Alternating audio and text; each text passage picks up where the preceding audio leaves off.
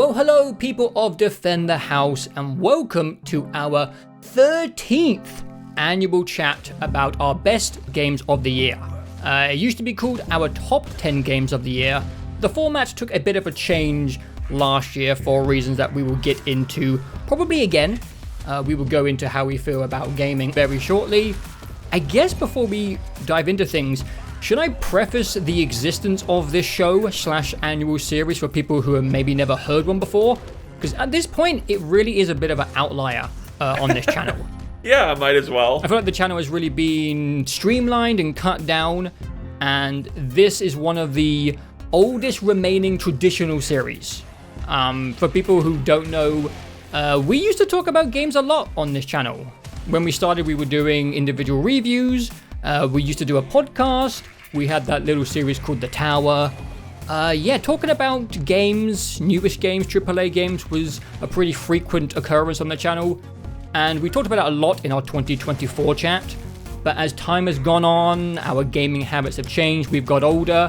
I think we both just kind of drifted away from keeping up with AAA games especially, but maybe just like the rat race of being on top of new releases, etc.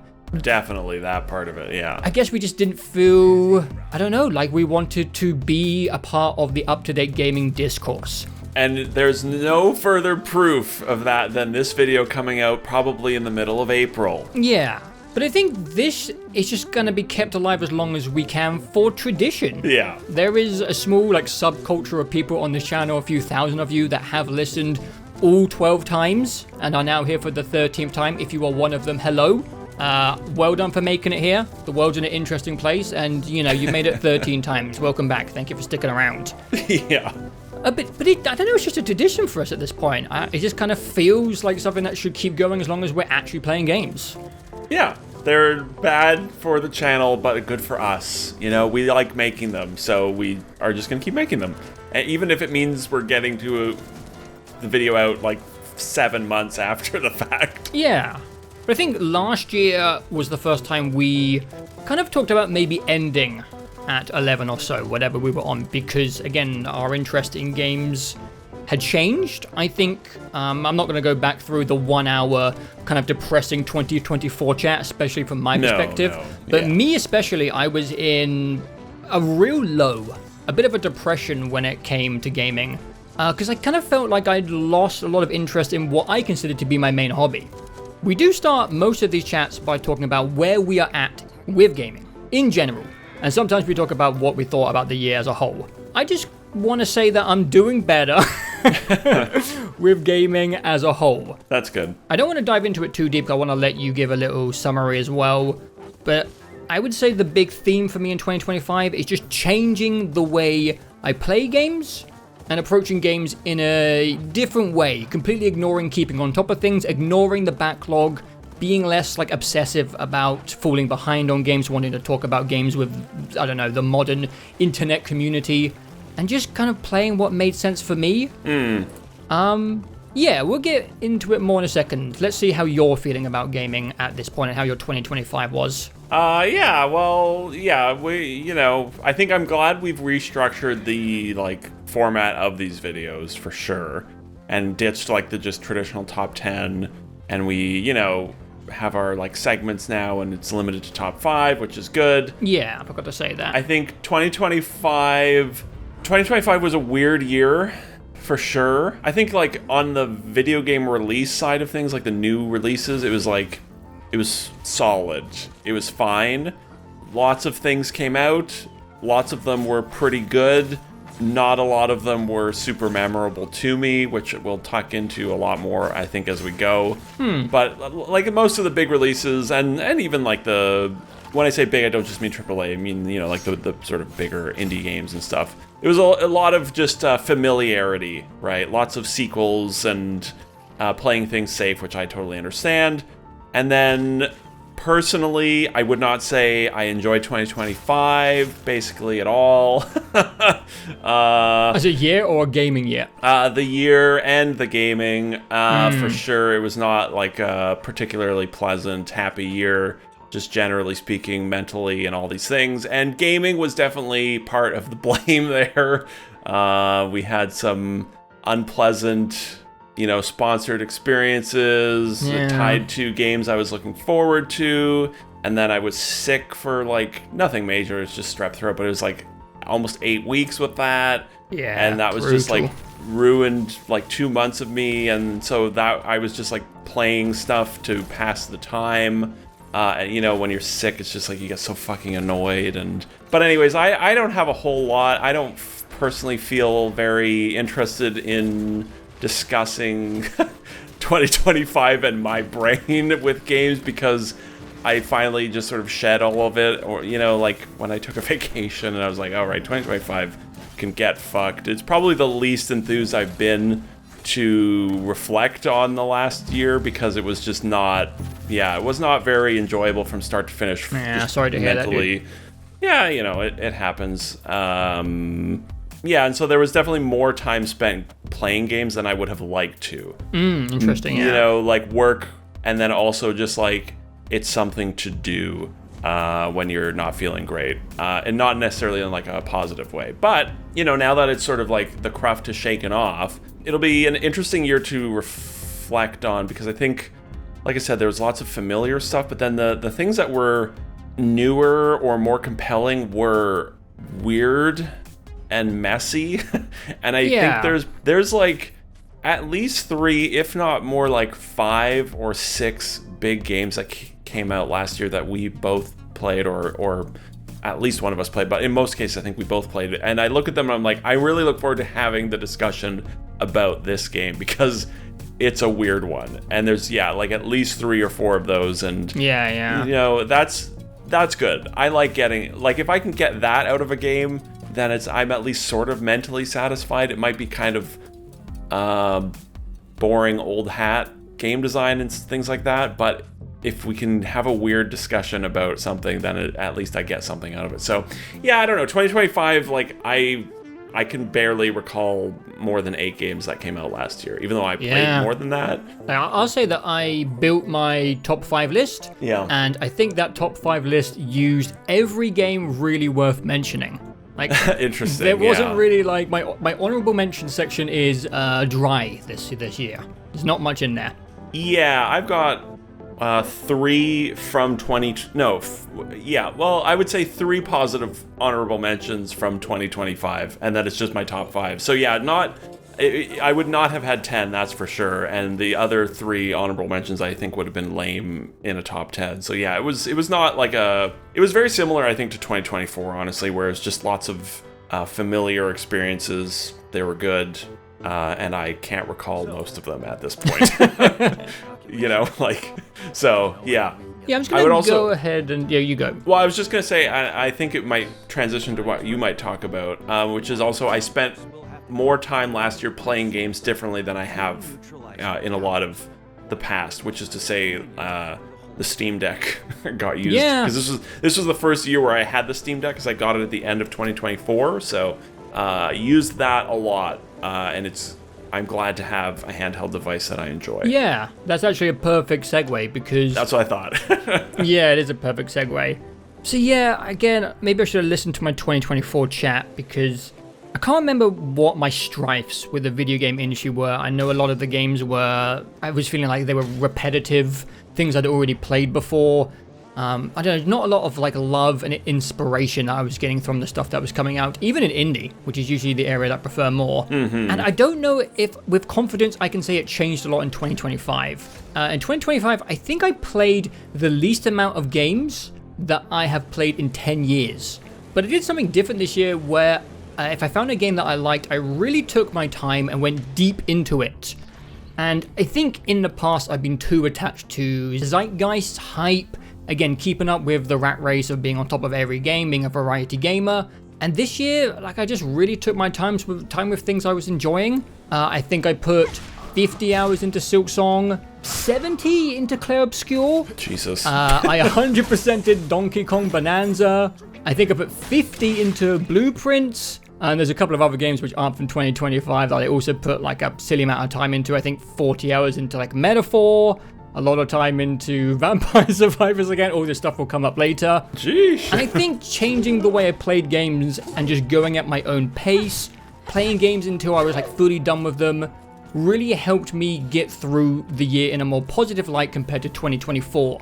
Because even though I played like 7 to 8 games this year, all of them were games that I really enjoyed. And like I actually played hour-wise, like a lot of games last year, at least for me. Yeah. Because, time nowadays when it comes to what we do, sometimes you don't get a lot of time in the evening.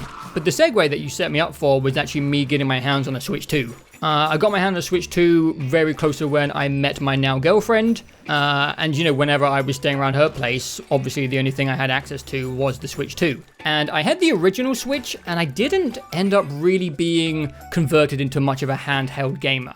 At that time, I was still really enjoying PC gaming. We put so much money into these GPUs, and you want like the full fidelity and the big screens and the frame rate.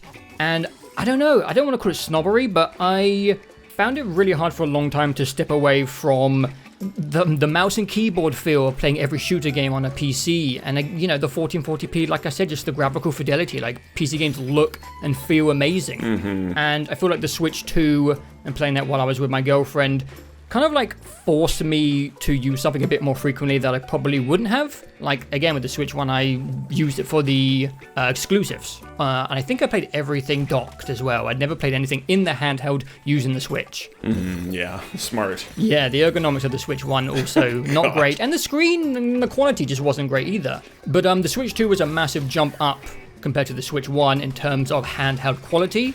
And yeah, I think we can probably get onto your opinions of it, because let's just say I know we have different hand sizes when it comes to how nice it is to use the Switch 2 in handheld mode.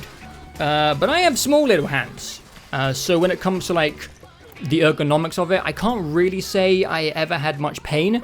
I think there was one game that I was playing in handheld mode which required a lot of some sort of input, which did eventually give me some like repetitive strain feelings. I can't remember if it was Silksong or Donkey Kong, because those are my two biggest games that I played last year. Probably holding A in Mario Kart and just fucking getting the little like Lego imprint onto your thumb. God, that stupid A button. Because I think I played that game for maybe 3 hours. Yeah, we'll talk before about that giving in a up second. that. You know what? I forgot it existed. I didn't even play. This is not on my list at all, talking about Mario Kart. I have one big note which is like the Switch 2 came out. Oh, it's a new hardware year, but hardware is so uninteresting nowadays. And we can talk about the Switch 2 in a second. But my big bullet point for the Switch 2 is Mario Kart World fucking sucks. Yeah. I don't know what people like about that game. There's nothing there. And as someone that hadn't played Mario Kart since I was like 8, it was like baffling to play it. I was like... It also feels like they lied about them in the marketing about it being an open world racing game. Like it's not at all. I mean, you can drive around an open world, but there's literally nothing to do, and nothing in that game is explained. I played like 2 races, and I was like, why would I ever play this game again? I've never been more baffled by something's popularity, and I know the 8 Deluxe is like got just a billion maps and people love that game, but I was just like, I was baffled by Mario Kart World. I think it's actively bad. There's no onboarding, there's no like reason to do things. You can't play multiplayer with your friends. It's just like, I wish I hadn't bought it. I would have preferred to have just bought the Switch on its own without the fucking game in it. But so I actually I like Mario Kart to a casual degree, but I would say everything new about Mario Kart World didn't really do anything for me. I never got to grips with wall riding or rail riding because I feel like it actually slowed me down. Yeah. So I didn't really know how to implement that because I don't know, you just took control away from me, and I'm sure people know some tech which makes that actually effective, but maybe, like you said, onboarding stuff, I wasn't sure what it was supposed to be doing. And I didn't try the open world mode. There was the new format of track where instead of repetitive laps, it was like one single long track without any repetition. I don't know if you know what I'm talking about. Yeah, totally, yeah. And yeah, like I just point-to-point race, yeah. Yeah, and I just didn't like that change because the optimization of getting better per lap, like repeating laps is how you learn how to be good at the race, and I don't know, I just didn't feel like it was an improvement taking away that repetition. So yeah, I didn't like any of the changes to Mario Kart Worlds, and then we just never ended playing it as a group. And I never played it like with anyone, so it was just redundant, really. Yeah, I played one race when I got a Switch, and I was like, I had. They don't explain it anyways. It doesn't matter. Like I had such little time with it, but there was one session where I played it in split screen once, and then with some friends, and then I played it with Ben once, and it took 45 minutes for us to get into a match together, to figure out their shitty menus. And you can't race against other humans. You can only race against NPCs, which the NPCs, I mean, it's a Nintendo game, so they're terrible. Like, you just win every race with your eyes closed, basically. Yeah. And I was like, why would I ever play this game again? And that was it. I've not played it since July.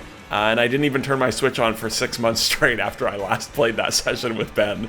Yeah. Just a baffling. I don't know. They should have shipped it with Donkey Kong, but I get it. I mean, it's Mario Kart. I get it, but it just feels like an unusual whiff for a first-party Nintendo title, I think. It feels like an unfinished game, frankly. And the fact that it's $80 US, which is like 125 Canadian dollars for this nothing of a video game it was shocking to me. And didn't they talk about making it the first quadruple A priced game where it was going to be more than $80 for a moment? No, that was the first time. That was the first, like, most games are $70, but Mario Kart World is $80. Yeah. Okay, yeah. Okay, it's $125 for that game. Like, fuck off.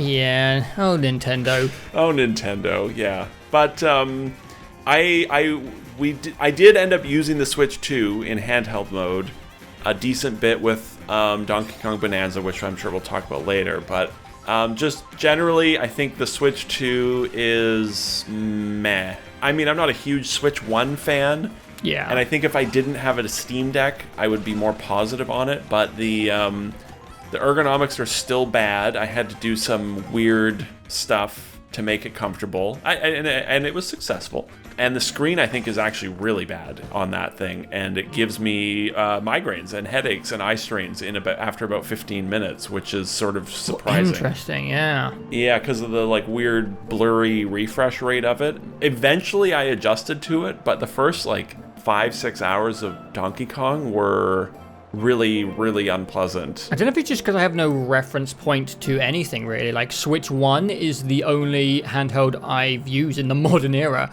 Yeah. So for me, the Switch 2 was like a massive jump up in terms of visual fidelity. And yeah. Wanting to play things on it, honestly. Yeah. And yeah, I played a bunch of stuff with the girlfriend, which we'll get to in non-2025 games. All my time when Silksong was on there, a lot of Donkey Kong Bonanza. But I don't know, I think it just reintroduced the idea of quick, snappy, comfy gaming. Totally, which is something you really don't get with PC gaming. Not at all. Maybe the, what do you call it, quick suspend, whatever it means, where you can jump back into a console game really quickly. Maybe that comes with the Steam Machine, which is maybe coming out depending on whatever's going on with fucking microchips in the world. Yeah. Maybe that gets figured out. But I don't know, yeah, the ability to just chuck the Switch, on the bed, and then get up from my desk, sit down, die twice to a Silksong boss, put it down. I don't know, it re-ripped my brain in how games can be approached and played. I know I'm way behind. I know people have been doing this for 10 years now and Steam Decking, and people were into the Switch 1, and there's been 16 handhelds that I missed on the market. Yeah. But yeah, I just bought the Switch 2 for the exclusives. I think when they announced Bloodborne 2, Duskbloods. Yes, Duskblood, that's right, yeah. I was like, oh man, Nintendo's actually locked down an exclusive, which I care about. Maybe it will come into Defend the House content, I don't know. Let's just grab one just to be safe. And that was really the mentality. Yeah, that was the only mentality behind getting one. Donkey Kong Bonanza, at the time, the trailer wasn't really selling me on, I'm not going to buy a console for that trailer. No. And just by coincidence, I just really enjoyed handheld gaming. And I would actually love to be able to afford a Steam Deck, but financially, its position now that I have a Switch doesn't really make a lot of sense, especially when I transition into what I discovered next. Mm-hmm. And actually, let me rephrase that. When I say I discovered, actually, it was you. It was you who recommended the next thing which really changed gaming for me. Oh, yeah. Which is a third-party piece of software made by some genius nerd called Moonlight, I think it's called. Yeah. So I've been trying to figure out how to stream games from my desktop PC onto the TV for years now. I remember way back when trying the original Steam Link, I think it was called. Yes. Yeah, and just God, I was still at my parents' house and the internet just wasn't up to scratch. And then it was the all-reliable method of dragging a 50-meter HDMI through the entire flat, which is just a bit of a messy process to get set up. And then sometimes, I don't know, I would do it and some of the games would be confused because I'm extending my monitor or duplicating my monitor onto a 4K TV, but my computer's only 1440p. And I just had some of these, like, I don't know, weird, like, handshaky things going on with that setup. Well, and just the 2 minutes of work is enough to stop your brain from wanting to do it, right? And just do something else. Yeah, path of least resistance. And then I think I was just in our Discord chat just asking the boys what they thought about game streaming. Ben especially has a bit of a past looking into that stuff. And yeah, you mentioned this piece of software called Sunshine/Moonlight. It's kind of a two-parter. And I couldn't really believe how good it was the first time I tried it. It's kind of been, I would say, a life changer. Me and my girlfriend moved into our new flat, and the internet we have is significantly better than it was in my parents' house. And yeah, it just streams your entire PC to the television seamlessly. Like, it's in 1440p. It's a nerdy piece of software, so you can change the bit rate specifically. You can choose like how many megabits per second it works in, so you just kind of fine tune it until you hit the perfect zone where it's not buffering but looks at its peak. And I just haven't had a single problem with it. And using that, I've been able to play a lot more computer games that I just wasn't interested in playing because I don't want to be sitting at my desk for like 4 hours a night. There's a lot of games on Steam that I wanted to play alongside my girlfriend, but I don't want to sit at my desk with like 2 pairs of headphones and all this shit. And yeah, there's going to be a lot of games I talk about today that I have played on the couch from my PC with an Xbox controller. And it's kind of really broken open the world of being able to play Steam games again without investing in a Steam Deck. I would like a Steam Deck, is on my wish list, but I feel like it would be similar to when you bought the Switch 2, where you kind of already have a handheld console. So you're kind of investing in just the ability to play specific games in your hand. Like, it would have to be like this niche selection of indie games which are not on the Switch 2, which is quite a lot of them to be fair, which are only on the Steam Deck, or only on Steam, sorry, and that I don't want to stream to the TV. Because here's another thing I discovered the other day, is Moonlight is on the phone, and you can just change it so your finger just like acts like a mouse. So I've been playing Mugenics on my phone, which is streaming from my computer while my girlfriend is like watching something or doing something else. And because it's a strategy game, all you're doing is using the mouse to click on stuff. The keyboard is not used. And obviously this limits the amount of games you can play. You're not playing Doom the Dark Ages on your phone. Yeah, right. But yeah, I've played like 30 hours of Mugenics on my PC, which is streaming to my phone. The wonders of modern technology. I know. But like, I didn't know this stuff was possible, and it's just like this kind of niche third-party piece of software which is just broken open the ability to play like a lot of games I wouldn't have done, because I don't want to sit at my computer and play Ball Pit, you know? I want to lay on the couch, and I don't want to maybe hook up the PlayStation every time. So anyway, this long monologue is basically saying that changing the way that I play games has helped me play more games this year. Not being stuck to the desk has really helped. So, I have a PlayStation 5, but not everything is on there, especially from like a Steam indie perspective, and I didn't really want to invest in the Steam Deck once I'd already bought a Switch 2. So yeah, I've ended up playing a lot of games this year, and a lot of them on the couch, which has been great for my back. I'm getting fucking old. So I walk away from 2025 having had like a good time with games. I played like a lot of different games with the girlfriend because she wasn't into games before we met, and because of what I do, I'm dragging her into this realm, kicking or screaming whether she likes it or not. We found some stuff that she likes. She's watched me play a bunch of stuff all the way through. Yeah, I don't know how to conclude this except for saying that in 2024 I was miserable and depressed about gaming, and while I have a lot of the same sentiments towards the gaming industry, the layoffs are still happening, AAA is still struggling, I've just kind of found my own little alley, my own little different road to go down, and I have found enjoyment from, I think, taking a different approach than I did in the past. And yeah, I'm having a good time playing games. Not many of them, but I'm not as sad. If there's like stages of grief, I've like come through to acceptance, is what I'm trying to say. Like last year I was mourning the loss of like this nerdy hobby I have, and now I've just kind of pivoted and adapted it to suit, I guess, just, I don't know, a different playstyle that works for me now. Yeah, I'm definitely, like last year, I think I'd have to look, but I'm pretty sure if I ignore work stuff, the Steam Deck was easily the thing I used most just for fun play. Because I also put, 40 hours into Silksong, and that was all on the Steam Deck. And I think, I don't know how many hours I'm at in Hades 2, but that was probably 95% of it was on the Steam Deck. So probably about 95 hours on the Steam Deck. Yeah. I don't use it for everything. I'm still and I always will be just a real stickler for image quality and streaming stuff. I don't have something set up to do that. I should investigate it, but I think just in general I would default to using the Steam Deck for something that I would normally stream anyways. So because I'm not going to stream Resident Evil 9 to my TV or something, just because I'm going to notice the artifacts and stuff. But it depends how good your internet is, honestly. It looks sharp. I have great internet, but the devices where in my living room are not hardwired, and I have weird walls here. So anyways, but yeah, that's all of that is to say, I definitely have been able to enjoy games more by not being in my office, because the last thing I want to do at the end of the day is sit where I've been sat all day and play something for fun. A couple of exceptions here and there, for sure, but by and large, and going into 2016, I'm trying to just shift where I play stuff, so it's or 2016, Jesus Christ, 2026. I didn't even count going into 2026, I'm trying to use the PlayStation more because I have a Pro, and it's I should use this, Yeah. We just played through. We got RE9 and on the PS5, and it's great. I played that. Spoilers, 2026 games. And yeah, I think just between using the PlayStation more and using the Steam Deck more, and also just when I don't feel like playing anything, just not play anything, has all been a good strategy. And I'm fine with the general state of video game releases. The industry is in collapse, and I feel terrible for everyone.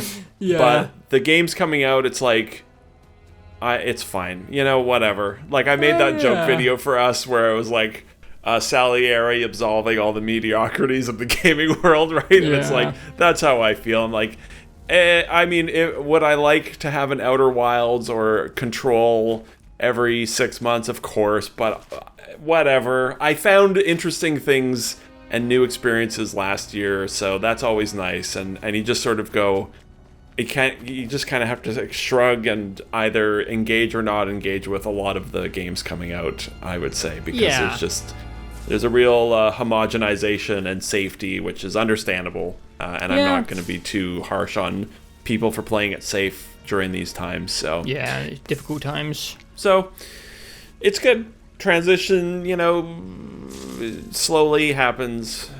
Change takes time. It does. And we're shedding 12, 11 years of just we really played a lot of stuff over those 11 years. And it sort of has. I was thinking about this morning while walking. I was it's sort of a little bit on us that we have this sort of malaise. I mean, obviously, the industry is in a state that it's in, but I would be enjoying more games more if I had played less over the last 10 years. Right? But also, so whatever. It's just the way things are. That's pretty much where I'm at. I think the industry is still kind of a disaster, especially in certain sectors. Oh God, yeah. But I don't know. Shambles, I would say. Yeah, but I think the AA and indie scene in 2025 managed to carve out a few things that I really liked. I would say there's one AAA thing on my list. I think this is AAA. There's one AAA thing on my list, which is crazy for the whole year. Yeah, I don't... There's one. I know. I'm looking at my top 5, and I'm trying to decide if I would qualify, yeah, we'll see. We'll see. I actually don't know if I would qualify either of the bigger games on my list as AAA, whatever that means. I think it's a budget and spiritual thing. It's There's so many layers to AAA now. There's like 4 different tiers. Yeah. But like the big releases last year, were the least interesting. The big AAA ones, I would say, more or less. I didn't really play them.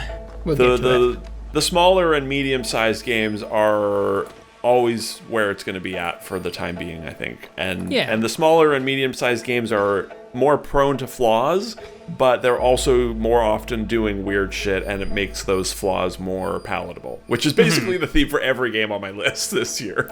This game is kind of fucked, but I really like a lot of it. Yes, there's a lot of butts for this episode. So, butt fans, you're here for fun. That's a demonetization, but it's okay. Should we talk about the stuff we didn't get to this year? Yeah, I talked a bunch. You want to go first? I don't have much. Like I said, I for better and for worse, sometimes against my own will as well, played a lot of things last year. Yeah. Sometimes for work, which will probably come up. But yeah, I most of the things that I wanted to play, I played, and the things that didn't interest me, I didn't play. So I'll rattle a couple really quick ones off, though. I played the demo at the start of this year and stopped because the progress wasn't going to carry forward. But Shinobi Art of Vengeance, it's a little... What the hell is that? It's a Metroidvania-ish game made by Sega, or... Just look it up on Steam. Yeah, it's... it is a Sega. I guess that's Shinobi is an old franchise, right? It seems really good, and when I next feel like playing a one of those, let's say, I've heard it's really an excellent game. And it was actually fun, unlike some other Metroidvania games, which we'll talk about later. And so I do really want to play that to completion at some point. I probably would have, if the demo progress had carried forward, I probably would have just immediately bought it and played it the way I did Arco last year, where the demo progress did carry forward. Yeah, the demo progress has got to carry over, like, come on. I know, it's just like, come on, guys. It's such an easy, like... I played 2 hours, I want to keep going, click A to buy the game and keep going. Like, it's... Yeah. Anyways, it's fine. I really want to play Keeper, which is the little weird lighthouse art game from Double Fine. That is on my list, too, of stuff I did not get to. I don't expect it to be super, I don't know, deep or complicated. I've heard it's like 3 or 4 hours, but I like Double Fine. I want to support them, and I love when they just make something weird and small and artsy-fartsy. Yeah. And the guy that was the creative director on this was the guy that was like, I think he stacking. Do you remember stacking with the little dolls? Oh, yeah. The little Matryoshka dolls and Headlander, which I really liked Headlander. So I know, I'm familiar with who was like in charge of this one, and I want to play it. I've heard it's good. I just haven't got to it yet. Yeah. I sort of would like to see it come out on PS5. It's like the only Microsoft game that's not on PS5. Mm-hmm. So I presume it will at some point, and when that happens, I'll definitely play that. I have 2 more little... I would like to play more Lumineza Rise and remember how to fucking play Luminez, but Jesus Christ. I played a lot of the remaster, I think it was, on the Switch, like in 2017, and I remember really liking it and getting decent at it, and all that knowledge has left my brain, and I can't get past the second major world, and I want to see the rest of the I want to see the rest of the levels in that game, but it's so hard. My brain is so fried when I play it. So yeah. I mean, I played Tetris Effect, so I went in expecting it to be just like a soothing, relaxing time, and it was one of the most stressful things I've ever played in my entire life. I know. I would play it, in hoping to wind down at the end of the day, and it would be like having a cup of coffee, and I'd be like, I can't sleep. Luminez has awoken me. I'm so bad at that game. It's unbelievable. Yeah. Thankfully, it has a lot of accessibility options. So I know. If I want to see the whole of that game, I could just go super easy baby mode. But I kind of want to figure it out, Yeah, I know. I did the same thing, I think. Yeah, and then there's a few of the Obra Dinn likes that came out last year that I heard were good. The Seance of Blake Manor I heard was quite good. I got through that. And The Root Trees Are Dead I've heard is quite good. Yeah, I'm gonna buy that soon on sale, I think. But I actually don't know if I'm ever gonna play another one of those games in the Obra Dinn vein, because I don't know. I think Obra Dinn for me might be one of those like 2001: A Space Odyssey issues where it's like I invented and perfected the genre with this first release. You know what I mean? And it's like, for me, I don't know if I'm ever gonna play something that's. I don't know if that itch needs to be scratched. I'm still trying to figure that out, because I've still never even played the Golden Idol series. Yeah. I mean, I've tried, but I just. So, anyways, I'm TBD on if I want more Obra Dinns, or if maybe I just want to replay Obra Dinn 10 years later. I actually just replayed it with my girlfriend like a month ago. Oh, nice. And does I would imagine, when did that game come out? 2018, so it's been like 7-8 years. But imagine most of the knowledge is left the brain now. Yeah, so. honestly, like some key moments of the story are unforgettable, and you'll never forget them in your life. Yeah. But the ending I couldn't remember. I managed to remember a couple of like environmental deduction things that kind of helped. But apart from that, I really couldn't remember how to navigate that game at all. And it was almost like playing it fresh. So I think a replay is kind of, at this point, depending on how good your memory is, I reckon it works. Yeah, I should. That game is so awesome. So, and then the only other one, I forgot to write it down. I just remembered. Still on my list from 2024 is Stalker 2. I will play that game at some point. They are apparently putting out a patch where they're upgrading the Unreal Engine version soon, and it's going to improve performance even further. I will play that game at some point. I really want to. My only concern is that they're going to put out the next Metro game before they finish patching Stalker 2. I forgot about that game, yeah. Completely different devs, but the same itch, so I will at some point play that game. But again, that's a PC game, and I don't want to spend 100 hours at my PC. So yeah. And then the last one, which I completely forgot about, and it's probably the biggest one, Split Fiction. Yep. We played an hour of Split Fiction, and like 2 hours or so. Yeah, maybe it was closer to 2 hours. And when I was putting notes together for this list, I completely forgot Split Fiction came out. Yeah, we could talk about it a bit. Obviously, I think I recommended that we get back to it soon just to see it through, because I've heard really good things about the ending of Split Fiction. Yeah, I like their games enough to want to see that game through, right? It just felt very close to It Takes Two, I think. Yeah.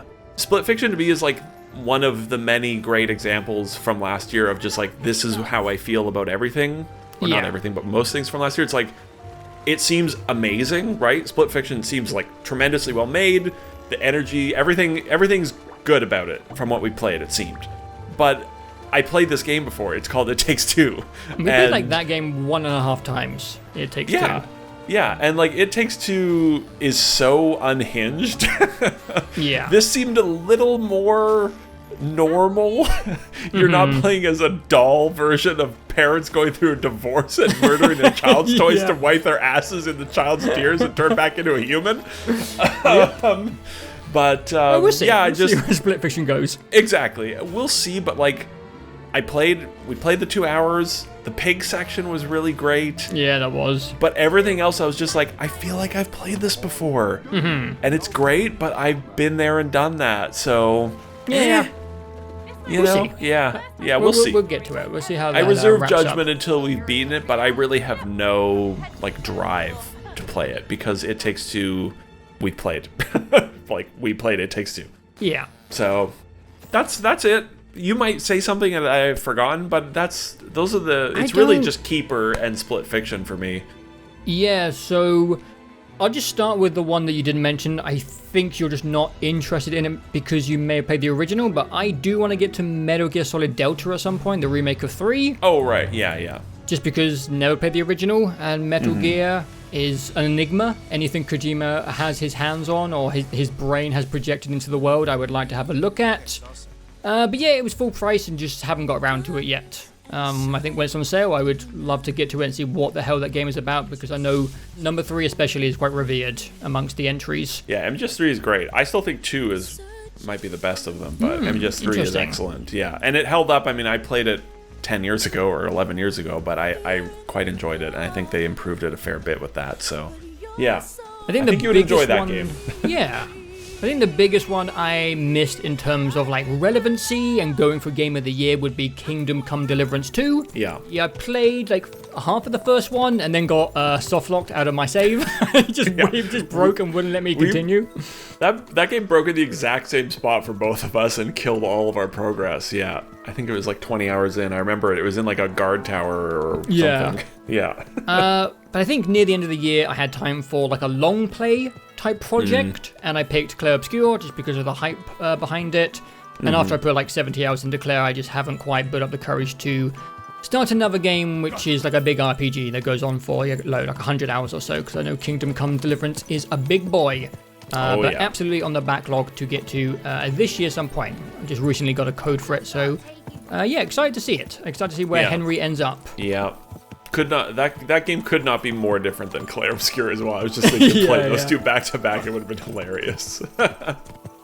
2 games that I think you will be talking about maybe briefly, maybe not the second one, is the big Sony boys, which is Death Stranding 2 and Ghost of Yotei, which I didn't touch. Oh, yeah.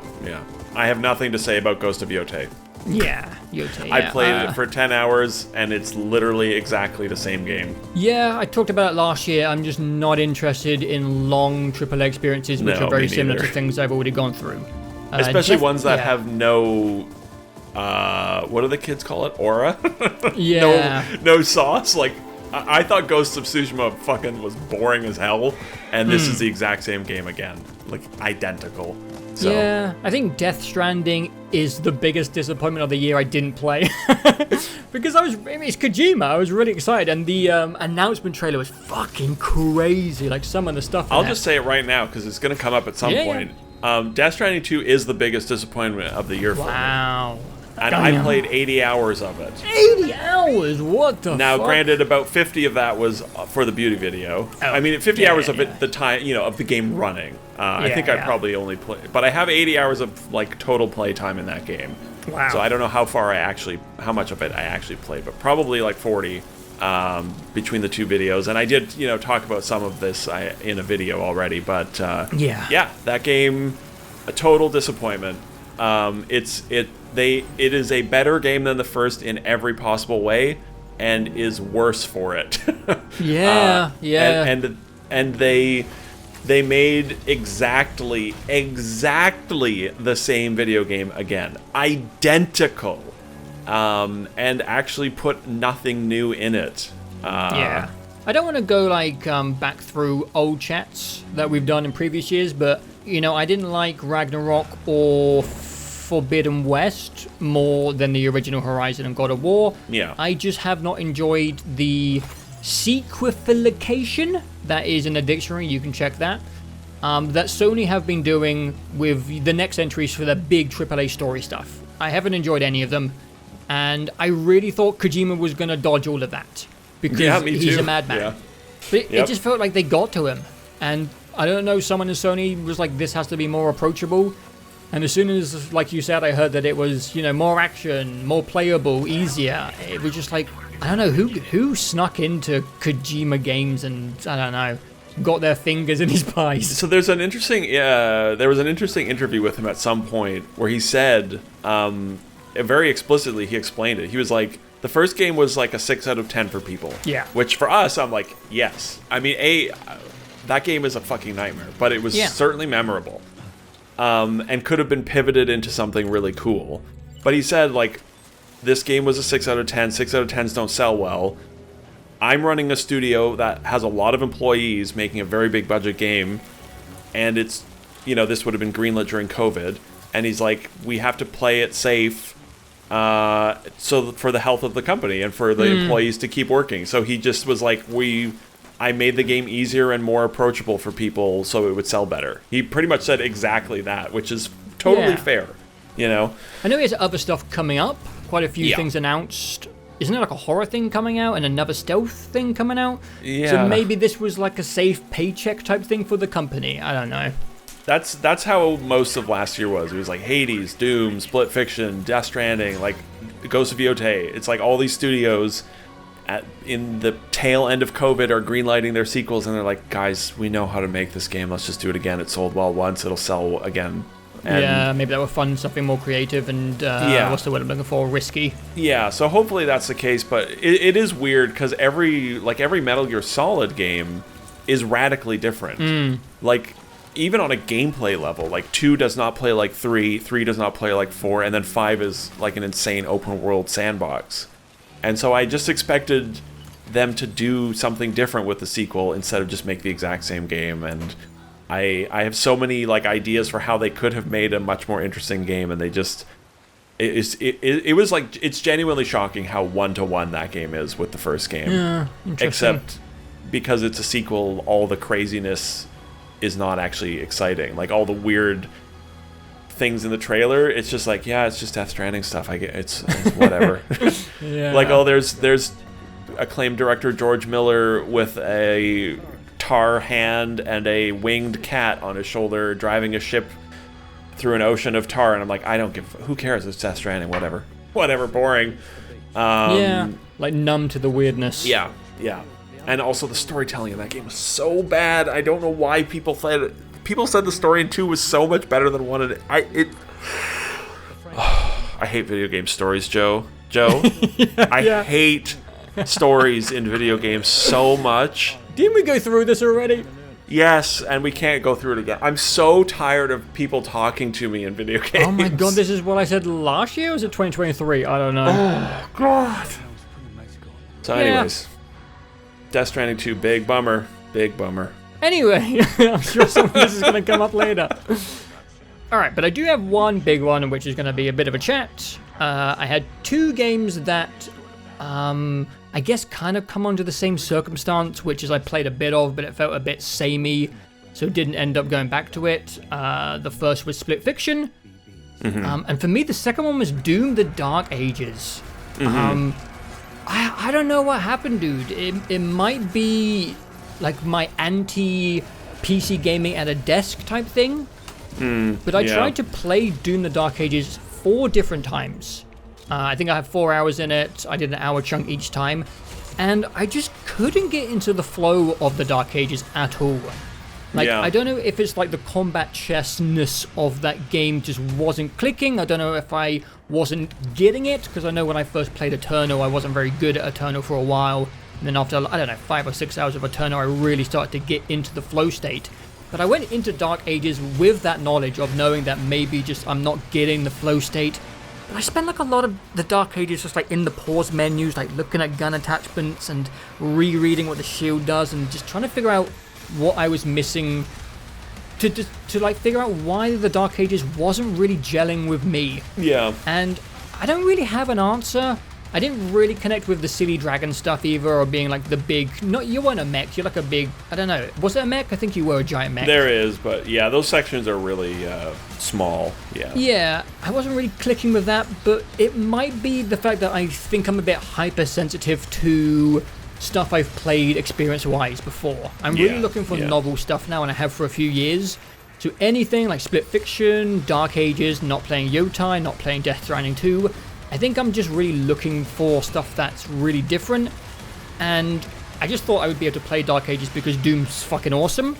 And, you know, I played the 4 hours of the Dark Ages, and everything I was seeing was cool and rad, but I don't know, I just didn't want to sit down and boot it up again, and I didn't leave it in like a furious rage and being like, I will never play this game again. It just kept fading from my interest, and then, it just gathered dust, as much dust as a digital copy of a game can. I just didn't go back to it, and I just haven't had the inkling to do it.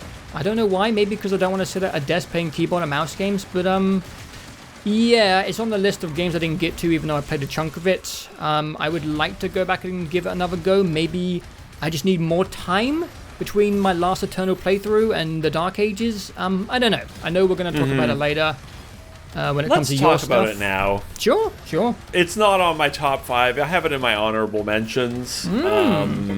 Okay. It was, so it's funny, like, when I keep a fluid list of not just of my, like, best games of the year throughout the year as I play. You know, when I like something, I add some notes, and I position it roughly, and then it moves around throughout the year. And when I beat the Dark Ages, I was like, that was probably the most fun I've had playing a game this year. You know, and that was in the summer, so it was only halfway through the year. And I was like, yeah, that what are video games? They're supposed to be fun. Great. Checkbox. Maybe this is my favorite game of the year. And but like a month afterwards, I was like, did I play the Dark Ages? And then I'd be like, oh yeah, do the Dark Ages. That game was great. I loved it. I had a great time with it. So I think a few things. First, it definitely suffers from the classic third game syndrome, right? Yeah. In most cases where you're like Uncharted 3, great game. Do I remember anything about it? No. Yeah. And so it's definitely... And Doom is a little different because each game is quite different from each other, which is great. But there is definitely an element of like, yeah, it's more Doom, so... And it's not as good as Eternal, right? So it's not... Like, Eternal is so specific, like, knife's edge. It's doing this thing, and you're there for it or not, and it's so good at that, and I love that. The Dark Ages also takes quite a while to find its rhythm and get going, I would say. Okay. And not just from, like, a level design perspective, but also just you adapting to its systems. It is definitely similar to Eternal that way, where it's probably not until, like, hour 4 or 5 that I fully was like, okay, I get what they're doing, and I'm here for it, and I'm clicking with it, and I'm understanding this different form of combat. So it definitely has a slow start, and the first, like, 2 or 3 levels, I would say, are actually kind of lame and boring.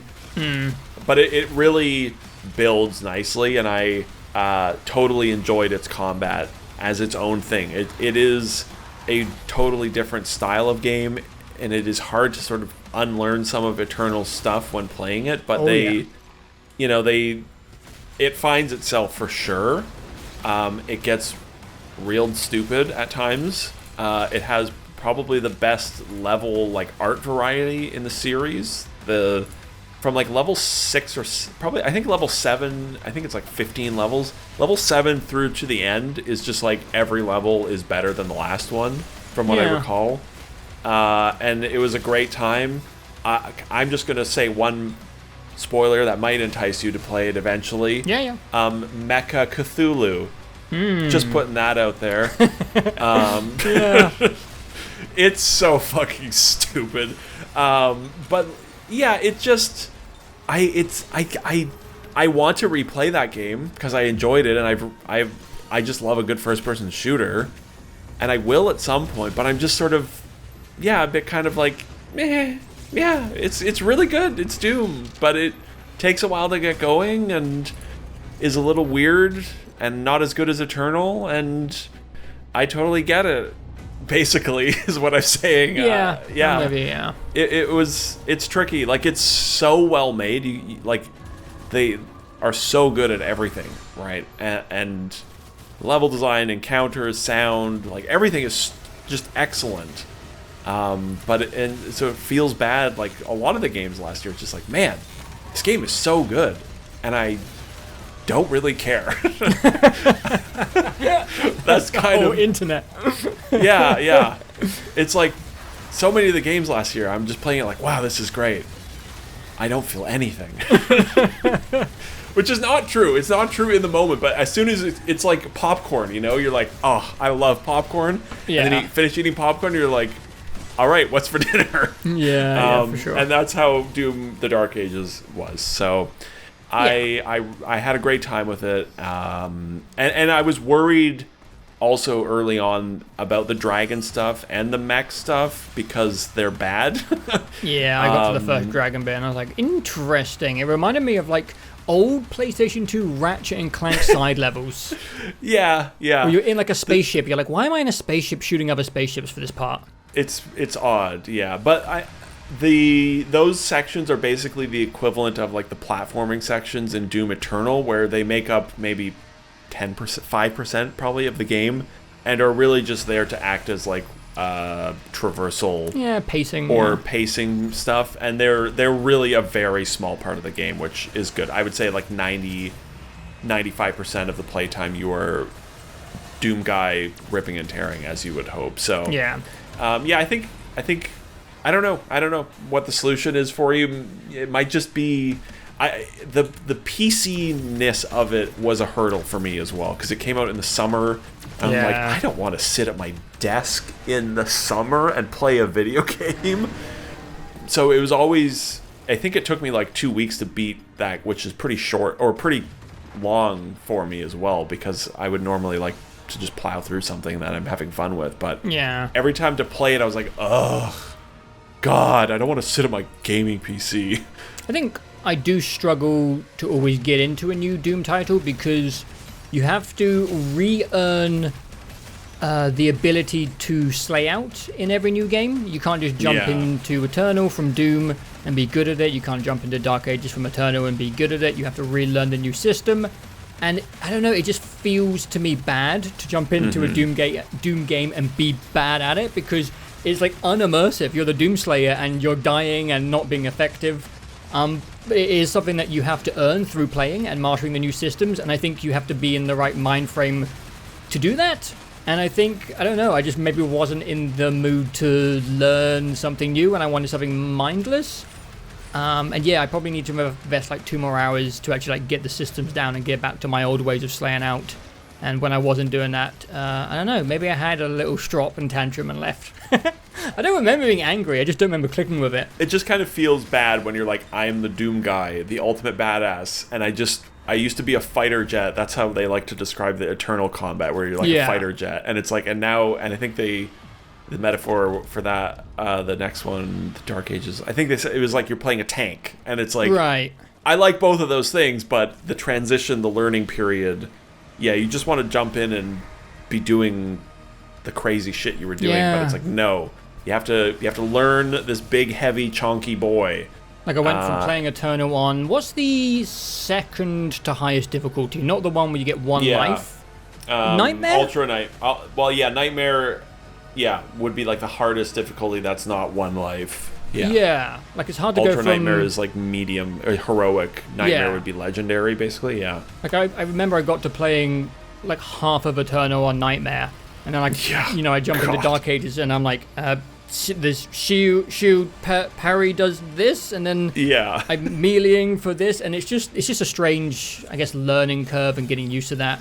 And I guess my brain just didn't click with that, or wasn't in the mood for that type of journey. I don't know. It's on the list to get to. Yeah, it's a tricky problem, and it's the same like 2016. It's like I would love to replay that game because it's so good and it's so different from the other two, but I can't do it. I just can't do it because it's never gonna get.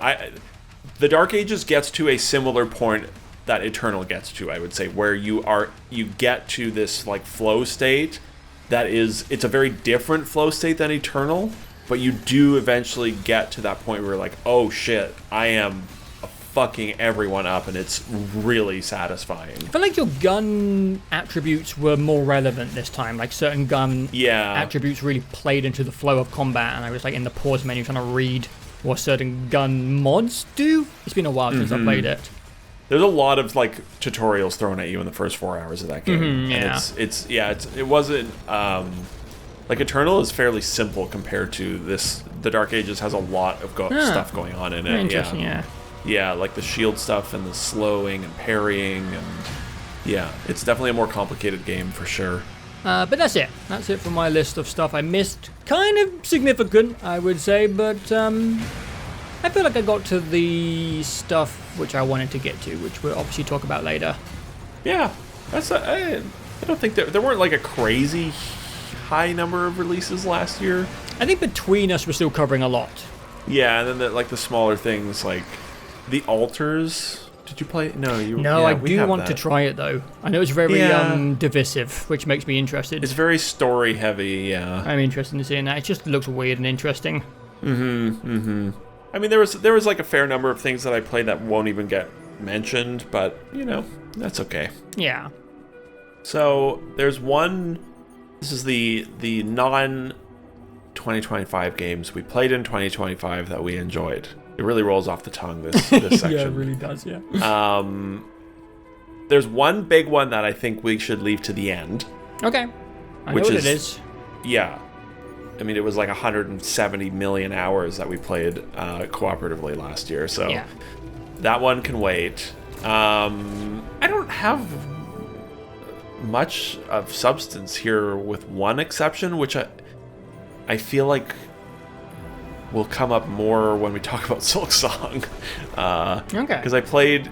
So last year, your big one in this segment was Hollow Knight. And yes. In editing the Best of 2024 video, I needed footage for Hollow Knight, so I started playing Hollow Knight. Yeah. And actually ended up playing all of Hollow Knight before the Best of 2024 video got posted. I was editing that video and playing that game at the same time. And so I think Hollow Knight will probably get discussed. We don't need to, because you talked a lot about it last year, and I think it'll sort of come up more when we talk about Silksong. But I played through all of Hollow Knight, like you did. I did not like that game in 2016 or whenever, and came back to it, played it all on the Steam Deck, which was great. That was like the first big game I ever played on the Steam Deck.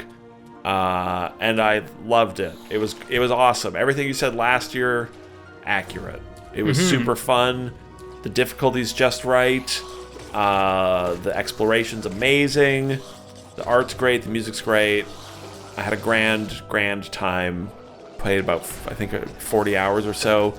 I did not 100% that game when I did everything I wanted to. There was all these DLCs, and I'm like, I don't know what this is. I don't care. I've had my fun, beat the game, and that was it. And yeah, I think we'll talk more about it later. Okay. That's a good game. Yes, I thought it was super fun and hit a real Goldilocks vibe with its difficulty and pacing and everything. Like, the exploration's probably the thing that game clicked most for me. It just... You're constantly finding and exploring new stuff, and they ramp up the difficulty just a little bit in everywhere, and it really flows in a way that not a lot of games do, I would say, especially from an exploration perspective. Every time you think you've hit a dead end, and you're like, I don't know what I'm doing, you'd be like, oh, right, this thing from way over there. Forgot about this. And then you'd start down that path, and then, like, that map is so nuts. Yeah. I had a great Hollow Knight. Wonderful game. God, it's so good, yeah. Would recommend. Yeah. Do you want to... do you want to go back and forth? Yeah, sure.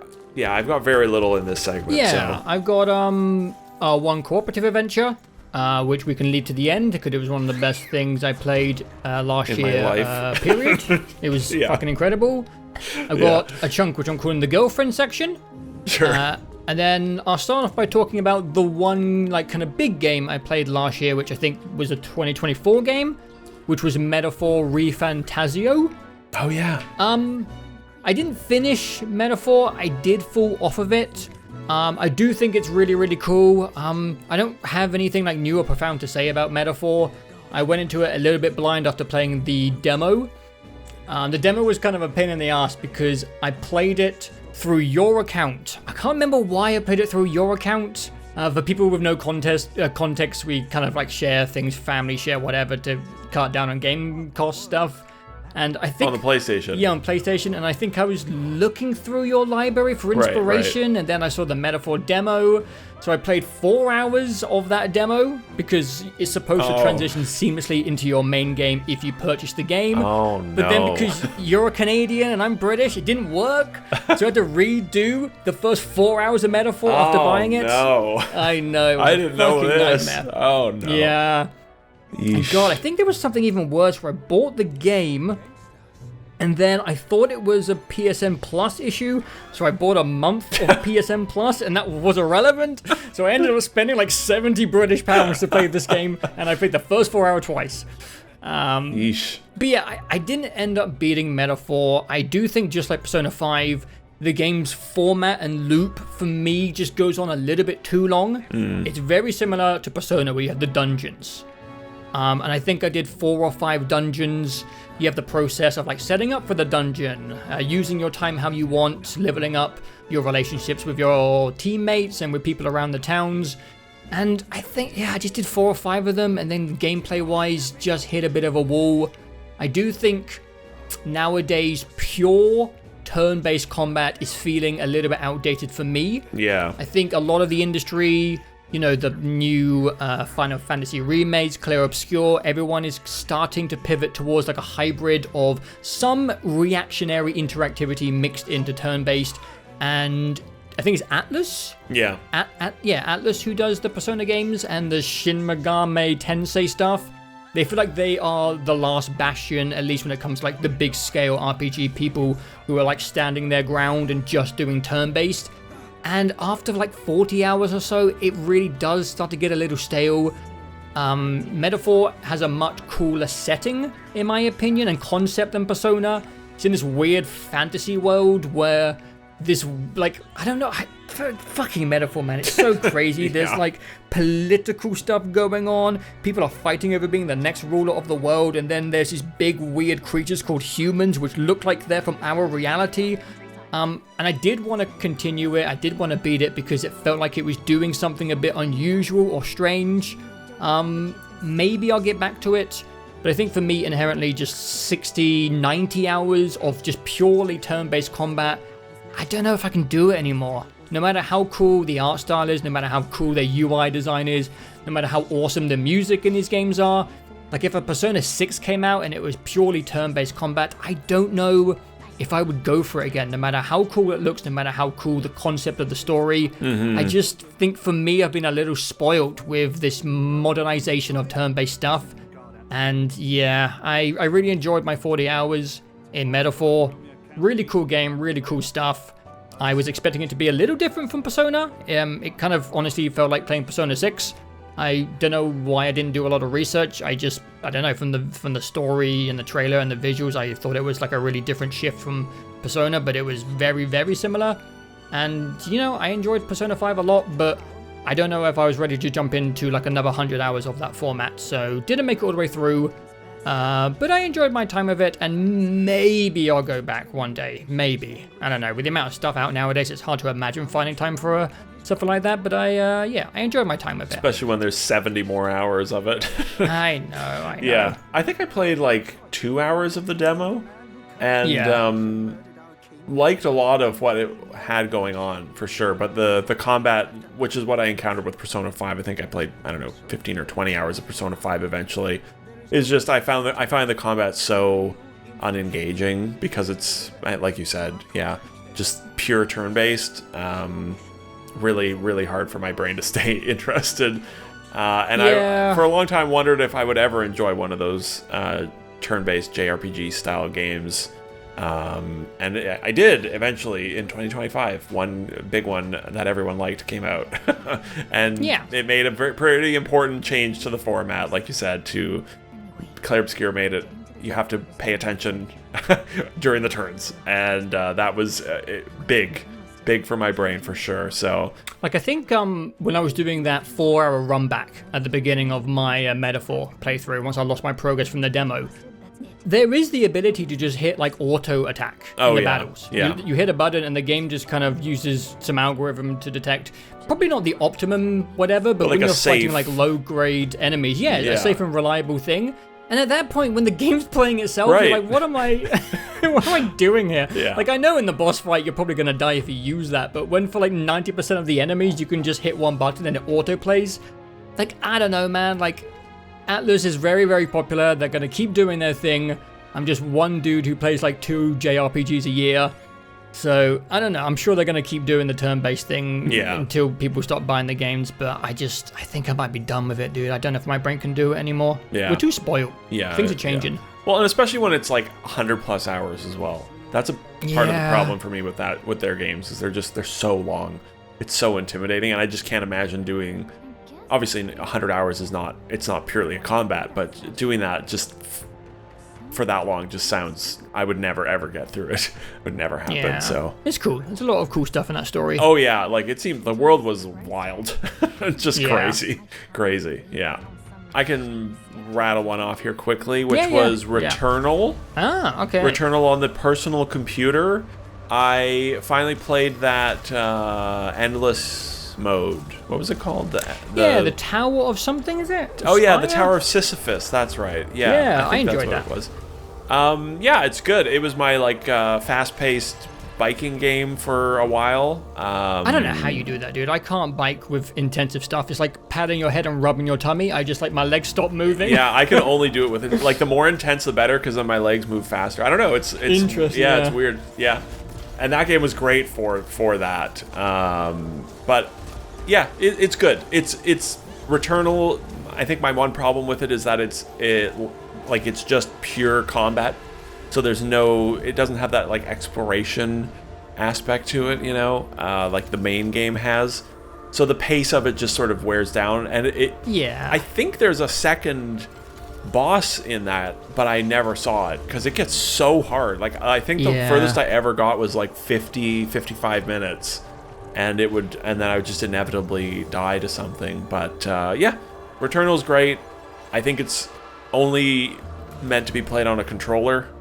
I remember when I tried the PC version of it, it was so easy with a mouse and keyboard. It was like it kind of lost its edge. But yeah, playing it, like it was a nice reminder that Returnal rips, and I look forward to Saros whenever that, in a month or whatever. Me too. I think that might have the same problem we've talked about, where it's like it's Returnal, but with a different name. But like Returnal was so fucking awesome that I'm hoping to have some similarly positive connection with it, but I don't expect it to knock my hair back the way Returnal did. I think it'll be like a Doom situation where it's like, that was great. Returnal, it's no Returnal. But we'll see. Yeah, it would definitely help that I can play it, on the couch. It's PlayStation controller. But when I saw that trailer, I was like, again, this Sonification, the sequelification that Sony's been doing with everything. I'm just imagining Returnal 1.5. But hopefully I'm wrong. And like you said, the Dark Age for Doom was my third time going into that world. Is only my second Returnal, so we'll see how Joe's weird, hypersensitive to repetition brain reacts, because I'm going to play it no matter what. Yeah. And I hope enough has changed that I get into that, because you don't get many high-intensity action games like that anymore. No. And hopefully the world is similarly fun to explore, because the Returnal's world was so weird the first time. I hope they do more with the strange, when you would do a loop and you would end up in a house and it was just a bit abstract and strange. I hope they do more with that bizarre shit. It looks like they're doing more story stuff, so hopefully, we'll see. Returnal might be the best PlayStation exclusive. No, I think Returnal is the best PS5 exclusive of this gen. I don't... Considering the gen is allegedly going to be ending in 18 months, I think Returnal stands very high over the last... I think just as more time goes on, it's like, man, Returnal, what a cool ass video game.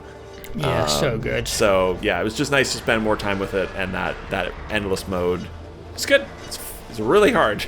I should look up if there is actually a second boss, or if I was just imagining that, because I can't imagine how good you have to be to get that far into it. So the last one, which it's technically cheating, but I beat it on January 14th. Okay, I know that's not this year. Or that's in 2026. But if I don't talk about it now, it's not going to get talked about next year, because that is so far. Anyways, I played through all of Dark Souls 3, and I played it all on my Steam Deck as well. Yeah, that sounds fucking fun, honestly. Yeah, I just wanted to play something, and I had that... the From Software itch is, infrequent for me. but when it hits, I'm like, I want to play something here. And I had started Dark Souls 3 like I think 3 or even 4 different times in the actually 10 years. It's 10 years old this year since that game came out. And every time I was like, I fucking hate Dark Souls games.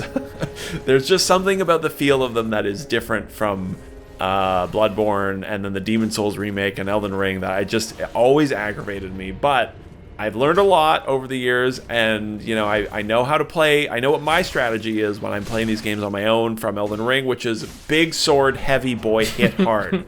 And I was like, okay, I'm gonna try this on the comfortable Steam Deck, which it was perfect on. Like, it looked great, ran perfectly, fantastic. And I'm gonna apply my big heavy boy strategy, and it worked.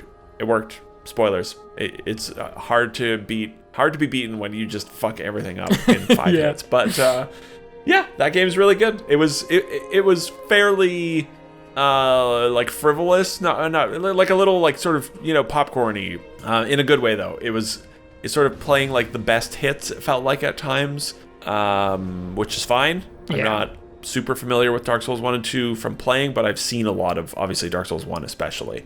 And it was, I think I got it finished in, I don't know, pretty quick. It was like 18 hours or something. Yeah. It's snappy. It's very snappy. And it's just nice to play something that's linear, linear-ish, pretty much linear. Sub 20-hour games, please. Yeah. Continue the trend from last year. Smaller games, more focused, much better. And there were a couple of times where I had no idea where I was supposed to go next and had to look up a guide. Oh, yeah. There's like one thing where you have to like bend down by a statue with a certain emote to get transported to where the Nameless King is or some shit. Something like that, yeah. There were a few like really... It's not like Bloodborne, which when I replayed that a few years ago, that game is even more linear and you really never worry or wonder where you're going. But Dark Souls 3, there were a few times where I was like, huh? And then I looked it up and it would be fine. But it was really fun. It was really pleasant. I'm glad to have played it. It's technically the only Dark Souls game I've beaten. Because I never played more than like 2 hours of Dark Souls 1. And I played maybe 5 or 6 hours of Dark Souls 2. So, I mean, I've beaten Demon Souls and Bloodborne and Elden Ring, obviously. But I just realized we played Night Rain last year as well. I just remembered that. Oh, yeah. Yeah, that'll probably come up later. Oh, yeah. Briefly, but that game came out. Right, yeah. Interesting, I forgot hopefully about that. Hopefully Dustbloods is more fun. I bought a console for it. Night Rain, oh, yeah. Yeah, Dark Souls 3, fucking awesome. I remember I think it was your game of the year that year it came out, right? Or like number second. 2. Yeah, maybe number 2. And I've always wanted to play it because I know you liked it a lot and I trust you on those games. My favorite in terms of pacing for me. Yeah. Bloodborne is still definitely my number 1, and when you eventually replay that, thanks to certain breakthroughs in things that have occurred, I would be curious where it lands for you, because I still think that one is my favorite of any of their games from a game feel and also from obviously art. But a level design, like tightness, flow is still just perfect for me. But Dark Souls 3, I know they perfected that format, and I'm glad they're just going fucking weirdo mode with Night Rain and Duskbloods. But like, I don't necessarily need them to make another Elden Ring game. I think that format that they perfected and have moved on from, I would be happy if they made more games like that, like other people. I don't think they will, and I also don't think they should. Like, I don't think they should make a Dark Souls 4. No. But, I definitely appreciate those older games more now, I would say. And I understand why they've been so popular over the last 10 years, because what a run. Like, in 7 or 8 years, they put out Demon Souls, Dark Souls 1, 2, 3, Bloodborne, and Sekiro. Like, it's unbelievable. Ridiculous, yeah. Unbelievable, yeah. So, yeah. Dark Souls 3. I recommend Dark Souls 3 10 years later. It's a good recommendation. It's probably 60 cents on Steam or whatever. If you don't own it already. But and it was cool. That's like the like realist in quotes game I've played on the Steam Deck, where it's like a third person AAA-ish action game. I love the Steam Deck for like PS4 and 360 era games. It's so good for that stuff, and it feels still like cheating. Or you're like, I'm not allowed to play this in a handheld Yeah. and have it look good and run well, but it's a cool novelty that hasn't really worn off yet. So cool. Yeah. I'd like to find some more older things like that to play, because it was just nice. Just nice to, just a good time. Yeah, God, that game's good. All right, well, we can move on to kind of like a individual chunk for me. So as I mentioned, the Switch 2 played a big factor into my year because I was going around with my girlfriends and it's the only thing that I have that's portable.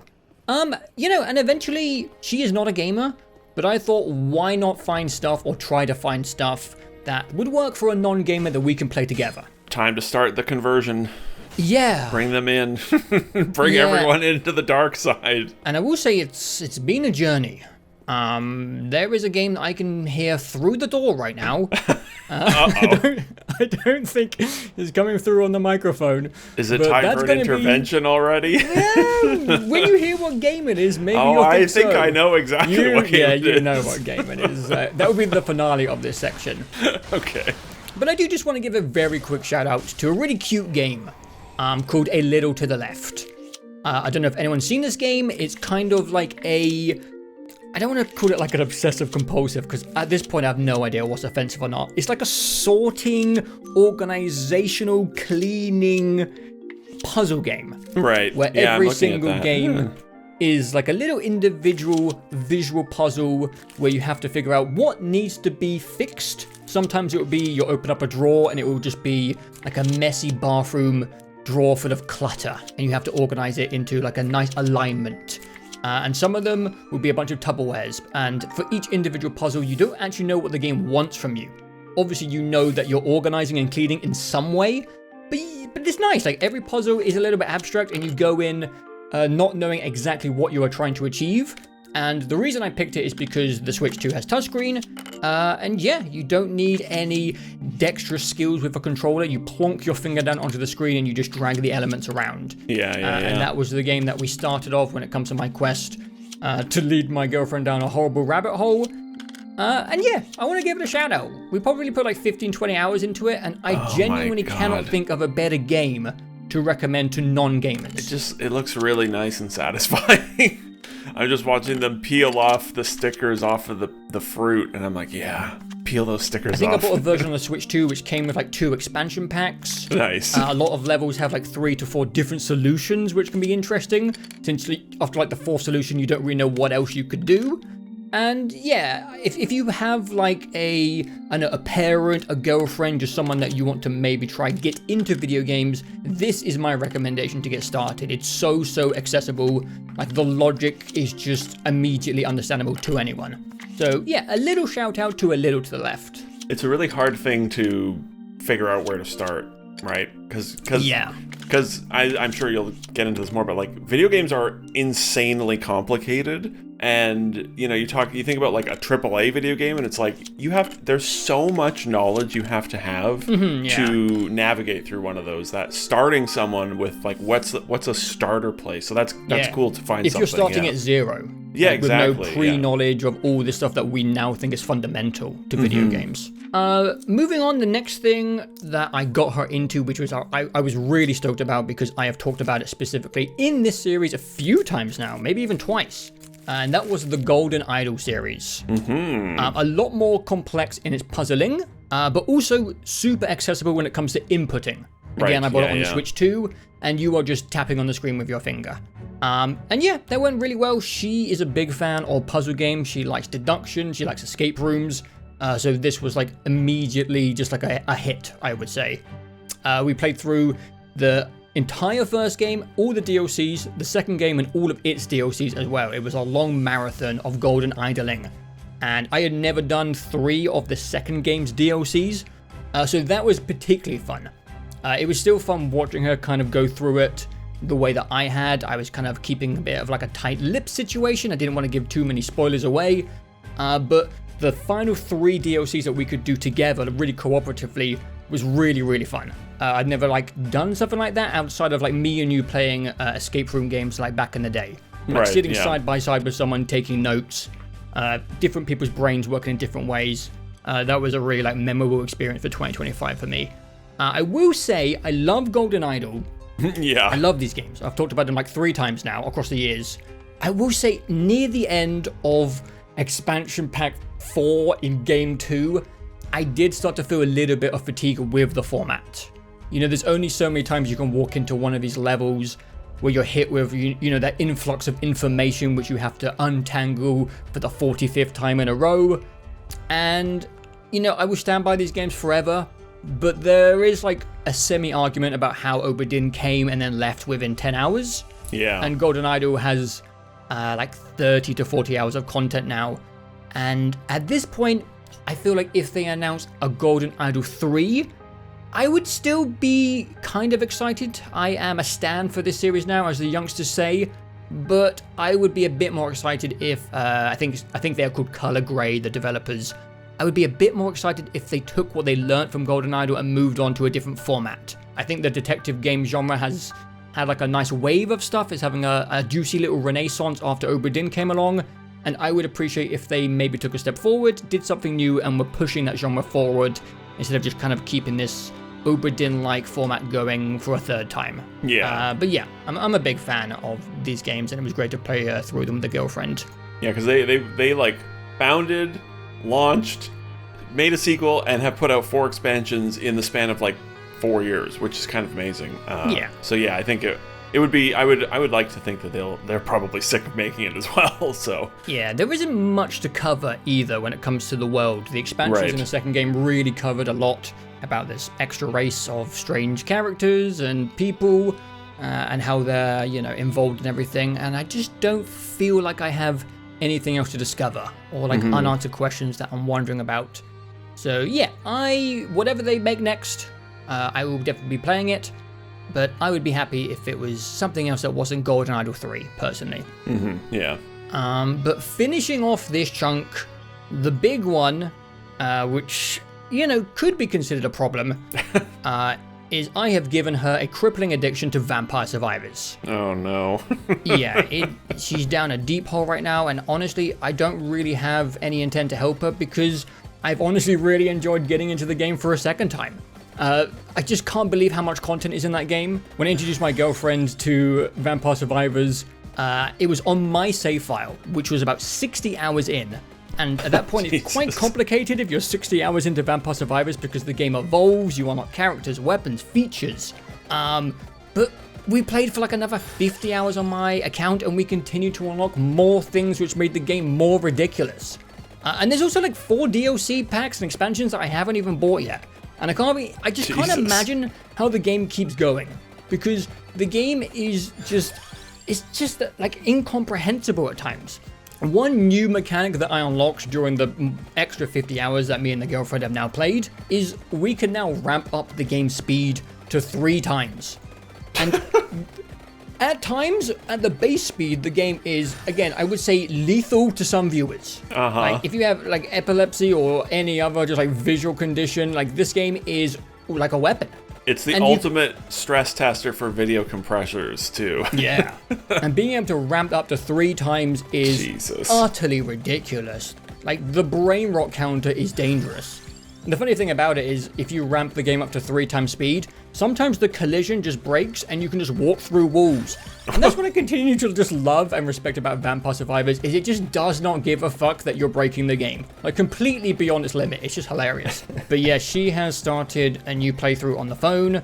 And yeah, she's starting to catch up to where I was on my playthrough, on her own playthrough. So yeah, the well she's in is deep, and I have no intent to help her or stop her because I went through that in 2021. So it's like it's an important part of the process. Yeah, exactly. You have to dig yourself into a really nasty hole and then find a way out of it with a video game. But yeah, I think going back for a second time has been, I don't know, it's been cool because I don't think I was ever going to go back to Vampire Survivors again. I feel like I really had, I had a lot. I played a lot of that game. And I just feel like I didn't need to dive into it again. But yeah, I found myself just like slipping down the cracks again, deep down the hole. There was like 60 unlocks I hadn't done, and we ended up doing like all of them bar 3. And seeing that the game could go even further was, that was It's just ridiculous, dude. What a ridiculous game. Like, that game has gone on to create a subgenre, and I have no interest in playing any of them because I have Vampire Survivors there, and it has 4 more expansions. Like, obviously, I could start fresh with a different game, and with different art styles and different play styles, but I don't know. For me, they're just like brain rot dopamine simulators, and I just don't know how you can want more than what Vampire Survivors gives you. There is a couple of games we will talk about in my honorable mentions where they have kind of taken the ideology of Vampire Survivors and gone in a different direction, which is something that's interesting to me. But when it comes to just the imitators, like the Vampire Survivor likes, I just don't understand like why I need it. Because I have Vampire Survivors and it still has probably 100 hours of content in it if I want that kind of fix, I would say. But yeah, that is the girlfriend chunk. She went from not playing games at all to having a Vampire Survivor addiction. And not sure how I feel about it yet. Maybe in a 2026 video I will let you know how that's gone. If this have to be like an intervention or if she's still playing it, which she might be. Next step is shouting racial slurs into a microphone at people on Xbox Live. Then she's a true gamer. Maybe by 2027. Exactly. Yeah. I actually do want to say, going backwards a bit here, we did the games we missed section, and I didn't mention that I did actually want to get to, I don't know if you heard about Megabonk. I think it was called Megabonk. I did hear about it, yes. Yeah. I don't have anything to say about it. I just know it's a 3D Vampire Survivors thing, which changes the dynamic a little bit. Like, I'm not interested in the top-down stuff because, again, like I said, I've got Vampire Survivors with 4 expansion packs, which cost like 99 cents, which I haven't got to. It's hilarious. But yeah, Megabonk is going to be on my 2026 backlog to get to because, yeah, people seem to really like it, and adding like 3D, I guess, really changes it. Kind of like Risk of Rain 2 to Risk of Rain, between that jump, which should be interesting. I don't want to yuck anyone's yum. I've never really. Those games are so not my thing. They give me a headache like immediately. Maybe you have healthy brain chemicals that aren't easily addicted to dopamine. I don't know. Maybe, I don't know. I mean, I get it. I definitely get it, but it's just like the visual stimuli, I think, is the thing for me, where my brain's just like, I can't look at this any longer. It's like watching like YouTube shorts or TikToks where they're just like cutting every second and there's text subtitles hitting on the screen. My brain just like shuts down when I see it. So it's probably like a psychologically healthy sign. Maybe, yeah. Maybe. I'll take it. Yeah. But I think that leaves just one game that we both played together. Yes. And I'll let you take the lead. Okay. Well, I think we did talk about this a little bit in the last video, which is that we had started a 3-player seamless co-op mod playthrough of the Elden Ring game. I don't know why I called it that. The Elden Ring game. And last year we had only played maybe like, I don't know, we had started it for sure, and had been really liking it, but we had not put maybe more than like 20 hours into it. Yeah. Last year we got into a like relative cadence of playing it on a somewhat regular frequency. We played through all of the base game of Elden Ring in seamless co-op with you, me, and our friend Ben. And then we went into Shadow of the Erdtree, all 3 of us, blind, because we had never seen anything from that DLC. And we played through Shadow of the Erdtree as well last year. And we did all of that in seamless co-op. And, barring a few, the occasional oddities for sure, it works incredibly well. And that shit ruled. It really, really did, dude. I'm most surprised by the quality of the DLC and how I feel like we heard nothing. I heard nothing about that DLC when it came out. The only thing I heard was, well, it's really hard. And that was it. And then it just went away. And like, it probably is really hard solo. I mean, it was, there were 3 of us, so. Fucking bosses flinging around and animating for 60 seconds. Yeah, so, can't really comment on the difficulty. But like, that was the only thing I heard about that DLC. And then it was gone. Had a real negative, like, sentiment around it, I feel. Yeah, and it's insane to me because, like, the DLC is better than the base game in basically every single way. And the base game was already very, very good. but the DLC sort of sorted out all of the issues the base game had, and then elevated a lot of its sort of side stuff or peripheral aspects, like the level design, which was already amazing, the catacombs, the boss fights, the weird like progression of exploring the map. All of it was hugely better in the DLC. And it's kind of shocking. Like, the level design in the DLC is unbelievably good. And the base game had amazing level design, but like the catacomb creativity, the castle layouts, the boss fights, everything in that DLC was like the best, probably the best made content From has ever made. I would honestly agree, wild, and they solved the problems that the base game had and made a kind of like a smaller, more digestible sequel to the first game, to the base game, and just put it out as DLC. It was insane how good it was, and I feel like if I was being my old self and ignoring the rules we imposed for these videos, I would definitely have this in my top 5, because it was kind of one of the better gaming experiences I've had in a long time. It was honestly, dude, so unique.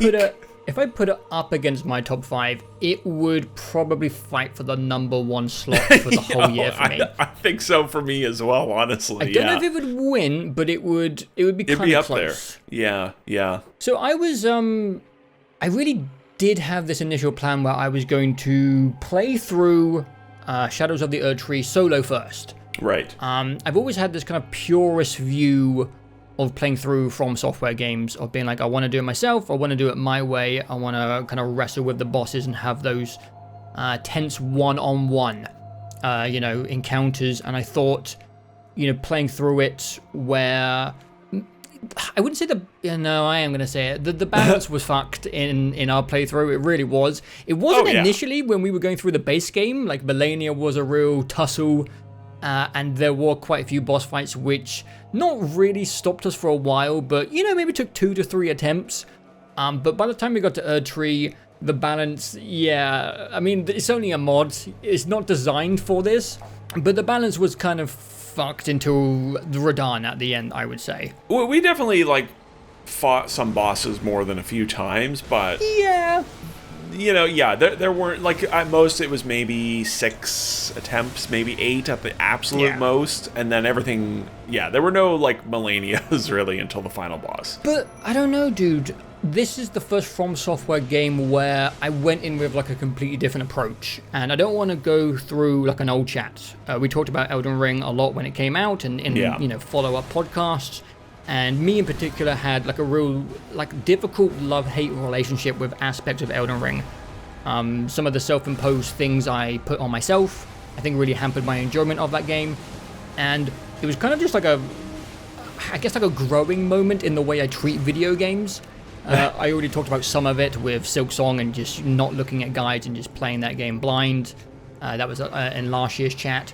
And this year, I just kind of said fuck it, and I just decided to play it with you guys, even though I knew certain aspects of it would not be the authentic experience. Definitely not. I just went in not giving a shit and wanting to have fun with my friends. Yeah! What a concept. And I feel like it was just objectively the right choice.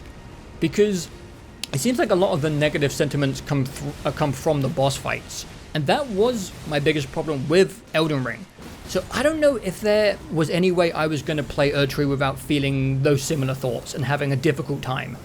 I find the wind-up mechanics of bosses in Elden Ring fucking annoying. I find the lengthy 17-hit combo things from boss fights really annoying. And it seems like all of that was elevated for Erdtree, and it really grinded people's gears. But it doesn't really matter when there's 3 of us, all switching the aggro to and fro, slapping it in the arse. Sometimes mid-combo, it'll just go across the arena and come for you. And we kind of broke some of the boss fights, and I missed out on maybe some of these sweaty, tense moments where I finally beat the dancing dragon guy in the castle. But I still got to appreciate the incredible animation and level design of the DLC while not wanting to break my controller and having a good time with my friends while I did it. A big part of the novelty was us being blind and all the spectacle of the areas, the spectacle of the boss, seeing that for the first time with you guys, figuring out the level design. All of this was a novelty that came from the mod. And I made a choice to kind of just prioritize that. And yeah, it turns out when you prioritize fun, you have fun. Weird. Yeah, weird. And yeah, I don't know. It was just, I think I'm just getting older and I dropped the get good mentality and I just said, let's have fun. And it was fucking awesome. It was, again, an experience which felt like it was from the future. Like something someone hasn't thought of yet. And it was just a magnificent, beautiful thing. And I hope people like From Software and other developers take notes, because playing a game like that with your friends, is really special. Yeah, extremely. Yeah.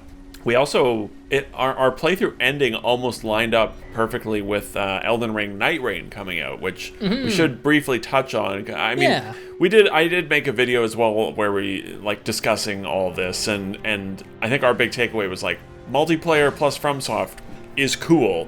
It is. Unfortunately, Night Rain ain't it.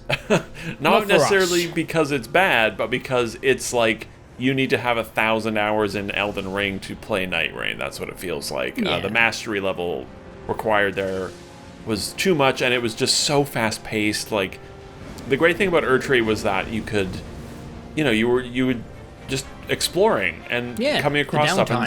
And there's lots and lots of downtime for chatting and just hanging out, which is great. So Night Rain was a bit of a miss, but I'm still fascinated to see the Duskbloods and play that. Yeah. Especially because Miyazaki's like been on that game, and Night Rain was just like a quick spin-off to fill time, and it's cool, a cool idea. They spent years and years and years making Elden Ring. I love seeing a developer be like, well, we invested 7 years in this tech, let's make a spin-off game in 18 months and ship it, and they did, and people that like Night Rain seem to really like that game, which is great, and I think it sold pretty reasonably.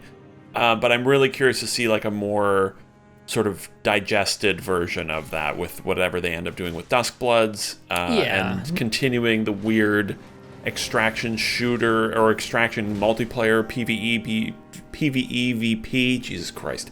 There's a lot of letters. Genre thing that's going on right now, because I think that genre is cool, and there's a lot of room for playing with the ideas of not just extraction games, but also of what FromSoft games and their worlds are like and how you explore them. And doing it with other people was really, really cool. So it's just exciting to see them experimenting with the idea at all. Even if Night Rain isn't for us, it's like, well, they're thinking about stuff for the future.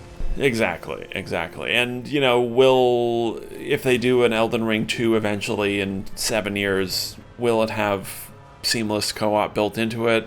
I don't know. We'll wait until it does. Yeah, exactly. I'm never going back.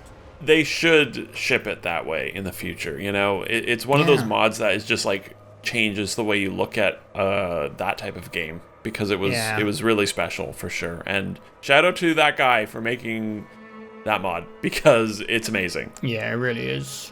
All right, I think that is everything when it comes to non-2025 games.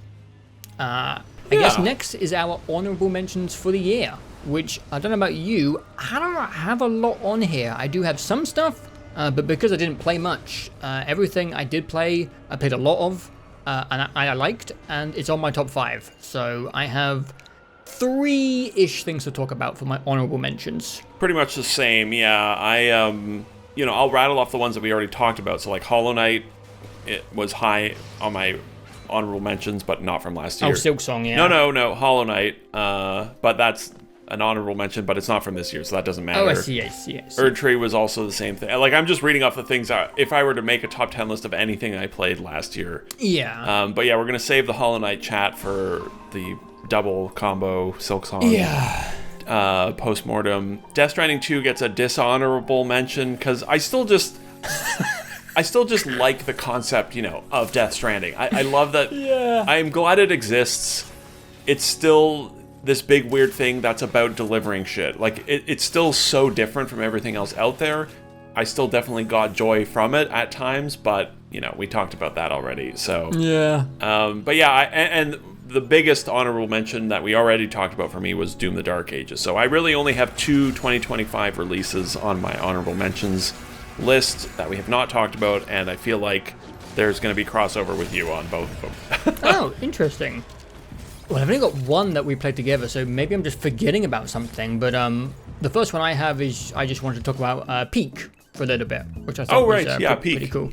Yeah. Yeah, I feel like the friend slop genre has been heavily stuck in do you not like that term? I feel like a lot of people are not liking that term. Fucking hate the word slop being applied to anything that isn't. I just find it very disrespectful. I don't know. Like, I get it, because like some of those games, they're complete slop, 100%. Like the drug dealer simulator, whatever thing. What was that thing? There was some drug.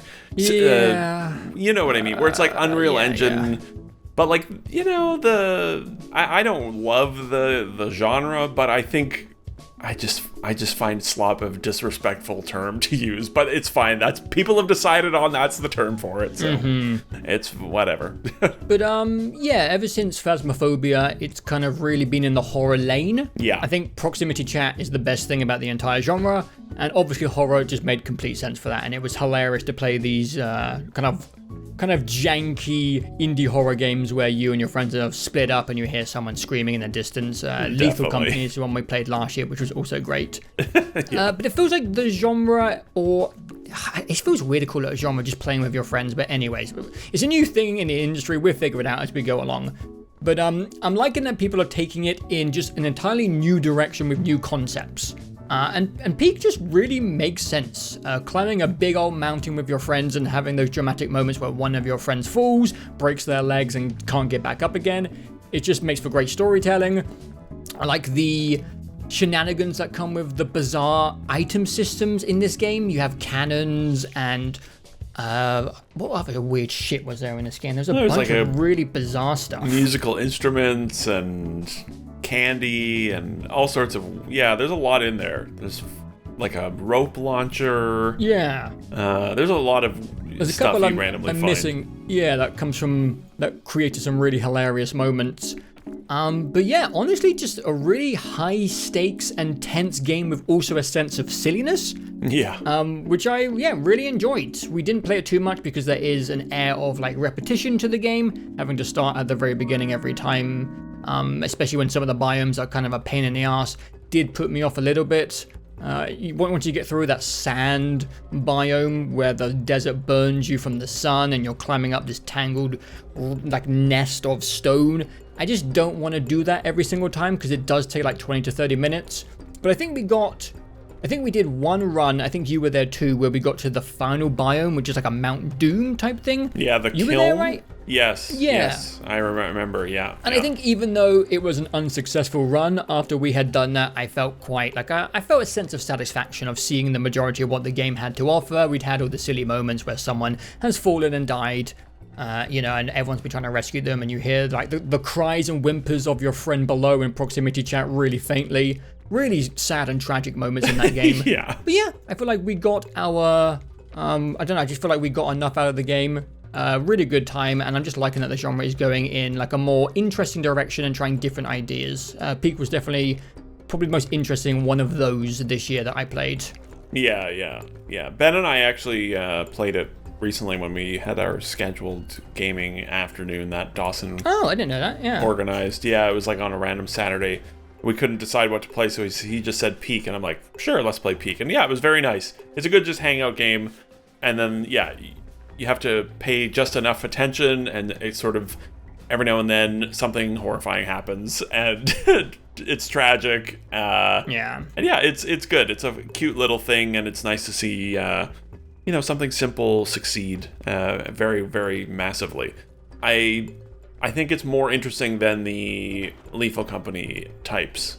I think Lethal Company is just kind of not super interesting, but I also just like climbing stuff in games. I've always liked that. So Big it's just year for climbing, dude. Yeah, Big a lot. Year. Yes, definitely, yeah. And at some point, that game Big Walk is going to come out, which I am really looking forward to. Yeah, me too. The Untitled Goose Game folks. They just made a game about walking around and you finding puzzles and doing stuff, and that I think might be extremely my jam. So yeah, I heard mini stories from like an early playtest of that game of people getting split up for like 4 hours and needing to find like a big hill with a flare just to find their friends again. And I think the magic of proximity chat has not yet been maximized. There's just like so many small moments that can come from only being able to communicate with your friends while they're close. It just adds this whole extra layer of storytelling. I think, it's going to go places. I think proximity chat storytelling is a big theme for 2025. Let me just say that. And going to be more so going forward, yeah. I would say, like, one small thing about Peak is just it does suck a little bit if one of your friends dies early and has to watch for like 25 minutes. Like, being a ghost is funny, but it also is, it's pretty boring. As someone that died immediately on one of those levels, it was like, everyone else had played before. I'm like, I don't know how to control this game. What's going on? I'm dead. Now I'm a ghost. But at least you get to spectate, and again, the prox chat with the ghost is very funny as well. It all started with Phasmophobia. I know. It's wild. It's come a long way. That stupid piece of shit game, but it is, it's a pillar. It's an important release because it definitely is like the demarcation line of like Phasmophobia started a thing. And I'm glad it did, even though I think that game sucks. You said you have 2 that I was there for, and is Peak? No, not that you were there for, but that they're probably on your list. So we may have to not talk about. Like, I'm not sure if they're going to be in your top 5 or not, or if they're honorable mentions. Right. Yes. Yeah. No, there's no co-op, unfortunately, left on this list. Yeah.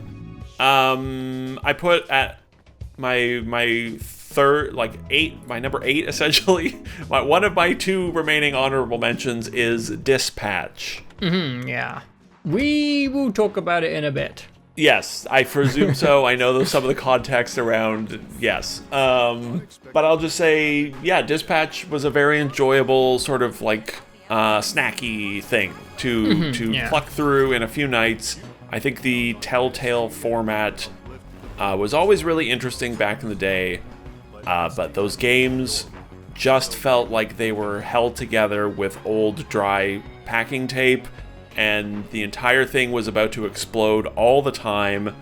And like, from a production perspective, those games were so bad. They were so janky.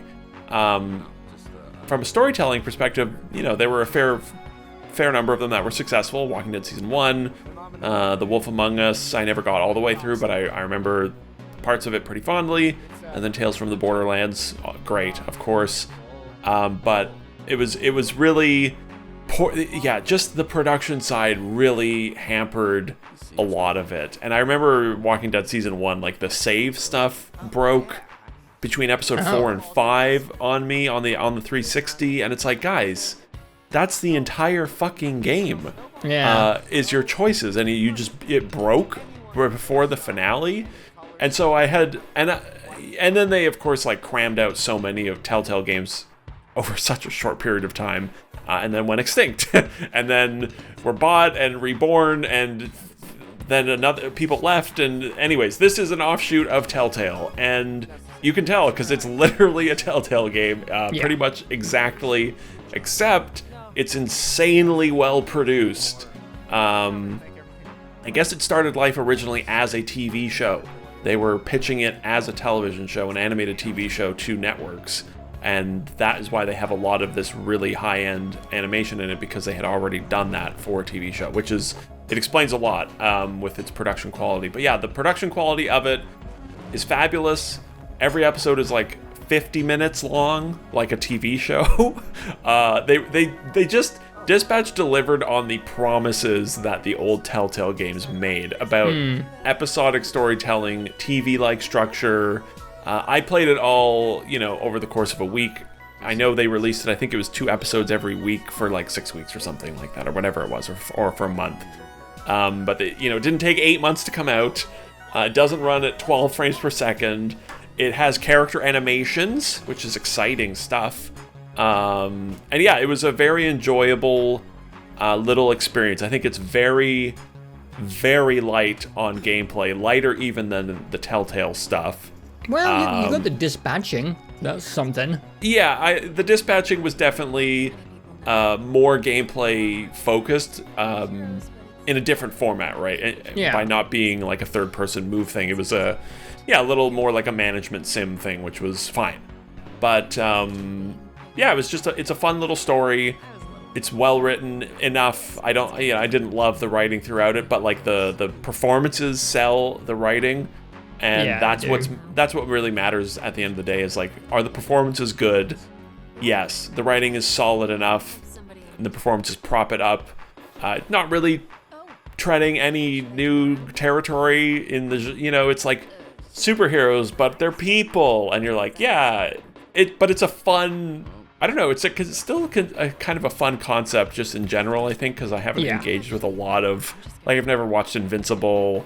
I dropped off The Boys. So I'm still open for it. This one is a little more Marvel-like in some ways in its writing and its characterizations, but in a more just human and mature way, which is nice. And I really didn't have any interest in playing that game because I thought I was so done with that format, and I was glad to have done so because it was nice to just see the ideas of the Telltale games executed at a highly produced level. And it was a fun little thing. The characters are fun, the writing's fun, the voice acting's fun, the moments are fun, and when it was over, I was like, that was an enjoyable little thing.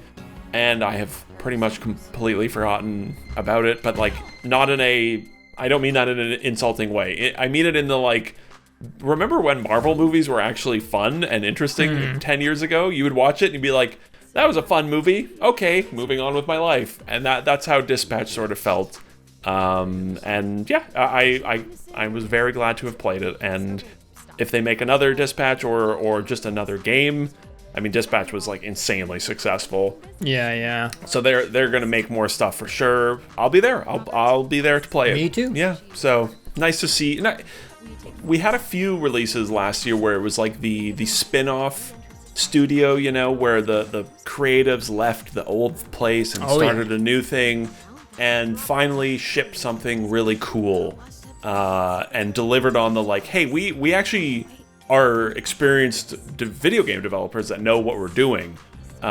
It was cool to see a few of those products come out last year, a few of those games, where it's like, it's not just the same 4 companies releasing stuff, it's some new guys entering the field, but they've got a lot of experience under their belt, that just under a new banner. And it was good to see it succeed. I'm excited to see what they do next. Yeah, me too. I will be around for whatever they make next, and I will be talking about that game in a little bit. Yeah. I feel like I only have one big shout out when it comes to my honorable mentions. I didn't make it onto my top 5 since I didn't play a lot of games. And that is the Seance of Blank Manor. I don't know if you've heard about this game. Yeah. I mentioned it in my my list of things I didn't get to. Oh, yes, of course, I remember that. Yes, I do. Yeah, it only happened an hour ago. Yeah, I don't know. God, rude. I remember, yeah. But this was another game I played with a girlfriend. It is her favorite game of the year. She had a really good time with Blank Manor. For me, it didn't quite make it onto the list. I do like it, but sometimes you play a game and you're like a little bit more excited for what the company's gonna make next, if that makes any sense. I think this game is really cool. It's not gonna be for everyone. I think a lot of people compared it to Obra Dinn and Golden Idol, but I really don't agree. It's a lot more about snooping around hotel rooms, gathering like a lot of small note-based evidence, and then cross-referencing that stuff with a lot of characters in the game. Interesting. In the game, there is like not a real-time mechanic, but everything you do, everything you investigate, every question you ask to a suspect pushes the game forward by 1 minute of the in-game clock. And every hour, the characters move, things in the game happen, certain things happen at certain times. You have a limited amount of interactions and things that you can do before the time is up. And if you just don't figure out the game, people be dead. And that's how it works. And there is an absolute fuck ton of information in this game. It is a little overwhelming. I'm not sure how they could have done it better when it comes to the UI, but Pretty much anything a character says, anything you look at in a room gets put in this giant evidence log that is like 40 pages long. Oh god. And pretty much anything from that log can be cross-referenced with any character in the game. There are some limitations, and you can kind of like gamify what can and cannot be talked to with certain characters, but for the most part, there is just a huge array of things that you can talk to with every character, and you have to be selective about what you do. And it does create a real immersive feeling of being a detective when it specifically comes to talking to different potential culprits. And that part of it I did find quite immersive. But what I'm going to say is there's just like a lot going on in this story. I don't want to give too much away, but there is supernatural stuff, and there's just like a lot of different layers to the supernatural stuff. And yeah, I just found it, I don't know, a bit messy at times and like it was trying to do a bit too much. And yeah, I really commend what the game is going for. It doesn't feel like any of the other games that people are comparing it to. It really feels like its own beast. It's definitely slower and nerdier than Golden Idol and Obra Dinn to me. This is for like the geeks. There's like a whole library in this game where you can just go read on like Irish folklore and it becomes relevant for cool. certain aspects. Yeah, so it's like a nerdier version of this genre. But I would say if you're into the detective games, there isn't like a massive range of things going on. So I think you probably already know if this game is for you, and I'm going to give it a recommend because I want this developer to go on and be supported and to do other things because they got something going on here. It didn't quite land amazingly for me, but yeah, still enjoyed my time with it and would be interested to see these guys do something more with this idea, maybe a bigger budget. But cool, Nice. Cool game. Yeah, I have it on the list. There's a demo for it, so I obviously have to play some to get capture footage. So I'm curious to just give it a look. It also looks weirdly like not Obra Dinn. It looks a lot like Blueprints, like visually, graphically, parts of it. At least the Steam pictures of the environments. It's not really a puzzle game. It's just more of an investigation game. There is like a little bit of deduction and a very, very slight pinch of puzzling in there.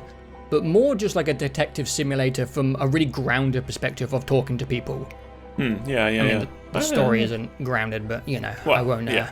I won't say anything about that stuff. Seance is in the title, so I would expect there to be some stuff in that game. There is some mysticism and That's good. Yeah, other stuff going on. It would be disappointing if it was just a completely boring Knives Out murder, and the seance was not. It was just a red herring. Yeah. So that's good. I feel like the only other thing I really wanted to talk about was, very briefly, I'll just mention Clover Pit. Last year, the big smash hit was Balatro, or Balatro, I don't know how it's said. But I just didn't understand Balatro. I tried it, I had a successful run in that game, but visually I found it uninteresting. The poker format didn't seem that like relevant to what was going on. It was just like a number go up simulator. Yeah. And Clover Pit is the exact same thing, but the context is a slot machine which has pretty lights that sparkle. I see. And also you're like trapped in this horrible like buckshot roulette feeling grime fest. And I just preferred the themes, I preferred the tone. And, you know, I like Vampire Survivors, so I like when number goes up and pretty things go sparkle. Sure. And Clover Pit just triggered, like, the dopamine thing in my brain in a way that Balatro just did not. And also, this is not in my honorable mentions, but I tried to get into Bull Pit. Oh, right, I kind of had, like, this aim in my head to have a Clover Pit and a Bull Pit section, because, you know, I was like, hey, here come the pits. It's the pit section. It's the pit section. Very clever. But Bull Pit just did not really work for me, so far anyway. I think I have 4 to 5 hours, and I just find it really repetitive to play. I do think I would give it more time. So yeah, maybe Bull Pit will appear in my 2026 list in a year. But I don't know, man. I was just like hoping for that Vampire Survivor itch, and maybe I just need to give it 10 more hours, but you're just kind of playing the same levels against the same enemies, and I just feel like the balls aren't creating like a big level of visual variance for my dopamine-seeking brain. And yeah, for someone who has an addictive personality, somehow Bull Pit just hasn't like flipped that switch in my brain. Which, I don't know. Again, maybe there's some like psychological studies to be done here on like what gets me hooked on things, but like Risk of Rain did it. Vampire Survivors did it, but Ball Pit so far just for whatever reason, just isn't doing it for me. But I don't know. Clover Pit is my recommendation when it comes to the number go up shiny sparkle genre that has been kind of kicking off since Balatro. Right, yeah. But that's kind of it, dude. Yeah. I have one more, which I'll just say, but I think I won't discuss for now because I'm pretty sure you're going to talk about it on your top 5. And that is Donkey Kong Bonanza. Yeah, that makes sense. Yeah, so I like that game. I didn't love that game, but we'll talk about it, I think. Yeah, we will. My biggest... most honorable mention was Doom the Dark Ages, which we already talked about. Yeah, I don't have a ton. Like I said, there's 8. If it was top 10, I would have gotten to 8. And 6, 7, 8 would have all been I enjoyed these. That's fine in 6, 7, 8. But I definitely could have swapped my number 5 and Doom, maybe. But not a whole lot in the honorable mentions list. So. Yeah, me neither. Well, we might as well start on the top 5. We might as well, dude. So going into the top 5, one thing you had said quite a while ago was that you weren't sure about your number 1 going in. Is that still the case? Have you settled on a number 1? Because no, I haven't either. I haven't. My top 5 is definitely I like all these games. I think they're all, if not great, they're really interesting. But for me, I'm still undecided between my number 1 and 2, and it's... Me too, yeah, weird. And I just don't know, the problem with my number 1 and 2 is I have issues with both of them, and different same. highs, and they provide very, very different highs. Yep. And, so I'm not sure, if I'm gonna just pick one when we get to it, or if I'm just gonna say them both, and we talk through it, and then I assign it. One of them. Since we're lining up, we might as well just drop our final 2 together. Yeah. Or back to back. And then, I guess through conversation, just make a final choice about which one we think belongs at number 1 more. Because I'm in the exact same situation. My top 2 games, I absolutely adore, but... Exactly, yeah. And I feel like just in the process of speaking, I'll settle on which one makes the most sense. That's what I was thinking too, I think I know between the 2, but... Me too. But it's one of those things where it's anyways, yeah. So, I started last year, so this would be a you start. That makes sense. That makes sense for where this is going. Perfect. Because it's not a very exciting start. My number 5 is Dispatch, which you just talked about. Great, yeah. Yeah, this is another game that I played through with a girlfriend, which has, a fun element of cooperative choices. We made the choices together. I kind of prioritized what she wanted because I played a lot of Telltale games. But I share a lot of the sentiments that you were talking about earlier. I didn't really miss Telltale games. No. Until I played Dispatch. And then I was like, oh yeah, when this format is good... It is something really different and unique. It's very accessible, it's very chill, and I just feel like Dispatch...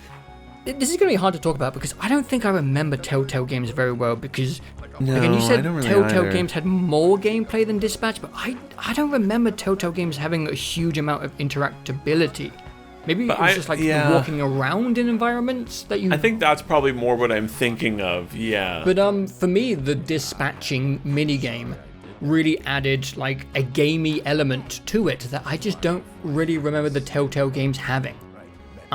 There's not a lot to the dispatching, but it is quite immersive. It really works and makes sense for Robert's character and the position he's in, and it's fun to be doing something gameplay-y which really lines up with the main character in the story. But it isn't the thing which, pushed it to my top 5 this year. It's just a really good set of characters and really solid writing with great animation. I know what made it on your top 5. You do? Waterboy. Fucking Waterboy. I love Waterboy. And one thing I'm going to say is I have watched 2 seasons of Invincible and 4 seasons of The Boys. Right. So when I started, I was going to say the pilot, episode 1 of Dispatch, I was a little worried. Because I'm over it, dude. Yeah. I'm really over this theme, this trend of superheroes but edgy. Like, I get it. It's fun after we were fatigued from the MCU. I have continued watching The Boys just because I've stuck with it. And I do want to see how that show ends, but the novelty of that show has just like run out maybe two seasons ago for me. I would agree, yeah. I watched season 3 and was like, I hate this, and I stopped after about 3 of season 4, and I was like, I can't watch this show anymore.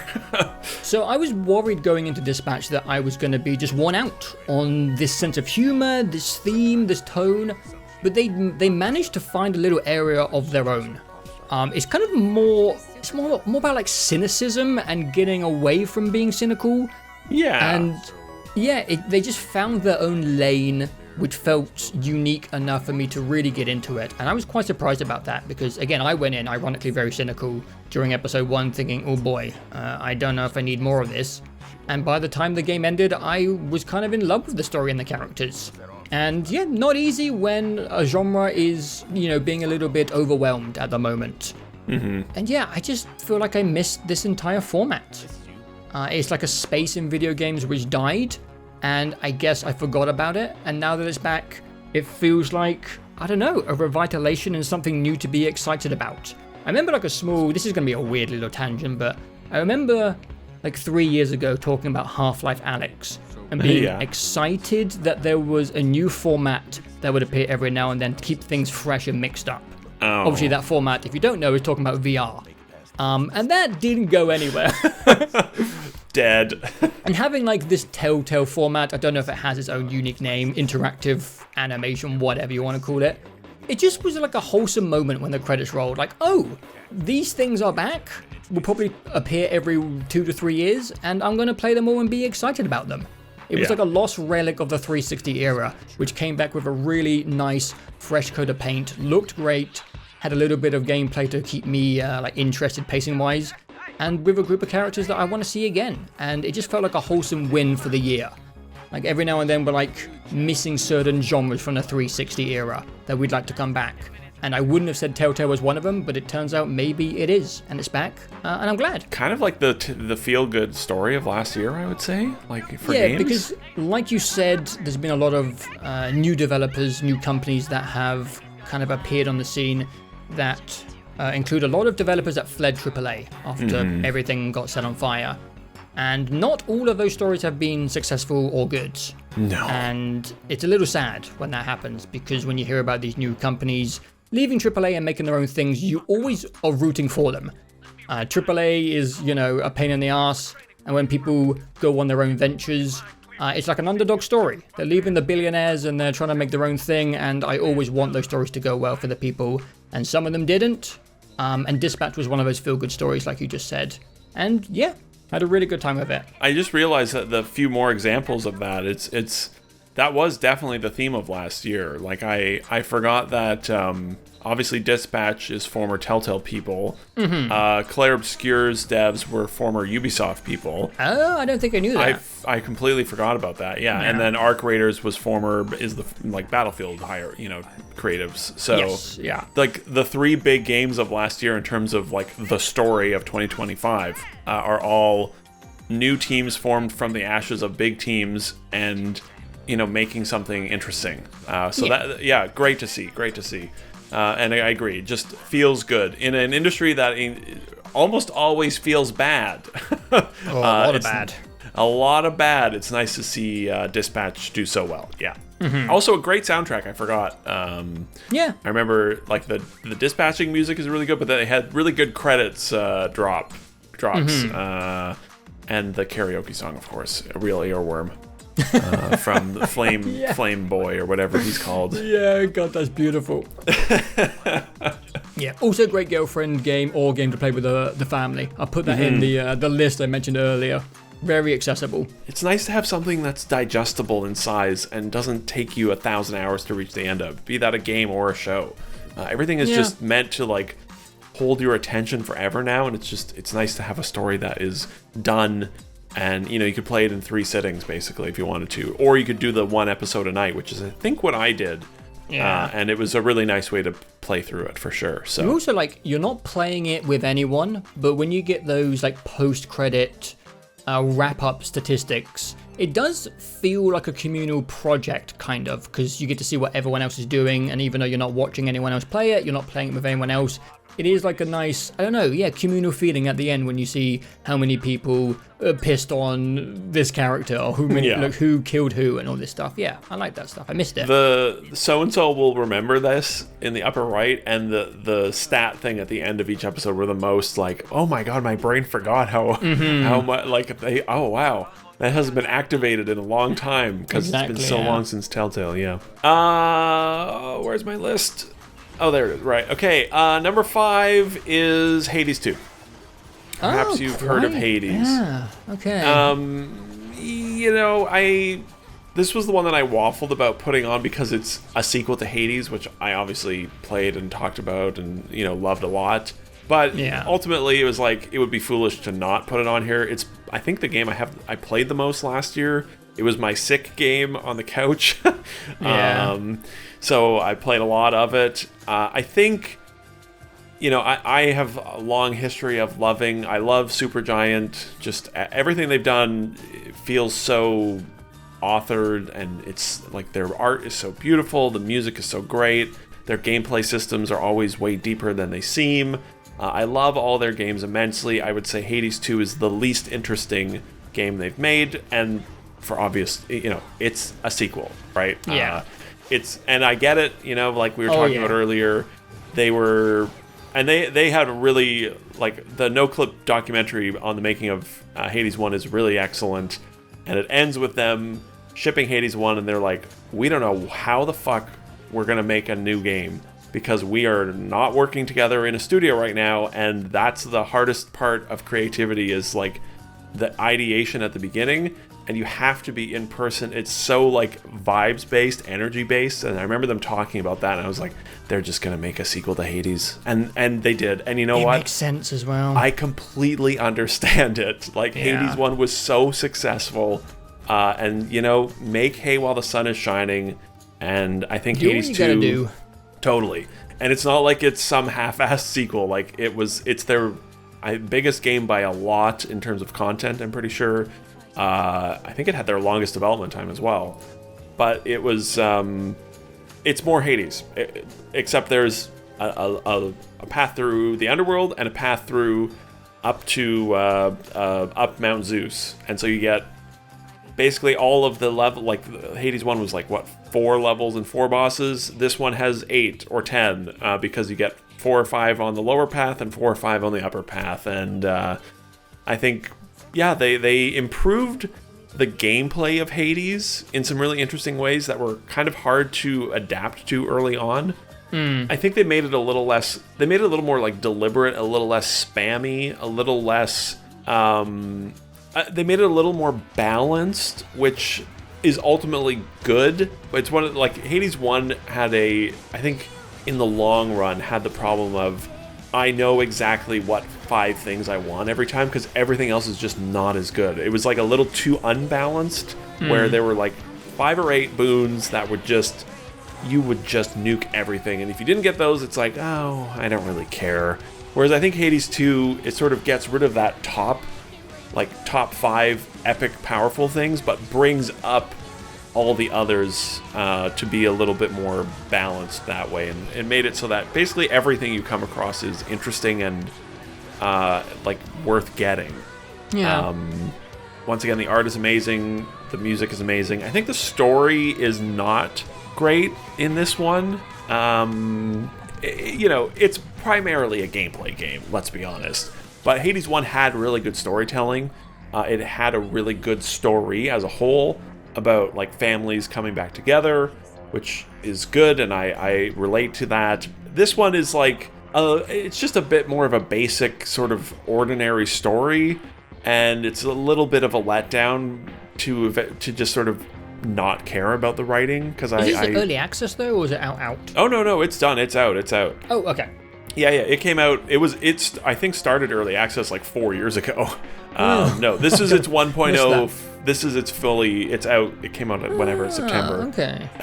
So yeah, that's sort of like my only real disappointment with Hades, is just that I didn't love the writing and voice acting is all still great, but didn't care about the overarching story.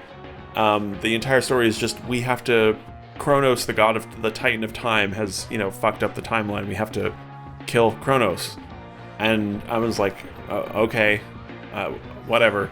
Whereas the first game is like, I'm trying to escape, my oppressive family life and bring the family back together. And it's a much more interesting sort of collection of characters as well. This is a lot of just like repeated ideas here, but with different characters, where there's like, the first game had Orpheus and Eurydice and that story. This game just has, I don't know, like, oh god, what's the... Oh, I can't even remember. Like, I can't remember their character's name. But they basically took, like, hey, we have the Orpheus and Eurydice story. Let's do that again, but with these characters. Hey, we've got Patroclus and Achilles. Let's, do that again with different characters. And it was just... That side of it was a bit of a disappointment. But I also think the weapon variety is not as interesting as the first game. It's sort of all... You're playing a witch in this game, which is a fairly big change from the first game, and they make some... You place like these circles on the ground that are like binding circles, and all of your weapons are sort of similar. The first game had like sword, shield, a gun, like a bow and arrow. This is sort of just like variations on a staff or a melee weapon. There is one exception to that, which is like a jetpack with machine guns on it. Oh yeah. But I found the weapon variety a little less interesting. But again, I think they just sort of brought down the top level of like crazy overpowered, but lifted up a lot of the bottom stuff to just make it so that no matter what you go with, it's gonna be successful, which was fun, and is why I played all of it and 100%ed it. So nice. Yeah, I certainly hope they don't make a Hades 3. I love when they are being weird and creative and doing new stuff, but it was still more Hades, and it was still extremely comfortable to have and to play a lot of it. I just love the vibe of their games and playing their games, and I was glad to do it. And I think I said this earlier, I played almost all of it on the Steam Deck, which was dangerous. Yeah. To have just like such a pick up and play, gameplay heavy thing that looks so good as well. It's a very, very good game.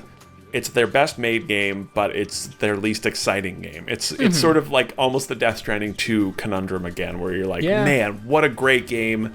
Oh, it's a safe sequel, but I can't really fault a whole lot about it. It was a very, very fun time for like, I think 100 hours. So, but I'm pretty good on Hades now. I put 100 hours into the first game and 100 hours into the second game. I'm like, I think I'm good. It's a great pairing of games. Like, they're so much fun to play, but I'm ready for their next weird thing, and I'll be there until they stop making games. I have loved everything they've made. So yeah, I just put Hades 2 on my wish list because I didn't know it was out 1.0. I kind of thought it was still in early access. I obviously missed the boat on that one, and I'm interested in giving it a go maybe when it's on a sale, because the first one didn't really connect with me, but I thought the gameplay was objectively fun.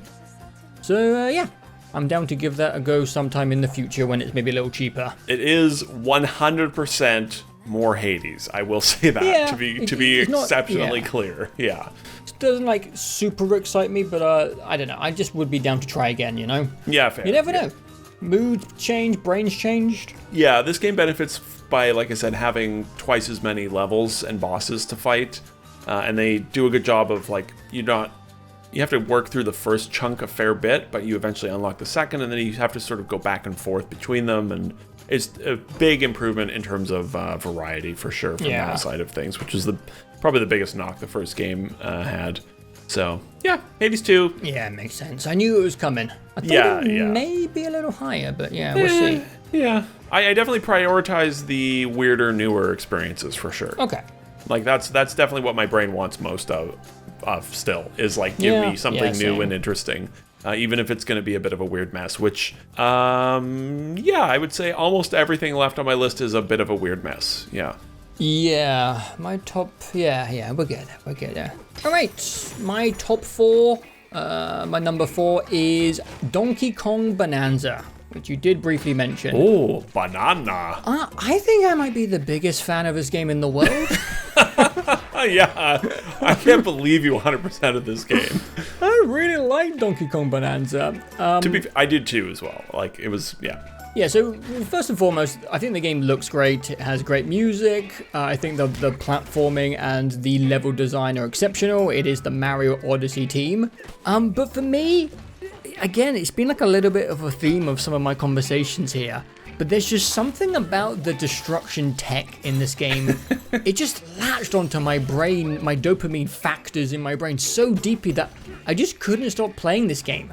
I knew it was going to be designed well. I knew, moving around was going to feel good. It was going to have some cute and charming moments, characters, levels, designs, all this stuff. But yeah, it was the destruction and how that changed the way you thought about moving around the game, which really got its claws in me bad.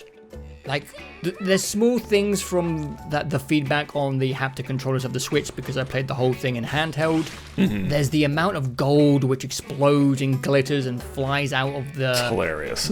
all of the terrain that you're punching in this game.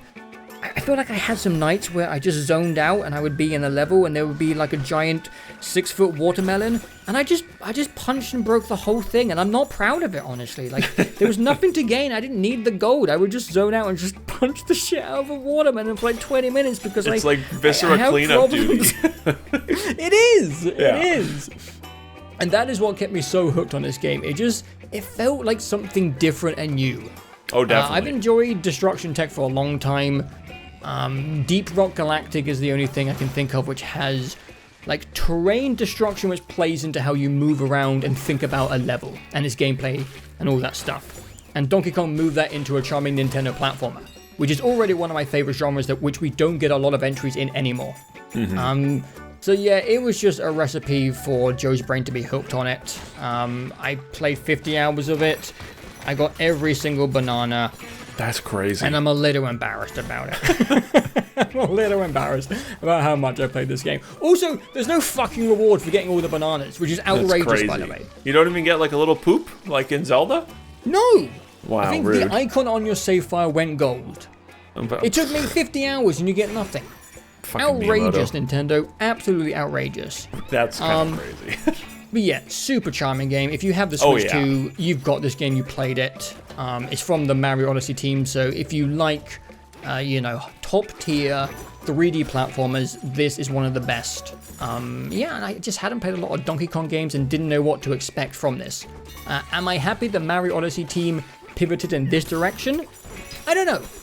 We'll see, because we really don't know where Mario is right now. He's just lost in the void. He's been missing for almost a decade. Hopefully he's getting some sort of nice treatment somewhere else. I don't know enough about Nintendo's internal companies and development teams to know who's making what. Mm-hmm. But yeah, hopefully someone's making something with Mario, because, I figured the Odyssey team is the Mario team, and they spent the last couple of years making this thing, which was great, and I loved it and played way too much of it. But yeah, do I want Donkey Kong over Mario? Like, I don't know. He's a charming dude, but he doesn't say a lot. Neither does Mario, though, so I guess who fucking cares? That's true. But yeah, I mean, I don't know what else to say about 3D platformer. It feels great. It's super charming. It looks wonderful. The music was great, and I loved punching the shit out of everything in this game. And I just couldn't stop punching stuff. It was great. Very good, like, stress relief. Oh, definitely, yeah. I don't know that... I wish it was more of a 3D platformer. I wish it was more about... Yeah, platforming, because it's after a while it sort of becomes more about just like slurping everything up. Yeah, is that with Elephant Man you're talking about? With Elephant Man, yeah. Yeah. I quite liked Donkey Kong Bonanza. I thought it was very funny. It's very charming. I remember very specifically going through the tutorial and being like, okay, all right. It starts off slow. Yeah, and then that first level where they're just like, I remember just like nuking one of the areas and spending like half an hour doing that and being like, you can just destroy everything in this game? Mm-hmm. What? Wait, what?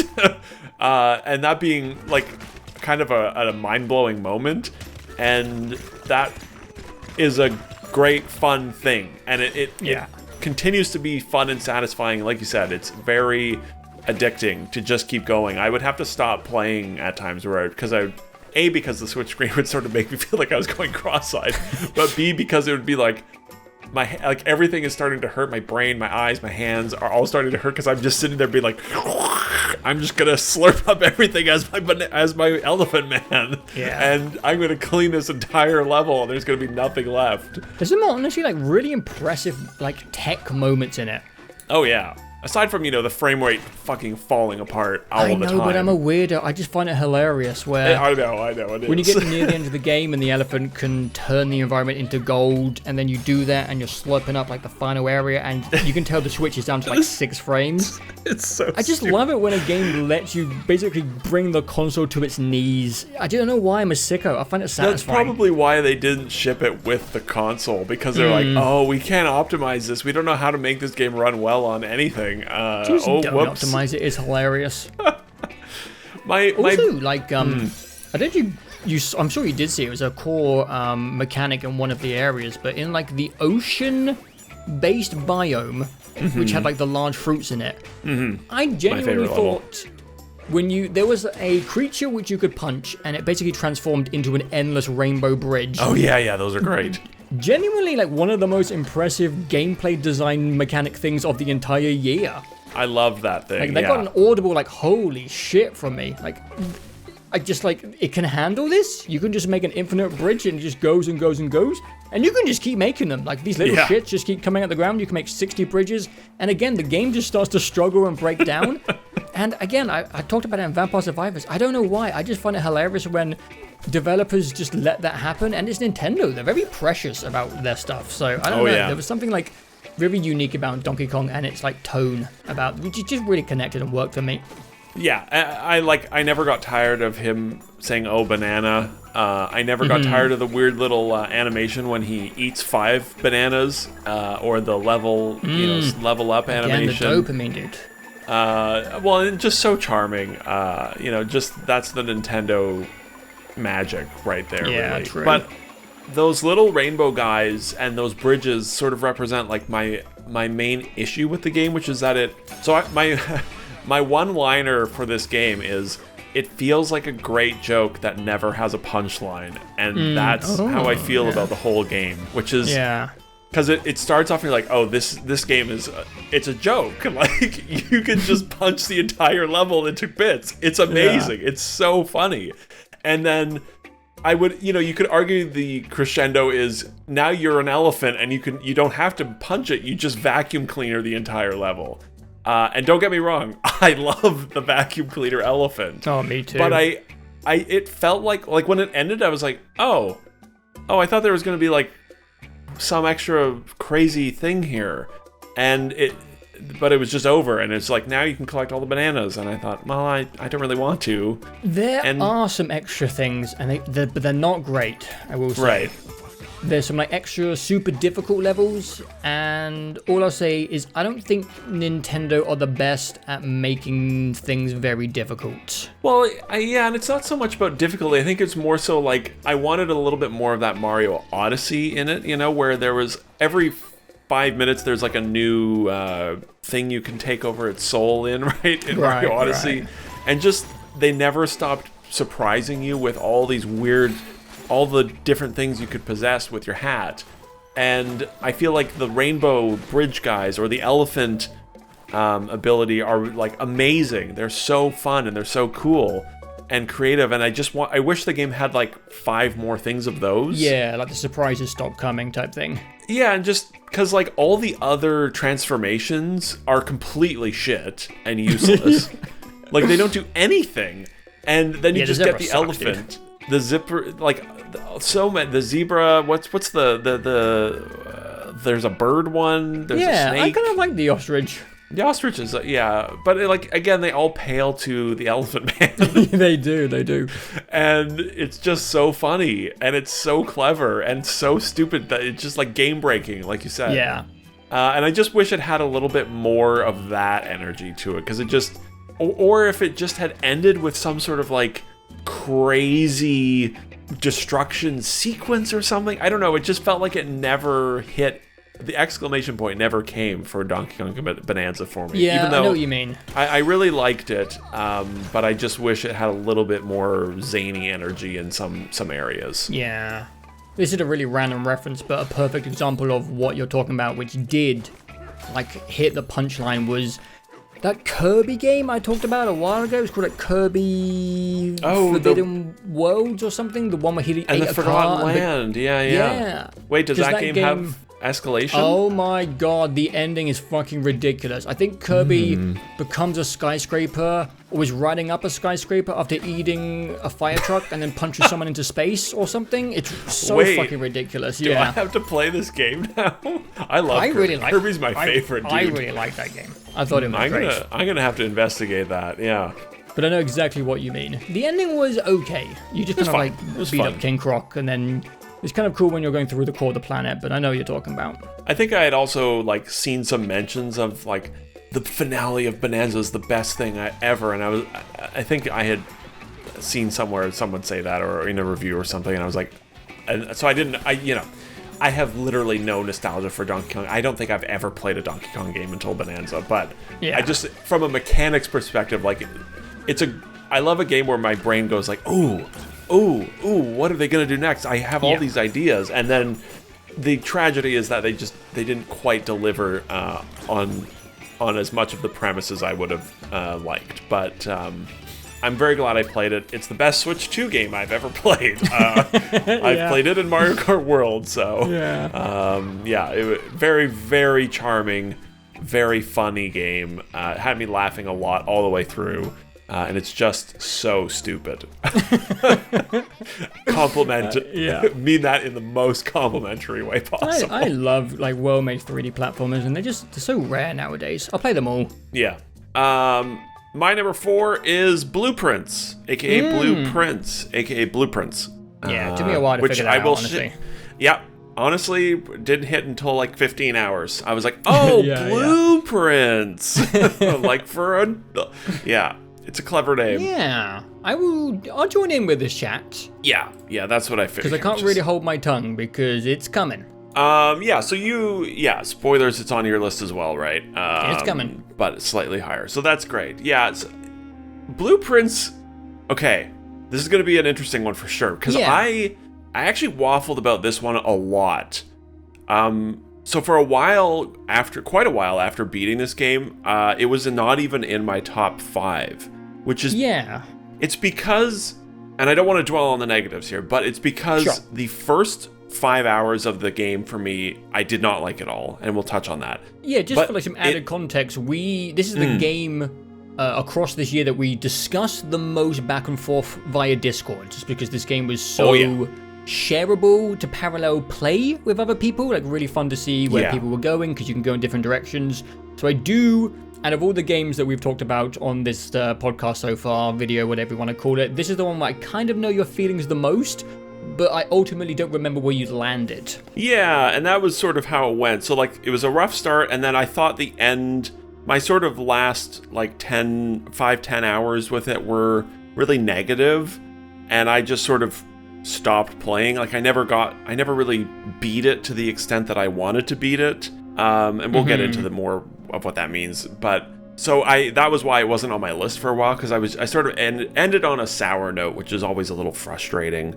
But then, obviously, thankfully, lots of time passed, and when we came to, reflecting, looking back on the year, and also chatting with other people about it, I had another friend that played it a bunch, and chatting with him, I was like, oh yeah, Blueprints was great, and it absolutely should be on my list.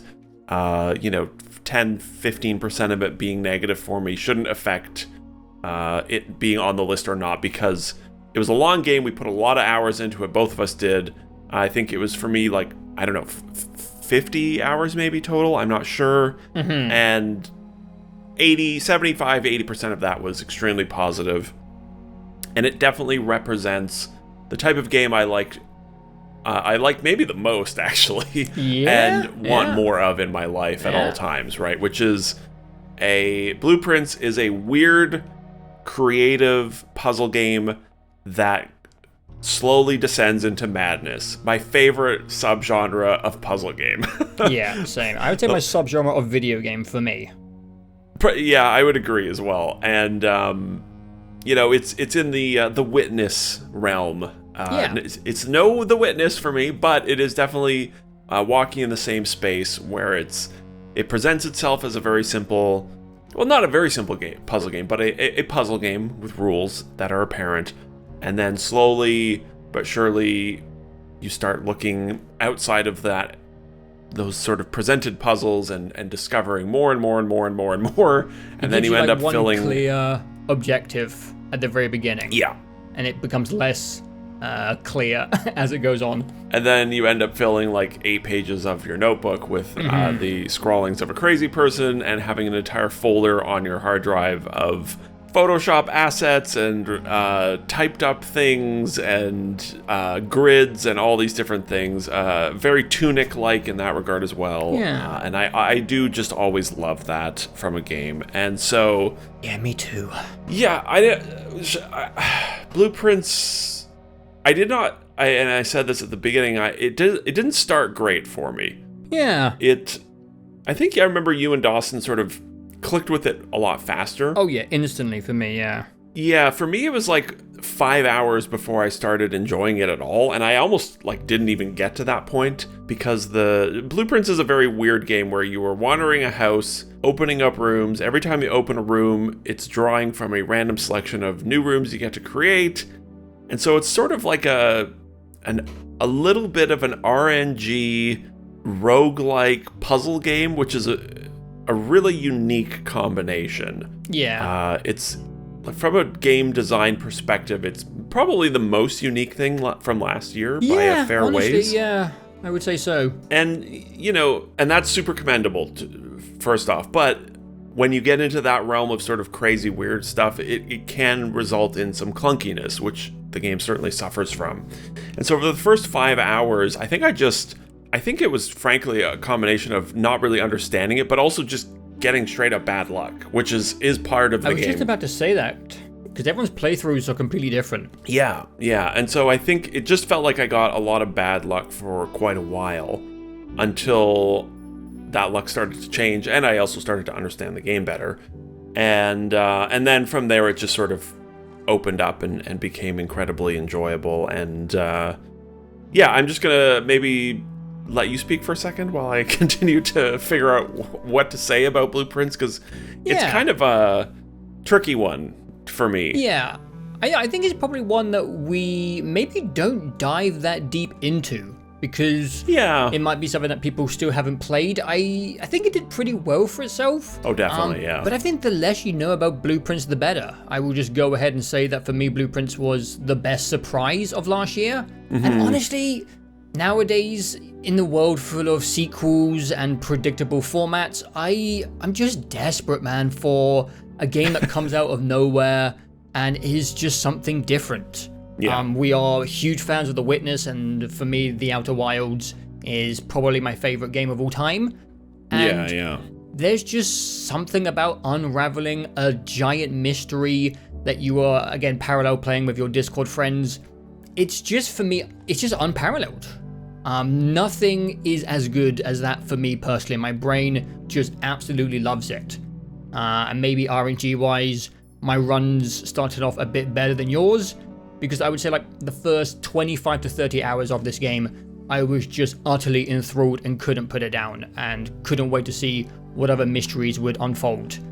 And I think I'm kind of, when it comes to the positives, going to leave it very much at that tiny little synopsis, because I don't want to talk too much about the specifics. The core mechanic of the random room generations and the small roguelite inspired ideas I really like. But it is the deeper mystery that really got me hooked. I stayed up way too late playing this game, played it for like 8 hours some weekends. And yeah, talking to you, Ben and Dawson, about who was doing what in what order. Really interesting. If you like puzzle games, you absolutely have to play this. Funny enough, I have just got my girlfriend to fall down the rabbit hole of this game. I haven't talked about it in this chat because it's technically in my 2026 list. But we Right. just played through Lorelei and the Laser Eyes Oh, together, interesting. which is a game that I think both of us struggled to get into. Yeah. Again, should have saved this for 2026, but fuck it, we're talking about it now. Well, yeah. I'll just say that we had a good time solving that together, Lorelei and the Laser Eye. It's much more fun when you're playing with someone else, different brains, figure out puzzles in different ways. So as soon as she liked Lorelei, I knew she was going to like Blueprints.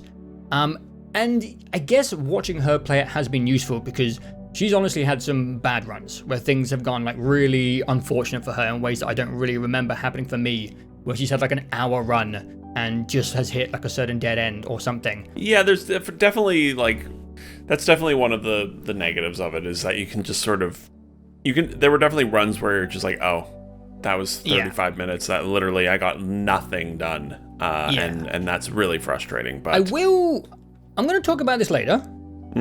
I do have one major negative of the game.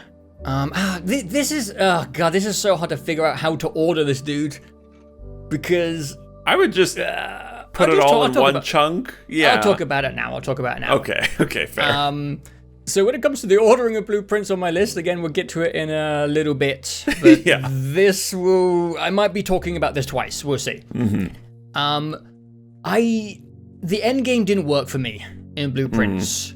Again, I'm going to try and keep it spoiler free, but there is the main aim of getting to room 46, and then the mystery goes much, much deeper than that. There's a lot more to chase.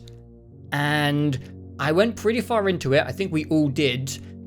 And it just, I don't really know how to describe it. The hook wasn't very interesting to me. And what was being revealed out of the 8 things that you're supposed to do, I did 3 of them, I believe, from my memory. And I just thought it was really disappointing and uninteresting. And the way that you were uncovering the keys to the doors and finding the solution to the stuff in the doors was just feeling like really homeworky and like a bit of a chore. Big time. Yeah. And compared to stuff like The Witness and Tunic and The Outer Wilds, where like the further in you went, almost the better the game got. For me, Blueprints just didn't quite, personally for my brain, get the format of the endgame correct. And it did leave a sense of dissatisfaction when you put 40 hours into unraveling this big mystery, and then you just don't unravel it because you're just kind of bored and you just stop playing. And I feel like that was a unanimous experience for at least our Discord group. Yeah. I think all 4 of us, me, you, Dawson, and Ben, just fizzled out altogether. Exactly, yeah. Yeah, and that's why... Yeah, you don't have to say it, but I understand. Okay, yeah. I know I know where you're going with that. You talk for a bit. That's definitely, like, I was nodding my head a lot there when you were saying that, because the journey to room 46 is super fun, super satisfying, and it's like a really great amount of sort of unraveling without going too far, and then you beat it. And I would say I hit room 46 for the first time, at like the 20-hour mark. And then I spent probably another... Well, at least another 20, if not another 30 hours in that sort of end game. Yeah. So-called end game. And I think probably 20 of those hours were great for me as well. And I love an unraveling, and I love going deep. And I think I might have gotten the furthest of anyone. I think I got to like 6 of 8 things done. Yeah. But again, I did end up hitting that same wall where it just got too... The puzzle design goes from being really clever to being really obtuse in a way that is not satisfying to break, where I would just stare at something and think about it for like days at a time, and then just be like, I have no idea. And I'd look up what the solution was, and it would be one of those things where you're just like, oh, I would have never, ever thought this would be it, because it's just so... It's like missing an amount of logic that something like The Witness, where it's like, that's the reason The Witness is like, top 5 all-timer for me, is because it builds this knowledge base so naturally that there's never anything that you come across that doesn't, for me, feel like I hadn't learned how to unlock it. Whereas Blueprints eventually hits a point where you're like, I guess I just didn't know what the magic trick was, and there was really not much logic to figuring it out. But I don't want to just like focus too heavily on that, because it was the process that led up to that sort of negative turn was so enjoyable. Yeah. And it's such a pleasure to have games like that every now and then where you get to do it in a sort of community way, with our, little friend group, and unraveling the puzzle nightmare game. And it was really fun to like try and figure out how to communicate with each other about where we were at and what knowledge we had as well. So many spoiler tags in the Discord. So many spoilers. Never seen so many. I think we had like a code system for like tiers of spoilers as well, right. which was pretty funny. Yeah. But it was great. It was great to do that. And, I just love that feeling of slowly feeling like you're becoming a crazy person. Yeah. And you're becoming the person in the movies where they've just got the Charlie Day conspiracy wall, and you're just like, I hope no one ever finds this portion of my notebook because I would be reported to someone probably. Yeah. And that feeling of revelation, that we've talked about many times over the years. The Witness, of course, was built around that, and this has a lot of moments of that, of revelation where you finally look at something that's been right in front of you the whole time and realize there's so much more to what you've been seeing. And yeah, I think we've successfully avoided saying too much about Blueprints, but it is one of those games where it's got the goal that's right in front of you, and then you can also realize that every room has like 10 different things in it that have a whole bunch of different meanings and usages. Yeah. And it's just delightful to have that. Kind of reminds me of just like a very, very complicated escape house. Oh, definitely. Yeah. I think it's a really strong debut, but it does have those few little areas where like, with a little bit more, a few other people involved maybe in the design process, you would get to something that would be like an all-timer. And I think Blueprints is probably like 80, maybe even, probably like 80% of the way to being an all-timer. Yeah. And that's great. And it is really frustrating that this level of puzzle game comes out like once every 8 years. I know. To me, they are really an event when they happen. Oh, truly. Yeah. I get it. It's hard to make, obviously. A very difficult thing to get right. But I wish I could have one every year, obviously. But me too, man. Me too. I think it probably is for the better that they are so infrequent. It makes it so that when they hit, they feel really special. And it's very exciting because there's no way to know when the game first comes out that it's one of those. Just someone has to play it. I think you played it first. Yeah, I'm not sure. So I can't remember. I definitely didn't play it first. I think you and Dawson were playing it first. Yeah. And someone that you trust, review-wise, said that this is akin to Outer Wilds. Yes. I think it might have been Schreier or like Austin Walker or someone. Yeah, they tweeted it out. They're like, this is a Witness-like or whatever. Yeah, and I just feel like a lot of that gets thrown around nowadays. People just saying everything's Outer Wilds-like. So I was skeptical going in. And then that just excitement being like 3 to 4 hours into Blueprints and being like, oh my god, it's one of those, it's happening. Made it one of the most memorable experiences of the whole year for me, and probably my favorite puzzle game in many years, honestly. The end game didn't land for me, but the magical moments in this game and sharing that with the boys in Discord, truly a treasured moment, and what I kind of crave from video games forever. It's probably my favorite thing in the entire medium at the moment. I don't know if it's just getting older and I don't like shooting people online as much, but my new high is unraveling giant puzzle boxes with the boys. That's Definitely. like my new addiction in video games. I think it's been like my favorite thing since the first time it really ever happened, right? Which might have been The Witness. I don't remember before that, but yeah. The best video games are ones that don't work anywhere outside of video games, really. Exactly. And unless you want to go to like the most expensive escape room in real life, nothing's going to come close to the Outer Wilds and Blueprints. Yeah. Unfortunately, Outer Wilds is in space, so it's always going to win. But, Blueprints gave it a good shot. Yeah.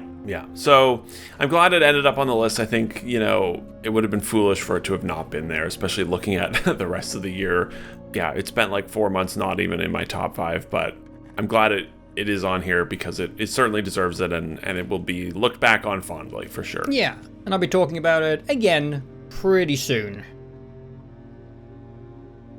Sounds good. All right, my number 3, I imagine, and there is a chance this one overlaps. I imagine. Actually, I have no idea about your list. I really don't. I'm very curious. My number 3 is the big one. It's Clair Obscur. My number 3 is also Clair Obscur. Hey, we got did overlap. It. I had a feeling.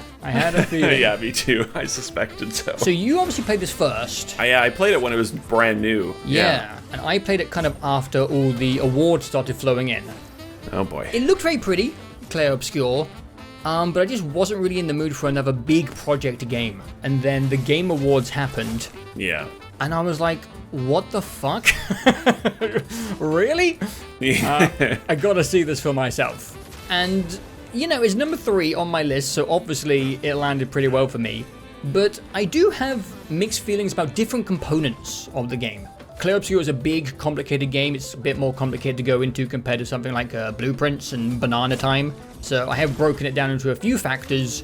Feel free to interject and jump in whenever you want. Maybe give your overall little synopsis before I dive into the minutiae here. Sure, yeah. This was one that I was like mildly curious about, but not super on the radar right until it released. And then it released last April. It was on Game Pass when I still had Game Pass, and it reviewed really well. And I was like, it's on Game Pass. I'll pay my $5 and check it out. And I've always wanted to sort of click with a Persona-like game because I just haven't, and it's sort of a new genre. Persona-like? You think it's a Persona-like? Well, it's a turn-based strategy game. I mean... Oh, right, I see. In that sense. Not in the, like... Persona, I know, yeah, it's like 50% time and relationship sim. Yeah. But in the turn-based, like, strategy in that style where everyone's just standing in a line. And I played it through... when it was brand new, so there were some key quality of life things that were missing, which we'll probably touch on. And it had not yet been crowned the greatest video game ever made by humankind, which also helped, because it ain't. No, it ain't. But I played it through over the course of a couple weeks. I thought it was very digestible in size. I think start to finish, I was done with it in 35 hours. And I had a very good time all the way through. I enjoyed, I had lots of issues with it, but as an overall thing, I would say every major part of it ended up working for me, more or less. Sometimes because I had to do some work. Yeah. I sometimes had to put in more work to make certain aspects of it click. But like gameplay, graphics, writing, vibes, music, the pillars of the video games, all when it was said and done, I was like, great, that was a delightful time. And then I moved on with my life. Yeah. I played a lot of this game, which I really didn't expect to. No, I'm amazed. Didn't you put like 70 hours? I think I put almost 70 hours into it, yeah. That's I pretty much did everything except for, what is this area called? Where there's it's called the Tower of something? Right, the weird endless tower? Endless tower, yeah. I think all I had left was some of these super difficult endgame boss fights where they had a couple of phases. And the multi-phase bosses just weren't working for me because it was kind of like you had to beat one boss to get to a part of the second boss, which would just one-hit you. So it was like a 10-minute fight to learn one attack. And if you didn't learn it, it wiped your whole party. And yeah, I just wasn't really interested in that grind. But yeah, obviously I like this game quite a lot. Let's start breaking it down. Let's break it down. So let's talk about one thing that I really didn't like for the first 20 hours of the game, and that was the story in this game and the characters.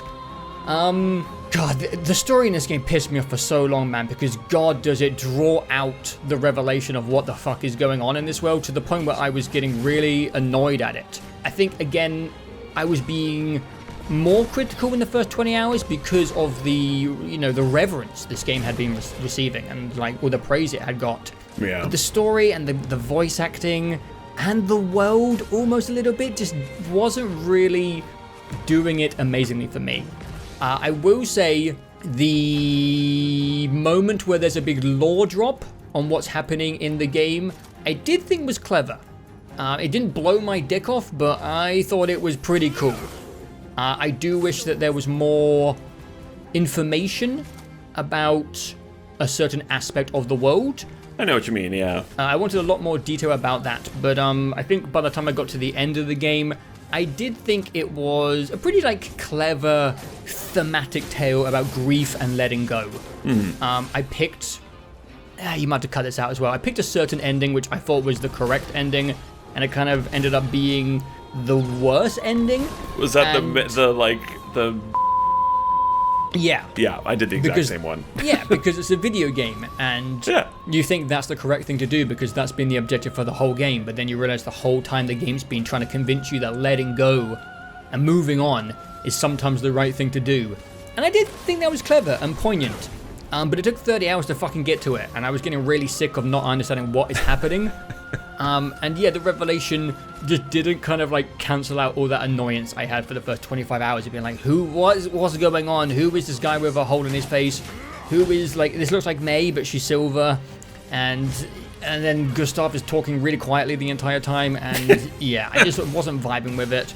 The world also, I don't know, the game's pretty, but to me, it just looks like Unreal 5 porn. Do you know what I mean? When a game just looks really sharp in a way which looks like a game engine kind of just rendered it for them. And I really don't want to take away from the artistry of the game. I know this is a small studio, and there will have been tricks and stuff that made this easier to develop for a smaller team, and I really respect the success of, I can't remember the developer team who made Clair Obscur. What's their name? I actually don't. The French people. Sandfall. Sandfall, yeah. Interactive, yeah. Super happy for these guys. We are very cynical and against most of AAA right now. So for any success story around a small team is good for me. I like that. I want smaller teams to be making stuff that is successful. But I don't know, dude. The wishy-washy, broken, painty stuff. It just felt like something that an AI could do really easily. And I know it wasn't AI. I know it was artists who did it. But it's just not a style which interested me. I don't know how to explain it. It's very personal. What connects with you art-wise is just it's different for every person. But just wishy-washy, fractured, floating lampposts, all this shit. I don't know why. It just doesn't do it for me. It's been in other games as well. And I just find it very computer generated looking. You could put in I know what you mean. I don't know how to describe it.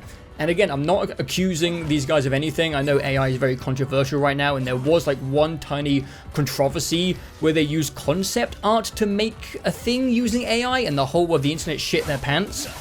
So I know for a fact that Sandfall has been thoroughly checked for AI, and it wasn't AI.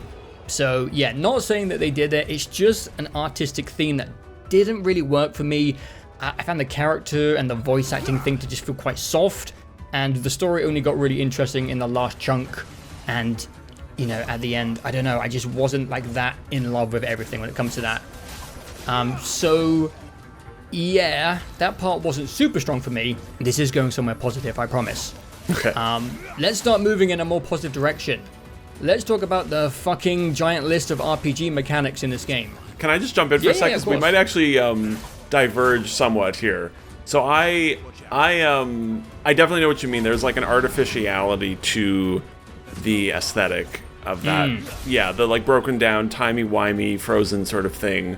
It shows up. It's one of those things that shows up in a game for a level, and then it goes back to normal, and you're Far okay. Cry drug trip stuff. I don't know. Yeah, I totally know what you mean. I think for me, I would say visually, I largely enjoyed it. But it does. The variety of color in the game is one thing I'll say. Yeah, but it does after a while just sort of all start to look the same for sure. I think the story stuff worked for me a lot more than I was expecting. Again, we also have very different approaches when we were coming into this, because I was playing it, like I said, at release, and you're playing it 10 months later. Yeah. And so I had no expectations for the story stuff whatsoever going into it, and definitely enjoyed it pretty much all the way through. I think it starts very strongly with the basic premise. The Gamage is a really cool sci-fi concept. Yeah, and I do agree the voice acting is very it's so gentle for what's happening. I don't understand. I am doing sad voice, and it's very, very serious. And the first act, the whole first act is very the whole game is extremely self-serious, which I would say I appreciate to a degree, but it is a little much at times. Thankfully, I would say the game does lighten up as you get further in. It's more in the periphery that it lightens up, but I did appreciate like as you got further. Thrustrel side quest shit where those weird, the little weird, goofy gestural guys. Esquier. Esquier is very fun. Great, The game definitely is like hyper somber up until the first act, and including the end of the first act, which was kind of a surprising thing. But then it definitely lightens up, and I got more invested and into it all as it went on. I do agree though, like all the way through, the voice acting just has a sort of like ASMR-iness to it that is a bit distracting. But that's not to say the performances are bad. It's just sort of, what's the main guy, Ben Starr, who has been in lots of games. Everyone loves, I don't want to like rag on Ben Starr, but everybody loves his voice acting, and I find it very distracting in all the games I've heard him in for the exact same thing you said, where it's like, we've got to go and get the thing done, and I'm just going to talk like this and only like this, and oh my god, the most amazing thing just happened, and I'm just staying right at this register, and it's like, okay, a little inflection up or down would help, but whatever, it is what it is. I like the world building in this game. I'm a big fan of just world building as like a concept, and I think this game does a good job of, no pun intended, painting a larger picture with a fairly limited amount of tools, which is a tricky thing to do. And they explain enough, but leave enough nebulous that I was quite engaged in just like the slow learning process of what is going on in this world all the way through. It's a cool idea for sure. Yeah, that was probably my favorite aspect of just like the actual story, was just the slow process of putting all the pieces together that they give you to figure out what's going on. And I think they do a good job of not leaning crazy heavily on like big exposition dumps or over explaining things. They do a few here and there for sure, but so yeah, I would say like visually and story wise, I probably enjoyed it more than you might have, more than I was expecting going in, because as I said earlier, I hate video game stories now. I'm on Team Fuck Stories. But Clair, Obscur, and there were a couple of instances last year, and Clair, Obscur was a big one, where I was like, you know what? I actually am capable of enjoying a video game story. Maybe not to the totality that everyone else did, but I certainly clicked with that stuff, for sure. I liked some aspects of it, for sure. But yeah, so gameplay stuff, I will hand that back to you, because this might be one of the areas where it also diverged a lot for us. So I'm curious to see, I'm curious to hear more from you. I'm going in, so far, order of enjoyment. Okay, So I see, interesting. The tone's gonna change. But let's talk about the RPG mechanics and building a fucking team composition which actually works. Yeah. Because for the first, again, 20 to 30 hours, it's just an absolute fucking nightmare. I don't know if anyone else just like stumbled upon something that worked quicker than I did, but I remember I was talking to you and Dawson, who played this before me, and I just couldn't get anything to work. And I was playing this game when I just moved into this flat with a girlfriend, and so all we had at that time was just the TV in our bedroom. So I would take over the entire room, and I would just sit there, and I would apologize and say, sorry, I'm doing homework. That's what I would call building a team in Clair Obscur, because I would sit there looking through these menus, with a notepad, just trying to like figure out something that worked. Because the only way, I've actually written down some notes here, the only way I can explain the early game of trying to build something in Clair Obscur is you have like A, which works with B and C, but B doesn't fully work with C, and C only works with D if E is there, but then E cancels out A. And the whole time I'm like just writing down, just like trying to make burn work with this character, but this character only works with this mechanic, and this person's weapon actually isn't leveled up enough to use it. And I don't know if I was too latched on and obsessed with it, because a few times on our Discord chats, you and Dawson were just trying to make me let it go. You were like, just play the game. It's not that hard anyway. You can just kind of breeze through without making a great team composition. But it's what I like. I like synergistic shit. I love numbers coming together and going up. and just nothing seemed to be working for me for like 30 hours. And then it did. I can't even remember at this point what it was. I know there was a lot of burn, but eventually all the fucking machinations and different lists and Pictos and Luminous and weapons and leveling up and all this stuff finally coalesced into like a thing that was doing a lot of damage, and you kind of have to figure that out for Act 3, otherwise you're getting really stomped on. Yeah. And god damn, it was just so satisfying when it finally clicked, and it was almost worth the agony. And the thing is, it's not really agony because you don't really need to get good at it into Act 3, but it was just how my brain works. Like, I wanted to make it work and it just wasn't happening. And I just think the RPG mechanics in this game, I don't know how to feel about them because they're just psychotic in a way which is just borderline crazy for the genre.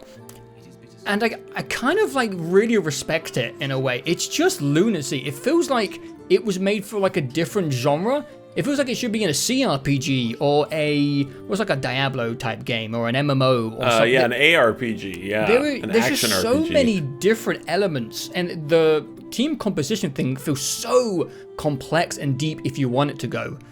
If you want to go that deep. And I really wish I actually did a bit more Google diving into some of the stuff that people had done. I actually never did that deep dive, but man, it's crazy. It's crazy in a way which for me made the first 20 to 30 hours really frustrating because again, I wasn't really getting into the story. I was finding it to be blue balling me a bit too hard and not telling me what's going on. And I just couldn't get my teammates to kind of get together to make the big explosive numbers happen.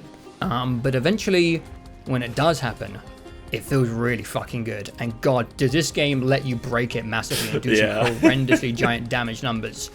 And yeah, it does. To this day, like I'm still a little bit conflicted on the whole system because I think the way like the Luminous and the Pictos are all arranged, it's just like a horrible mess of information. But I don't know, I'm not a video game developer. It kind of reminds me of when we played Tears of the Kingdom and it had all these menus that were just really clunky to mess around with. But in the end of the day, Nintendo did the best they could with this huge amount of shit that they put in the game. And even though it was clunky Tears of the Kingdom, the stuff that you could do with all these tools was amazing. And I kind of feel the same way about Clair, where, again, it's just like a horrible essay-like list of nonsense, and it's really difficult to make it work, but when you do get it to work, yeah, it was honestly one of the most satisfying moments in video games from last year. And I guess I ultimately really like it. I don't know. I don't know how to feel about it. Yeah, this area is probably the part that is most tricky to, I don't know, discuss or critique for me because it's a mess, like straight up. It's a mess. And the result of that mess is that aspects of it are really frustrating. Frustrating to the point of wanting to overcome it. And it's a mess on the positive side because it lets you overcome that so much that you basically break the game, which is fun. It is fun. And yeah, so my timeline was much more condensed, of course, because again, I was done in, I think, 35, 37 hours, like roll the credits out. So yeah, oh god. Okay, the menus are horrible. The systems are just like these giant lists. When I played it at launch, there were no sorting options, no loadout options, no... there were like 5 different major quality of life patches that game got after I finished it that I was like, oh, that seems like it would be way better now. And so hearing you still say that it's still a mess and homework. Yeah. Like that I guess... Pictos loadout thing, dude, it really, oh my god, it doesn't help that much because the dynamics of every characters can be a slightly bit different. Like different people have different weapons, so they don't need certain things, or certain luminas are on people as Pictos. Right? Or is the vice versa of that? I don't know. So you can't like copy and paste one person to the other person because they might already have one of them in this slot and they don't need burn because they're built. So again, it doesn't really help that much. It does help a little bit, but not maybe as much as you would think. Yeah, just because it's inherently like deep and complicated. So there's no real good solution. Everyone needs like little tweaks. Yeah, and I think it was only like 15 hours in that I discovered like that I understood how Pictos even worked. Same. Where like maybe, you equip it later, you level it up, you unlock it, and then you can just apply it using the Lumines? No, what is it? Lumines is a game. Whatever. Lumines. The Lumina, Lumines. Whatever. The Lumines points let you. It's like becomes a passive, and and every character is completely like from a completely different video game. Yeah. Like one of them is just like the Pokemon guy that steals everyone's powers. The other guy is like a building up damage ranks like a DMC character. Another one is like elemental craziness, and yeah. I really never fully learned all of them. I think I ended up just being like, I like these three. I've sort of figured it out, and I'm just gonna stick with this. Yeah, who were they? Let's talk about this. Just out of interest. Well, it was Verso always. Yeah. Mainly because that's just like the main character. But also this game, you can just run around and play as any character the entire game, which is weird. But yeah, it was Verso. Lune? Is she the one with the deck of cards? No. Oh, I don't know. The card lady with the Lune with the moon and the sun. Or Ciel? That's Ciel. You're right. You're right. Ciel was probably my weakest. Yeah. And then I actually don't remember. It was those two. There was a third. I think it was the one that had the fire. Not the elemental girl. She did not get used much. Yeah, interesting. Lune was one of my main. Yeah. I could be wrong. It's been a year, literally, since I played this game, or just about. But yeah, so Verso and Ciel were the ones that I figured out how to be. They became like death gods. But interesting, yeah. This is the area where the game really it exposes its sort of small team like the issues of it being a small team really show itself in a lot of areas around the gameplay and the systems, because it's just sort of, like we said, it's messy, and the first two acts of the game rarely had anything too difficult. As I got near the end of Act 2 and more of the side content had opened up, that was when I started to like poke my head into the side content and try and engage with some of it, and I found the side content extremely sloppy. Because there's like this like joke tier of side content that I just didn't engage with, where it's like, do this platforming section. I was like, no, goodbye. Play volleyball. No, goodbye. The fucking is it Thistral or Thistles? They're beaches.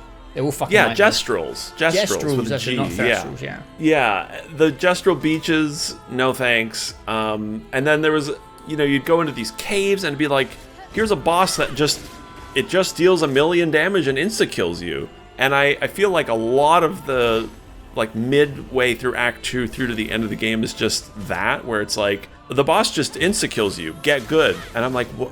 I don't understand. How am I supposed to deal with this shit? And I will say, the danger warning, it's fucking useless, man. Like, just... Yeah. I don't know, just give like a level count, like traditional RPGs. Like the danger thing, I remember I ignored a lot of them for a while because I was having similar things where I was getting one-shotted and getting annoyed. Yeah. And then finally a danger warning went away from an area. And then I went in and it's just like an NPC you talk to and just like you can buy stuff from. And I'm like, I could have done with this 20 hours ago, but it had a danger warning on it. Oh, so but I think you can fight that NPC.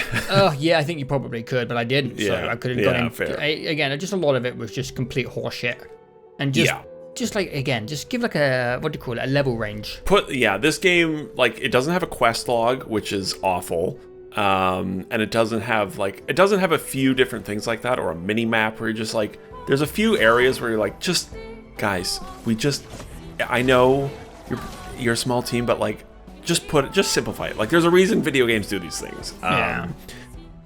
So it was through the process of getting very frustrated with all the other side content that I tried to engage with that I finally figured out how to break the game in a way that worked for me.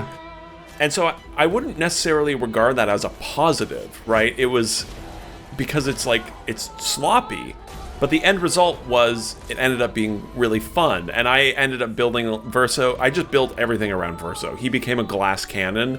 Literally, he would be at 1 HP, and then he would just deal him 2,500,000. He would just insta-kill every boss. Everyone, like, I would let everyone get wiped, which would then buff. Verso's buff stack would be, like, all the way to the top of the screen. Yeah. And then I would just hit him with one attack and kill everything. And for me, Verso could attack twice using a sword. And then he could give AP to the whole party. and he would always Right. go first and like have everyone at full AP. I would do that, but it would all just be for buffing Verso. Cool, yeah. Yeah, and so like, yeah, it's a weird dichotomy of like, it's sloppy, but the result is it's really fun to have broken the game and have it broken in a way that feels like I did this for myself. Like I figured out exactly the way I wanted to break it. The game allowed for that, and it felt unique to me. And you had a totally different version of that. Yeah. Dawson had a totally different version of that. And that's fun. Like video games are low stakes entertainment. They should allow for like, for as self-serious as this game is, it doesn't give a fuck either. And that's, it's great. Like I wish more games would just be like, oh, we don't care. Just break it. Have fun. Because it's fun. That's the point of games. So it's such a strange mixture of frustration and payoff. Yeah, it really is. I think it's probably worth talking about the combat and maybe even getting into the music, maybe a little bit. Yeah, because it makes, I think I hinted at this earlier, it makes one very important change to the like idea of Persona combat, which is it makes it active. You have to dodge or parry, which was a huge thing for making it work for me. Yeah, it's fucking impossible to parry, but I actually only parried the entire game. I will say. Interesting. I only ever dodged. Yeah, that sounds so awful. hard. That sounds awful. Dude, I absolutely love the combat in this game. I genuinely think I could have played this game forever if there was more to do. It was just, I can't explain like the psychology about it. Like, what clicked with me so strongly. I remember a long time ago watching that documentary on the 2018 God of War. And they were doing some playtesting and people were saying that Kratos' combat didn't feel that good. And then, I might be misremembering it, but they just talked about what makes combat punchy. And ever since I watched that like video documentary, the idea of like heavy, weighty, satisfying combat has kind of stuck with me from like a game development point of view. And I just don't remember playing an RPG like this where like the animation plus like, again, we were playing on PS5, so like the controller mixed with just like the sounds of the impact. The sounds, it just feels so good to hit shit in this game. And when the big numbers pop up, the criticals, the stuns, the parries, whatever you call the big thing where the whole team parries an enemy and all three of them swoop in, the gradient attacks, it just... Like, the animation in this game is so weighty, and everything you do feels like it, like, weighs 20 tons, and then, like, 99999 pops up, and goddamn, dude, it's like Vampire Survivors. It's like an addictive casino. Yeah. And that's why I parried for the whole game. Parrying is a pain in the ass in this game, dude. The window is just too small. Like, it's so fucking mean. I'm 34. I can't do this anymore. Like, it's like Sekiro on steroids, I swear. Like, and they widened it after release as well, which is crazy. Oh my god, it's so cruel. There's so many times where I'm sitting there and I'm like, I swear on my life I am hitting this the exact same time. Obviously I'm not, because I'm not a computer and I'm 2 frames off, but god, it's brutal. But I just stuck with it, because god, when you get the, I guess counter it's just called, a parry counter, it feels so fucking good, and I was hooked on it, and I just couldn't stop playing this game because of the combat. And that's what carried me through the first 20 hours, where like the world and the characters weren't doing the most of me, and the team composition stuff was mostly just frustrating me and confusing me. It was like the satisfying combat and the animations behind it that were just like really keeping me hooked, and it worked for 70 hours, and I would have kept going if there just was any like content to do left that wasn't like a bit frustrating to me. God damn, it was, the most satisfying RPG combat, at least within this style of turn-based, that I've ever played. Like we had said earlier when we were talking about metaphor, the passive nature of those previous turn-based strategies just made it so hard for me, and just the simple change of you have to parry and or dodge, or sometimes little quick time things to like land your hits, the little like exactly, the little they're basically free things. But they're something, you know.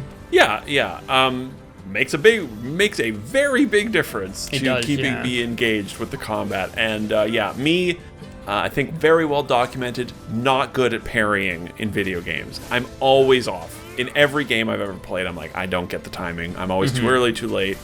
But thankfully you can dodge in this game. The dodging is still fucking brutal sometimes. But it was really satisfying to like learn the bosses, because the game is good about bosses not having, it's not like a FromSoft game where they have like 18 different attacks. Most bosses, you know, it's a small studio, they have like 3 to 5, 3 to 8 attacks at most. I think most of them, I'd say it's like 4 attacks. Yeah. And it was fun to just go into a fight, get your ass kicked, and then be like, okay, I got it. Yeah, we're good. Yeah. Let's beat this fight now. It's just memorization. Exactly. And getting the timing just right. And yeah, as you said very well, the game just understands that nebulous game thing where it's like, why does like the headshot sound effect in this video, like the little weird cartoony pop that headshot makes in Doom Eternal, right? It's just like, it doesn't make any sense, but for like the context of the game. But it's a video game, and it's all about feel, and it's those little details that add up to make something feel really satisfying, and they nail that aspect of it completely. The way the camera turns, the zoom-ins, the effects, the sound effects, the visual stimuli of numbers popping up, everything.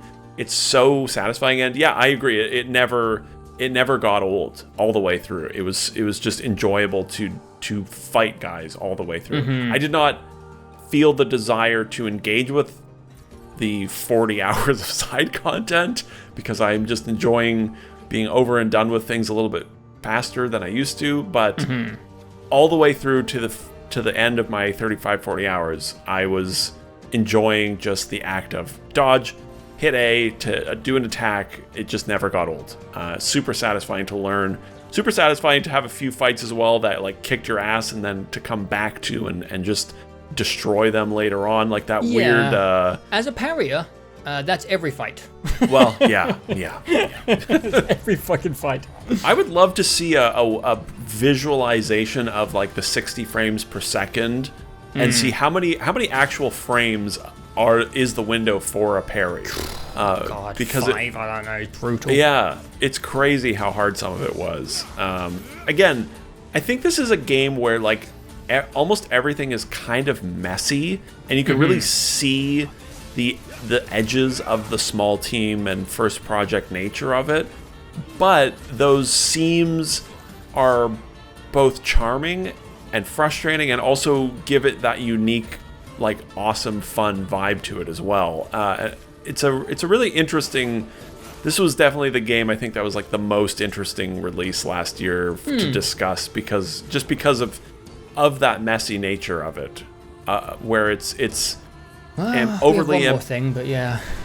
Well, yeah, overly ambitious and a bit clunky, but good at a lot of things, and obviously resonated with people. And I think it's just a good reminder that like people like weird, unique projects more and more nowadays. It feels like we're not the only ones that are like, just give me something new. Feels like a lot of people are looking for that, and it was nice to experience that all the way through. And for sure, yeah. There's one last thing. I don't have a lot to say about it. Just the music is fucking outstanding in this game. It's unbelievably good. Holy shit, it's so good. Yeah. I don't have much to say. It just the soundtrack has such like it has so much range and personality. Yes. It starts off very kind of like French jazzy strings, bling bling bling bling. Yeah. And then you get to like the underwater area, and it completely 180s. And it's like, oh, okay. I don't even remember, like it's quite early on in the game. And there's like this underwater, like kind of ethereal music. And I was like, okay. And then you have the Patonk stuff comes in, and the music with the mime as well. There's just so many like iconic and incredible tracks, and it just keeps going. And this is one of the only game soundtracks that I actually like looked up on Spotify and was actually playing on my walks.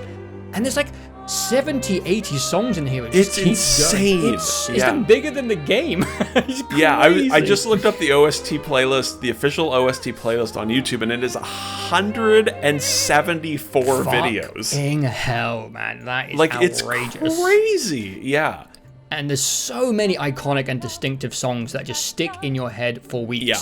Like I just said, my poor girlfriend was exposed to a lot of this because we just moved into our flat and the lounge was not set up properly, so this was in the bedroom. And she was loving it. She was loving the music specifically. Like, we were both like singing along to it for ages.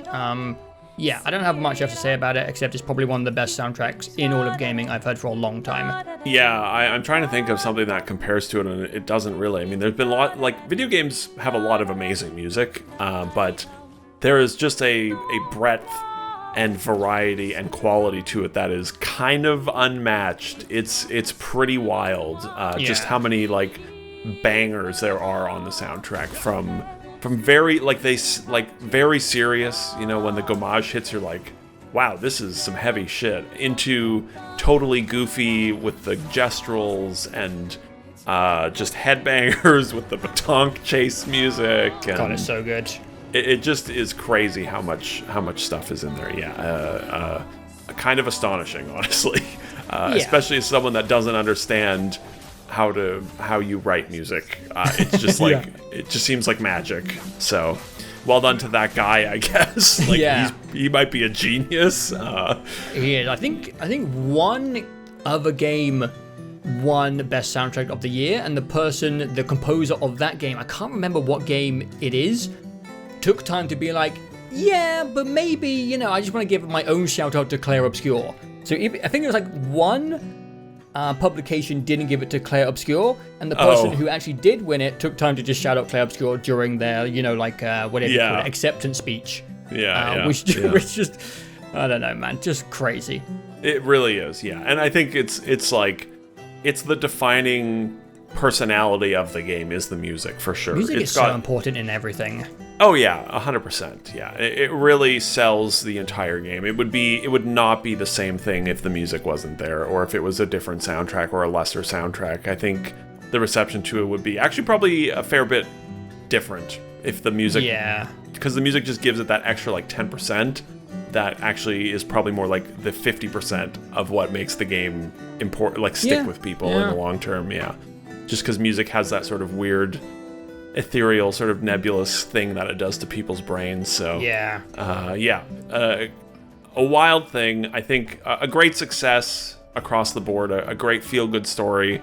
It is. I think it's more than a little hyperbolic how positively everyone loves this game, because it's, as we've just said, it's really messy in a lot of areas, but it also does just represent that general thing people want more of from games, which it was smaller team, cheaper budget, ambitious, and execution, you know, a little all over the place, but is something different, and that's cool and exciting, and I look forward to seeing what they do next. I have no idea where they go from here. So yeah, it was a messy journey for me from beginning to end of Clair Obscur, but there's just nothing really like it, and like you said, probably the nicest and best success story of the year.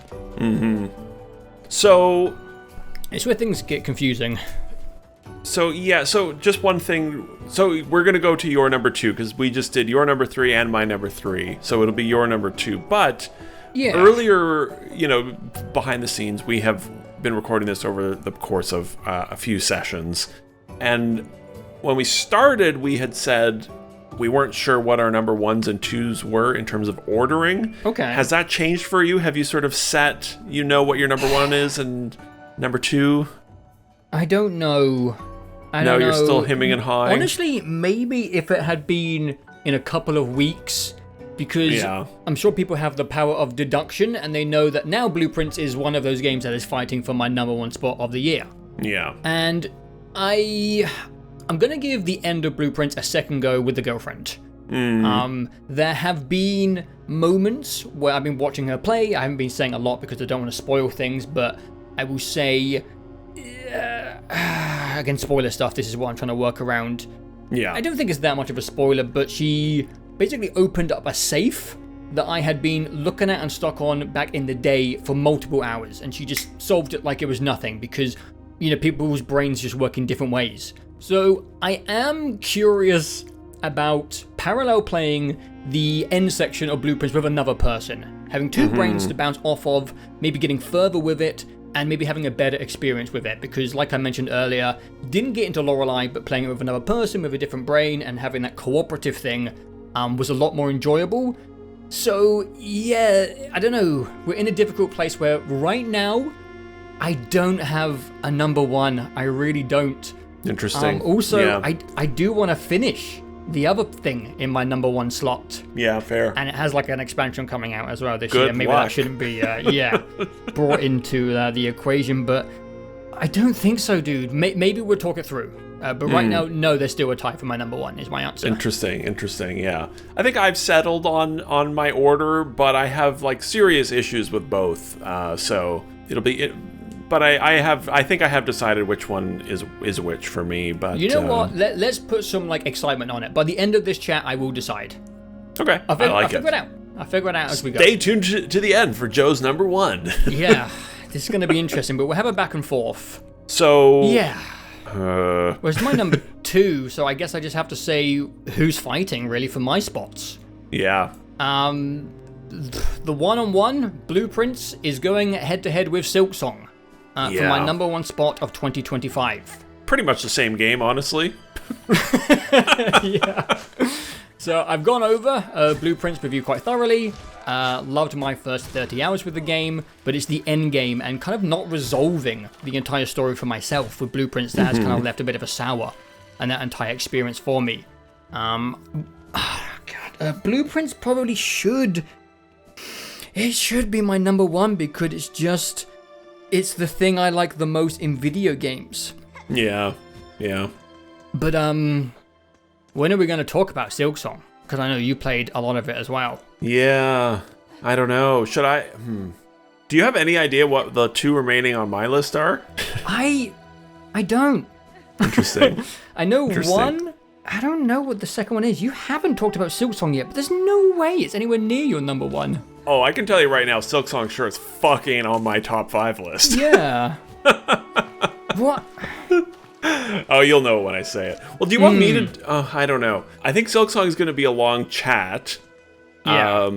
Because I certainly have thoughts on it that are not just like derogatory. You know, I've been jabbing Silksong because it's fun too. But I actually think it's a really interesting release. And I have really... Want to sleuth out my number 1 or 2? I don't know what to do because kind of I don't know what to do because I've already talked about one of mine, you know?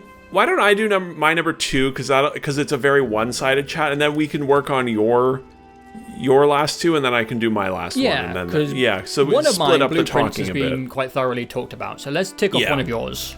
Sure. All right. Sort of surprising to me because this is what surprises me about my number 2 is it reveals my number 1, which also has surprised me that I've settled on it. But my number 2, it's on your to get to list. It is Kingdom Come Deliverance 2. Oh, shit. Yeah. We didn't talk. Yeah. Okay. Yeah. So, full disclosure, we did get paid last year to make a beauty of Kingdom Come Deliverance 2. So, they technically did pay us, but that did not affect my enjoyment of the game. In fact, I would say the beauty of video negatively impacted my enjoyment of Kingdom Come Deliverance 2. I had an interesting journey with this game. The video was needed for release day, so I played 30 hours of it in about 3.5 days to try and make that video. And let me tell you, if there was ever a video game that is not about rushing, it's Kingdom Come Deliverance 2. And it has 2 maps, and you don't get to the second one for a very, very long time. And I was very sick. I had a flu, my nose was 100% plugged, and I was rushing through a very slow-paced, very deliberate video game and having one of the all-time least enjoyable game experiences of my life, trying to get that fucking video done and get into the second zone. And it was very frustrating to me because that first game was so compelling. It's just that we played it when it was new and it was super janky. And as we've said earlier, I hit a game-breaking bug about 20 hours into the first game, never came back to it. And so the sequel was always really appealing to me because it was like the ultimate one of those games that's like a sequel to this could be amazing because they're going to clean it up. And so it was very sad to me to have Kingdom Come Deliverance 2 basically ruined by that process. And I was like, well, this seems great, but this has been a nightmare. I'm never going to play it again. And the video came out, and I was done with KCD 2. I had 30 hours of playtime in it. Almost all of that was a nightmare. And then like 10 days after that was done, I was like, you know what? I'm really in the mood for what this game is. I'm going to cleanse myself of what happened, and I'm going to go back. I'm going to reload my save from about the 4-hour mark where I switched from I'm just playing it to this is a work game, and I'm just going to try all this again at the pace the game wants it to be played at. And I had a fantastic time doing that. I was technically replaying everything, but like when I'm saying like I was literally skipping all the cutscenes and, you know, not like just running past everything. It was like speed run mode for the beauty video. So it was, I was essentially playing it fresh. And I have not beaten Kingdom Come Deliverance 2, partially because it's very long. Also because it's on the PC, and I want to play it on the couch. I think if I had it on the PS5 and if I had started it on the PS5, I would have beaten it. You should try Moonlight, dude. It's pretty good. Yeah, so that's on my list. I am working on an elaborate setup to allow for some streaming to happen at like super reliable qualities. So that I do think I am going to finish this game at some point because I have really enjoyed it. And it turns out the idea that a sequel to a janky, ambitious first game could be good was accurate. Kingdom Come Deliverance 2 is a fucking crazy well-made game. In like every aspect is improved from the first game. It is so polished. I don't think I had a single bug in. So I've played 50 hours of it normally over the course of like a 3-month period after the beauty video. So I have like 55 hours in my normal save now.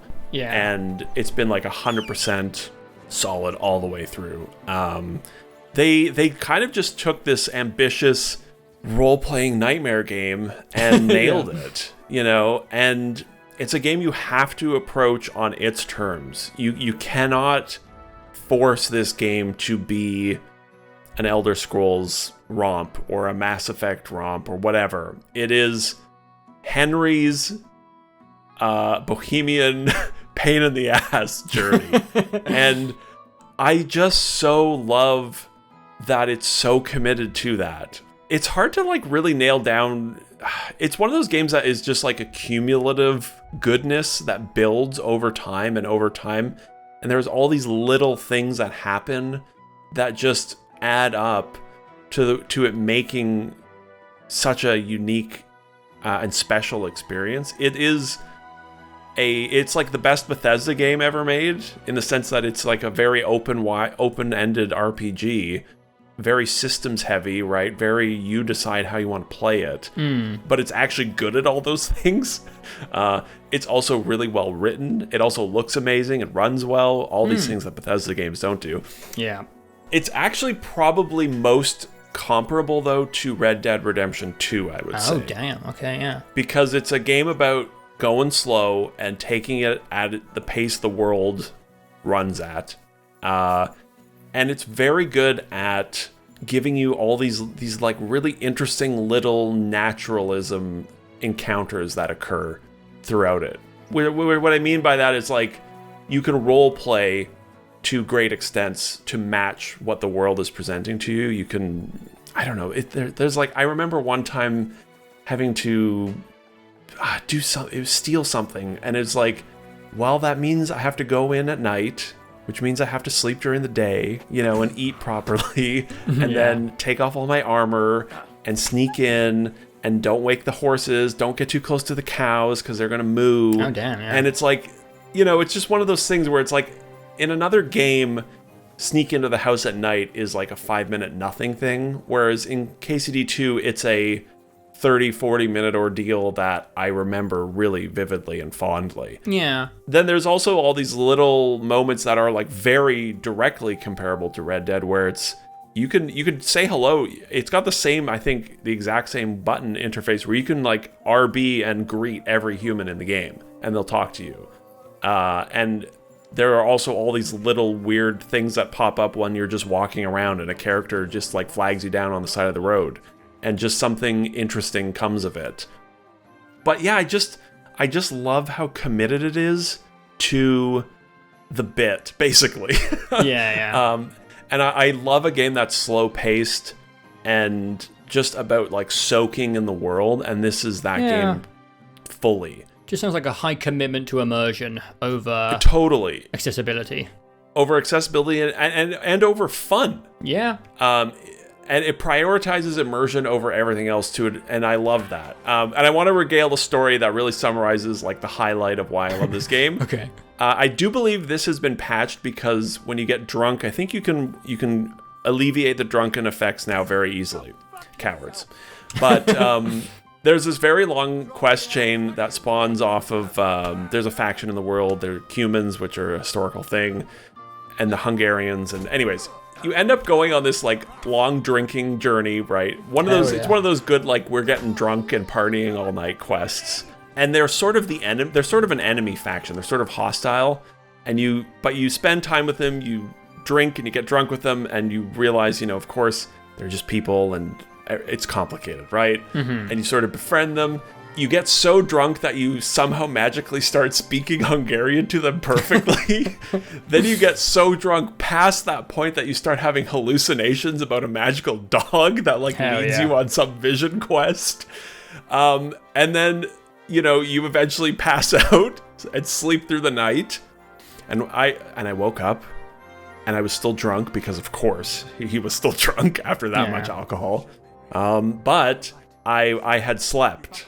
So there's no more sleeping, right? You sleep for X amount of hours and then you're like, well, I'm rested. I can't just go right back to sleep. Yeah. But I'm still drunk. And I'm in the middle of absolutely fucking nowhere. And my horse isn't nearby either. And literally I had to walk for 45 real world minutes to my next objective. And everyone I passed is like chiding me and being like, oh, you drunken fucking miserable. Oh, you suck. Spitting in my face. The entire screen is rotated like 45 degrees and blurry. You're having conversations with characters, like story conversations. And Henry's just like, I'm so drunk. What's happening? And it just went on for so long that it was like, no, video games shouldn't do that, right? Where you're like, I'm drunk, just sleep it, or take a potion and it'll wear it off. It's like, no, I was not prepared for this drunken stupor, and I was punished for it. And the bit went on for so long that it was just hilarious that they were just continuing to do this for so long. That's why I like that game, is because it's just, you're going to put the visor on and lose 90% of your vision because that's how it fucking worked. Yeah. And it sucks. It's not a power fantasy game. The power fantasy is in hour 1, you can fight one guy and maybe you'll win. And by hour 50, if you fight maybe 5 guys at once, you might win. That's the power fantasy. Yeah. I'm not going to immediately die if I fight 5 people at hour 50. I'm probably highly likely to die still, but I'm not going to immediately die. And it's just such a like normal, grounded world, and all the systems are so built around that. It just is unlike anything else that's out there in a way that I just adore. But then there are also the other thing that probably my second favorite part is that it uses that like really grounded, realistic world to occasionally get weird. And when it gets weird, that's when the game is at its like most interesting, because every now and then you'll come across a quest where it's like, is this magic? Like, is there something like actually magical going on here? And there isn't. They always find like a good way to like tie it back down into reality, but by being so grounded, it makes it so that when these divergent sort of little interesting weird side things come up, it makes them feel so much more special when they pop up. And those are the things that really stick out to me and made me want to keep going. Is just wandering around and meeting like a guy that's just been stealing cabbage and is making like a cabbage business in the woods, and he's just a weird freak that's just he's just making sauerkraut. His name is Sauerkraut Pepa. And I bet it's good though. Yeah, and it's just like design, and it's just tucked in there, and you would never find it if you didn't notice that there's just a weird cabbage sitting in a road, and follow that, use your gut to follow this weird thing and find this sort of side story that spokes off out of there. So yeah, it's a hard game to discuss when it's just me that's played it, but it really does have to just you did play the first game to a degree. Yeah, I did. I kind of remember elements of what you're describing from the first game. Yeah, for sure. Yeah. Even the drunk mission, there was a smaller scale one in the first game, which was hilarious. I mean, you get drunk and you end up having to do like a sermon in a church hungover or something. Yes. So I'm just having my own flashbacks. Yeah, I remember that one as well. Yeah. The reason it's not before I say why, like, get into a few negatives, is that like this is the first like big story heavy RPG that I've clicked with in years, because we've talked a lot about game writing and it's really degraded over the last few years, I think. KCD2 is really well written all the way through. I think the game is overwritten, to be clear. And when I was capturing footage for it the other day, there's I talked to an innkeep. It's classic video games. You say, "Hey, innkeeper, what's nearby?" And they'll tell you theoretically one or two things, right, to give you a lead. Yeah. This fucker talked for 5 straight minutes, and it's like, I appreciate it. I appreciate that there's this much writing, but there are a lot of times in the side stuff where it's just like, this could have been 2 sentences. I don't need 6 minutes of dialogue here. And it is at times hard to follow some of the main plot points, because it's just like, we're dealing with historical stuff here, and we're not trying to make it interesting. We're just doing it the way it would have been done. And it's hard to stick with sometimes. But by and large, this is one of those games, like in the vein of The Witcher, where you're like, oh, this is a really well-written interaction. And all the performances are great. And it was surprising to engage with a story again. And in that sort of like old school, like Skyrim or Witcher sense, where it's just a single player open world story heavy RPG. Yeah. So I thought I had fallen off of them, but this was a nice reminder that I do still totally enjoy them. Is it accessible if you haven't finished the first game? Because I don't really want to beat the first game from the beginning again. I think absolutely, because it turns out the first game, not much happens in it. I had a friend that played through all of the first game, and I was like, what happens in that game? And he was so pissed off. He's like, fucking nothing! I know you don't get the dude who killed your family at the beginning of the first game. No. So to my knowledge, KCD is a 2-game story. Yeah. And the majority of the good stuff happens in this game, not in the first game. Okay. So I had no problems picking it up. I read a little bit and was like, oh yeah, we're chasing this dude. Yeah. He killed the family. I'll do a story recap thing, because I want to get to, obviously. It becomes inaccessible just in all of the names and terms and locations and, in that sense. But the core basic plot hasn't really progressed all that much from the first game. So get the bad guy. Get the bad guy. Become a knight. Make Henry less of a dope. The 3 important things. He's such a dope. God, Henry's just such a fun, weird main guy to have as a video game protagonist as well. He's just kind of shit at everything, and it's so charming. It's so charming. Like we all are. Yeah, exactly. And the main... He's one of us. Like, the voice actor does such a great job with him, and the thing that stops it from being number 1 is it still is burdened by just the nature of it being this weird, janky sort of nightmare. It's not janky, but it's just, it's clunky at times. I have 600 manual saves in it. Yeah. Wow. Okay. Yeah. Because you just never know, right? There are stealth sections that are fucking terrible, and they're so annoying. It's like impossible to get through them without just saving after every footstep. As I said, it is overwritten a lot of the time, and it's also like, I still had to install a few mods as well just to make it a little more palatable, especially because you have to make a potion to make a hard save, and I'm like, I'm not doing that. Oh, no, I know I've got it on PlayStation. I'm in trouble. Yeah. I think ultimately what slowed my progress most was I just hit a point actually where I felt like I had sort of mastered the game. And there was this really sturdy 50 hours of learning and getting better and better and better and building up and armor and just getting good at the combat and all these things. And at a certain point, I had just sort of, I feel like I can get through everything now. And that was sort of the main thing that stopped my progress last year more than anything. I just sort of felt like I had conquered it from a mastery perspective, but then the story was like, oh, we're only like a third of the way over. And I was like, I don't think I have another 50 hours of this in me right now. So I think I'll probably just end up getting through the main story and wrapping it up, because it sounds like it ends well and sort of puts the story to bed. But yeah, it's a wonderful thing, and it was great to be reminded that yes, I actually can still enjoy these types of games. They just have to have some decent writing, turns out. So the plan was actually for me to play it maybe even before this chat had finished, but then Mugenics happened, which we'll talk about in a year. yeah God, we'll talk about that game in a year. What the fuck?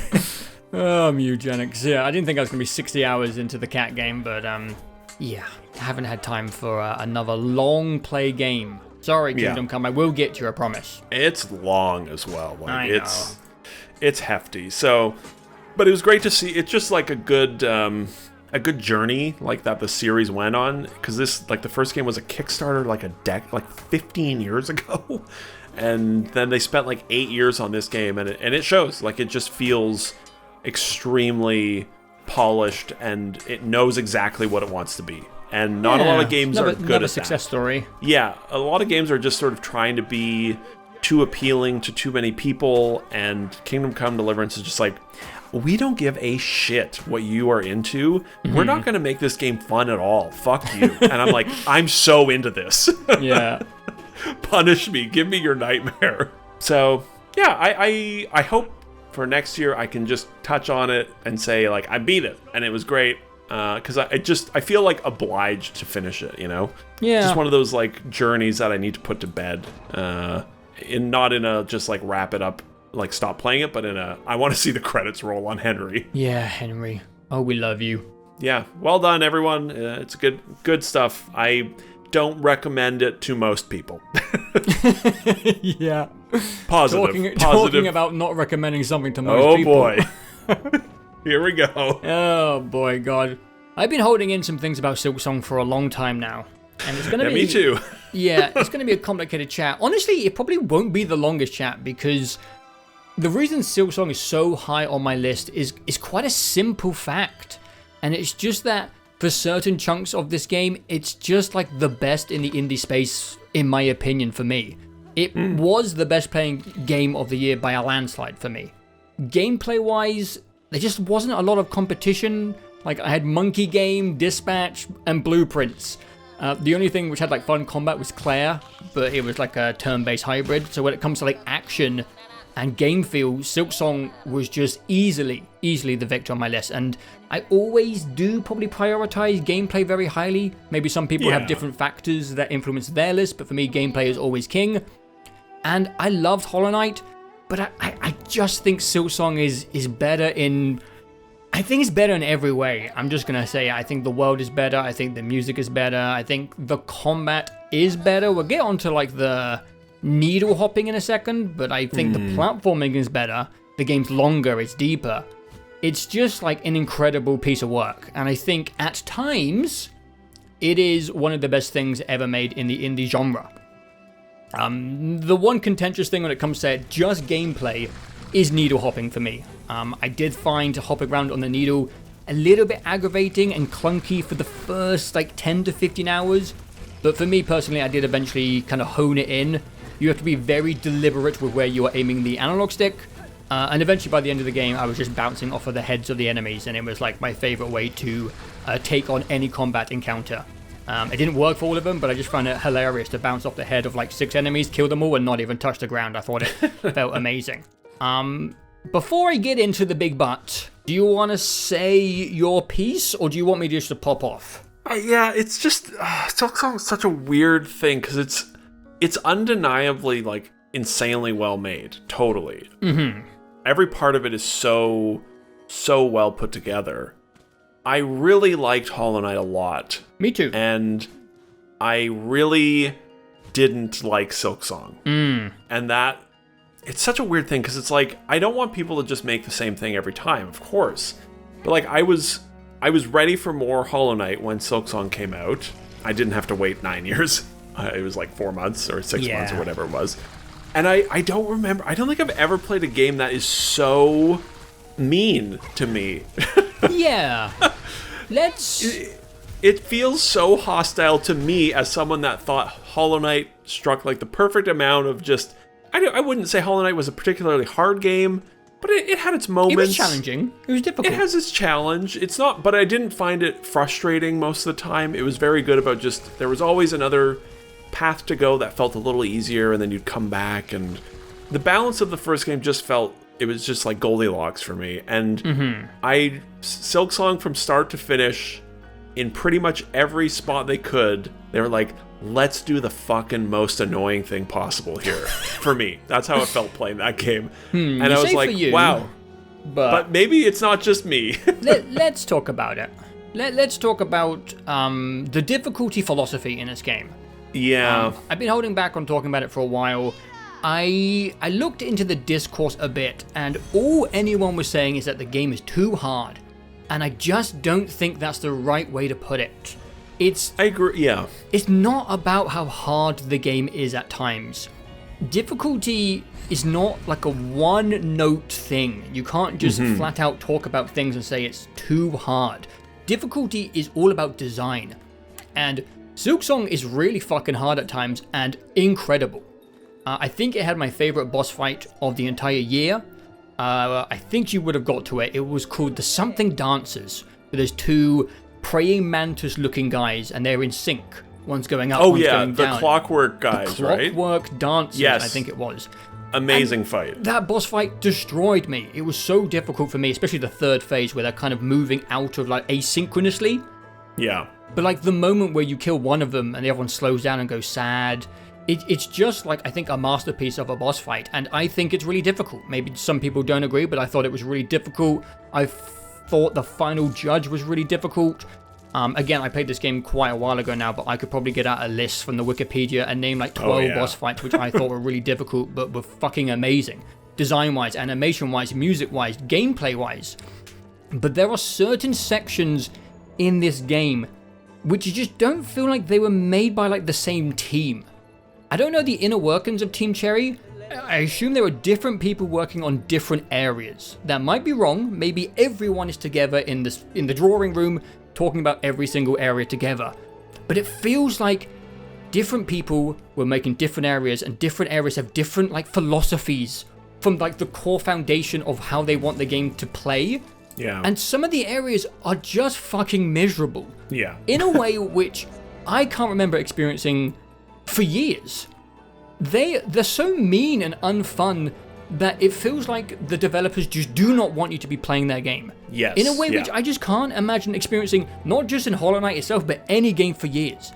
It feels like an archaic thing where, I remember back, I don't know how many years ago now, but when Dark Souls was at its peak, and maybe Dark Souls 2 had just come out, people were starting to make games difficult on purpose because it was the trend. And there was a lot of talk about what makes difficult things fun. And Dark Souls 2 for me was one example where there was just certain sections which were just fucking annoying. Because they were like, how do we make this hard? Something jumps out a corner which you don't know is coming and you die and you lose progress. It's like, but that's not fun. That's just fucking annoying. And we could do like a 2-hour essay video on what is the difference between something that is hard and fun and something that is hard and not fun. And for me, Silksong just continues to like flip between the two consistently. Yeah. It isn't like a consistent, like miserable experience. Like some of this game is some of the best stuff that I've ever played in this genre, in indie games ever. And then you just get stuck in like a 3-hour excursion in an area which is designed by someone who just isn't very nice. And it's just not, it doesn't have like your enjoyment in their like aims whatsoever. And it just becomes this very like abusive relationship where you're playing a game which at its core you really enjoy. At least for me, like I was having the best time when it wanted me to have fun. I love Hollow Knight and I was loving Silksong. And it's not like a game which you can choose to put down and walk away from because I'm having the best time sometimes. And also, the game is designed specifically for you to be thorough. Like, the more thorough you are in the game, the more you explore, the more bosses you kill, the more you are rewarded, and the more the overall experience gets easier. And that is some of the best parts of Hollow Knight and Silksong, is you conquer an area and you get an item which really radically changes your character and makes you look objectively better. So you're really encouraged to be thorough in the game, but if you're thorough in Silksong, you just end up being fucking miserable at times. And just like, I was genuinely like, I would say quite upset in a way which I am quite embarrassed about for being like a 33-year-old when I played this game. Like, emotionally affected like I was playing Modern Warfare 2 back in the day. Yeah. Like, I'm gonna say it, I twisted my Switch 2 in a way which I would say is quite precarious and dangerous in ways that I shouldn't have done. But at times I was just having the best time of my life and just in awe at what these team had created, and it's such a weird experience. I've never walked away from a game where I feel like my experience is so tarnished frequently. Yes. And I'm going to say something which is going to sound like weird, but I've never felt malice towards game developers like certain sections in this game and certain fights. It just feels like they made it in a way which just had to be difficult under any circumstance. It doesn't matter what it takes. Put two fucking giant guys which fill the entire room and you have no room to move. It doesn't even really make sense. Just shove it in there because we're Hollow Knight and it's got to be difficult. Mm-hmm. And then you get to a different area and it's a fucking masterpiece. And it's just such a mess the entire way through, where Silksong is the reason where I can't figure out my number one, because it should be number one. For me, easily it should be number one. Mm-hmm. But I just don't think in good conscience I can do it. I just find the game just really unlikable at times. And unlikable isn't a word you should use towards video games. It's not a person. It's especially a piece not your of game art. of the year. Yeah, it should be my game of the year. But like, unlikable is such a weird adjective to use towards a video game. Like, you can call a game annoying or hard, but unlikable is like the only word I can really come up with. Like, the people who design some of these sections, like, I have issues with your personality. Like, I don't know how to say it. Like, it's a weird relationship. Like, what were you thinking? Are you okay? Like, I genuinely want to ask some of these people, like, are you doing okay? Was everything at home going okay? Did someone on Reddit annoy you? Did you want to annoy me? Like, I don't know. I'm going to calm down because maybe I'm going too deep into this, but again, this is only for certain parts of the game. Like, it's a very strange and annoying experience. And I don't know, man. Hollow Knight just got the balance completely right. And there's nothing wrong with difficulty. I like hard games. I like overcoming difficulty. But there's just certain ways to do it, and they just are, in my opinion, I know it's a very strong word to use in any sort of game critiques, I just think objectively there are ways to not do difficulty. You should not be designing something which is going to elicit anger, at least in the way where it seems like that's your objective. It feels malicious a lot of the time. Yes, it really does feel malicious at times. Yeah, I agree completely, and you said it all very well. I think, you know, the ultimate end point is I did not enjoy it the way you did. Mm-hmm. But I would agree, like, this is probably the most frustrated I felt playing a game. I actually think I thought the same thing about Modern Warfare 2, and that's why I ended up stopping playing. I'm like, I have to stop playing this game for my mental health. Okay. Basically, I would say exactly the same thing, except it felt like, to me, those stretches of really enjoying were either fewer and further between or just constantly being interrupted. Mm-hmm, yeah. It genuinely feels like at every single opportunity that they ever had to make a choice, they went, let's do the most fucking annoying thing possible right here. Let's do it. Yeah. They're like, oh, your currency? Yeah, it fucking rolls around. Isn't that annoying? Yeah, it is fucking annoying. Haha, isn't that funny? No, it's actually just fucking annoying. Oh, you get to this room? You get to the end of the fight? Good job. No, it's not over. How about you do it again with two guys this time? Yeah, God, the two giant guys with the hammers in one room is so stupid, dude. There's no room. Oh, you just did this long section? The bench is broken. Fuck you. And you're like, my God. Yeah, that's so stupid. That whole area sucked, man. It was brutal. Did you ever do, like, the Blighttown area? I thought that was going to end my life. I don't remember. It's like the water's poison, and then you get to the top. Oh yeah, and that there's a area boss. sucked. Oh yeah. my god, dude, fucking hell, that It area. just, that's how it felt all the way through that I was playing it. Like, yeah. they do like a blanket difficulty lift where most of the enemies deal like 2 hits of damage instead of 1, right? From early on. And I did not like that to start with. I'm not there for like difficulty. I'm there for, I'm open to challenges. I'm not interested in just like raw difficulty. Yeah. But at every opportunity, the game, it just feels like you do this thing, you get somewhere, and then they're like, let's piss him off right now, actually. Let's do that. Let's do that decision, yeah. Program that in. Oh, it's over? Nope, another guy just fell in. Oh, this happened? No, do this. And it just, that's how it felt every time. I'd be like 5 minutes, 10 minutes. Oh, Silksong, yeah, it's awesome. Fuck you. Yeah. You liked Hollow Knight? Fuck you. You're having fun right now? Fuck you. Time to do something annoying. And it really does just feel like malicious and like designed to piss you off all the way through.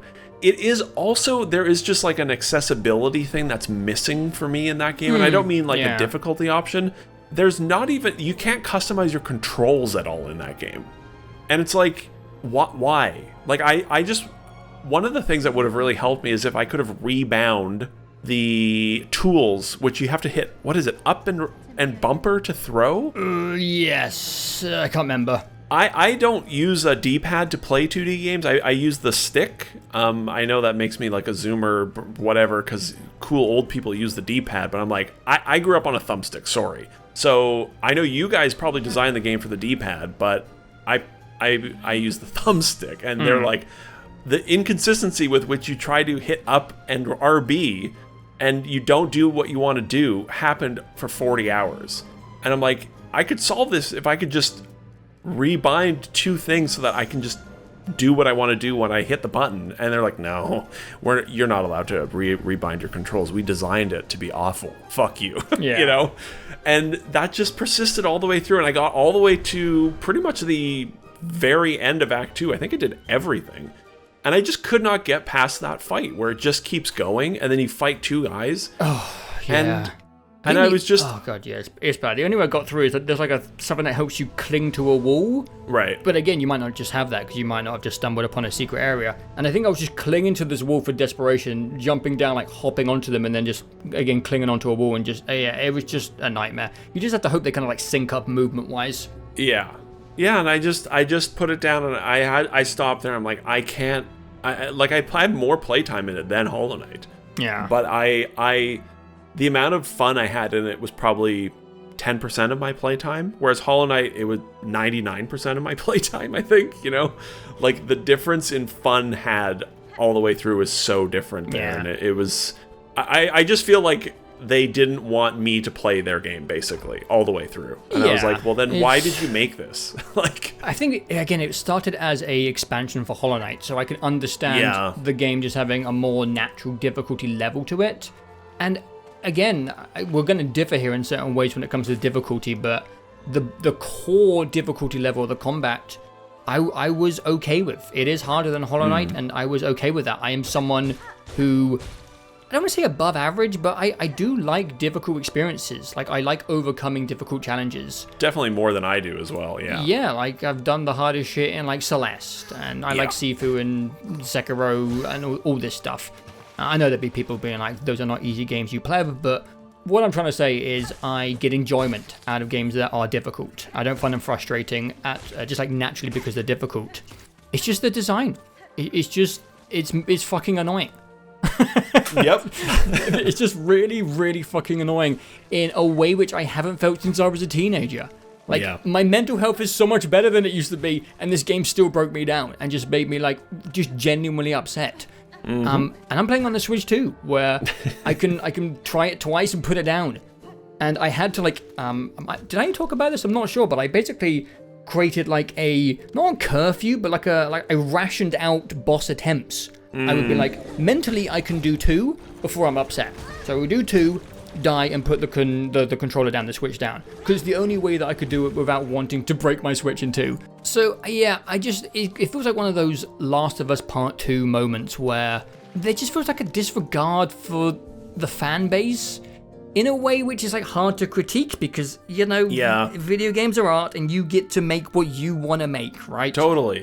If you want to make a fucked up, horrible game that is just miserable at times, then that's your right. But I don't know, there's just something...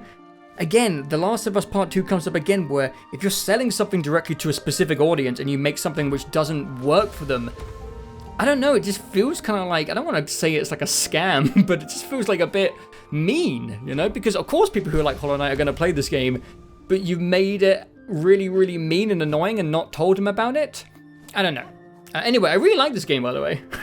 Well, it's so frustrating because it's so well made. It's so well made. It's insanely well made. Again, that's why it reminds me of The Last of Us 2. Like, parts of it are just fucking like the top of the industry. Artistically wise, the music, the level design is so much better than Hollow Knight, in my opinion. Well, and the tightness of the like gameplay, the movement, the combat. God, it feels so good to play.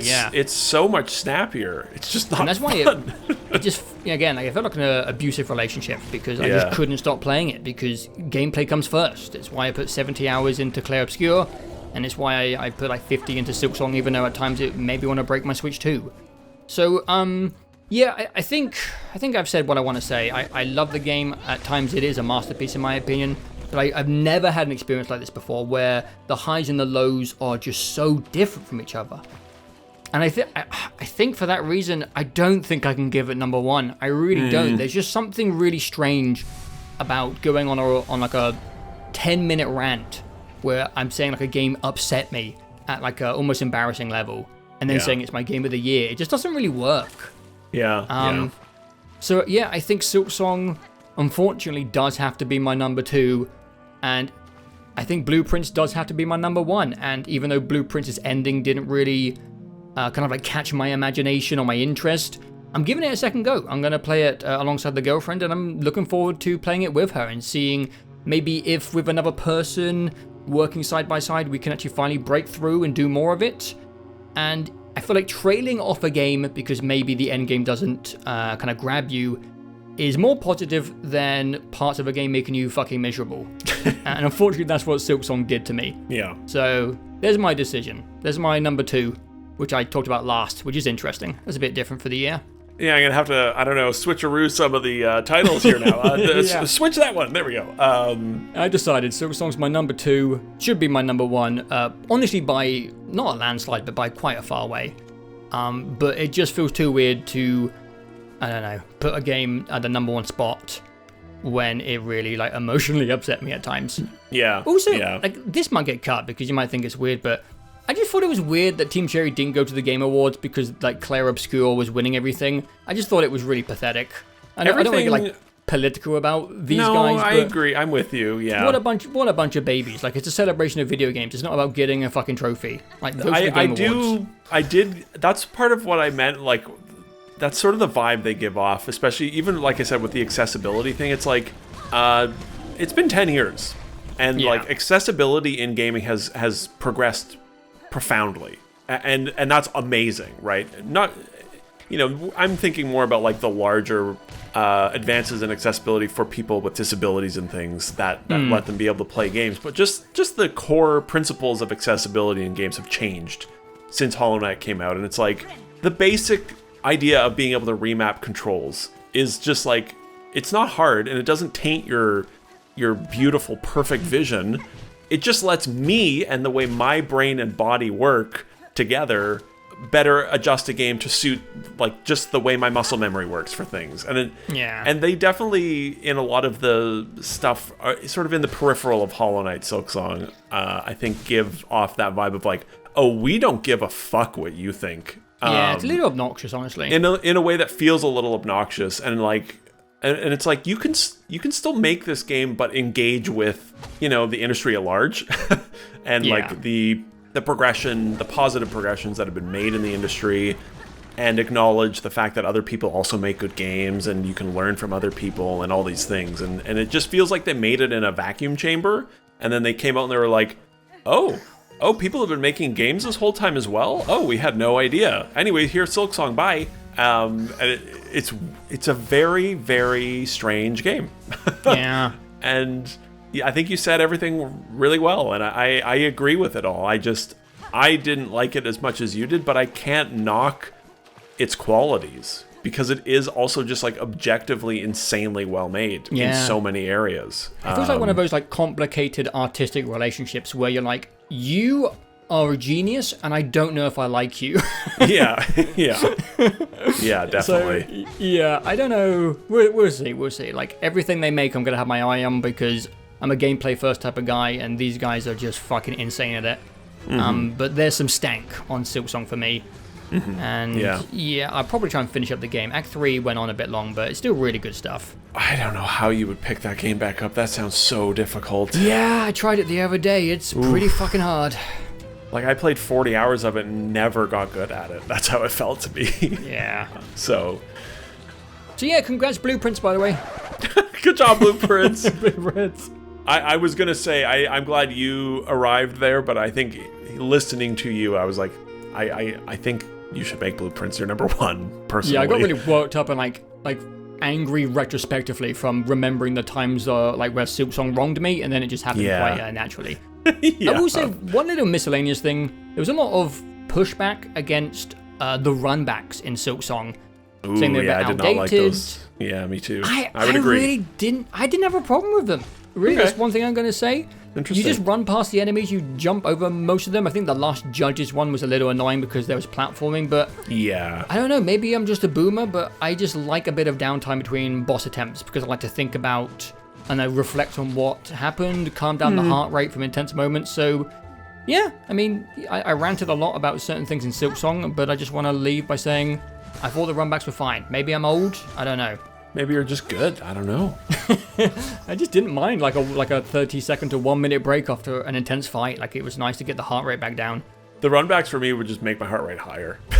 Okay, fair enough. Yeah. They just like pissed me off more. It was like a vicious loop of just getting more angry. Yeah. I think it's one of those things like post Elden Ring where the Stake of Marika's, right, where you're like, even FromSoft is like, oh, we don't do runbacks anymore. We just put a checkpoint there. Yeah. But I definitely see the value in them for sure. I think, like you said at the top, I think just people are not good about discussing things on the internet anymore about games, and it's like they just focus on like one or two aspects when it is actually just like a much larger sort of philosophical thing. Yeah.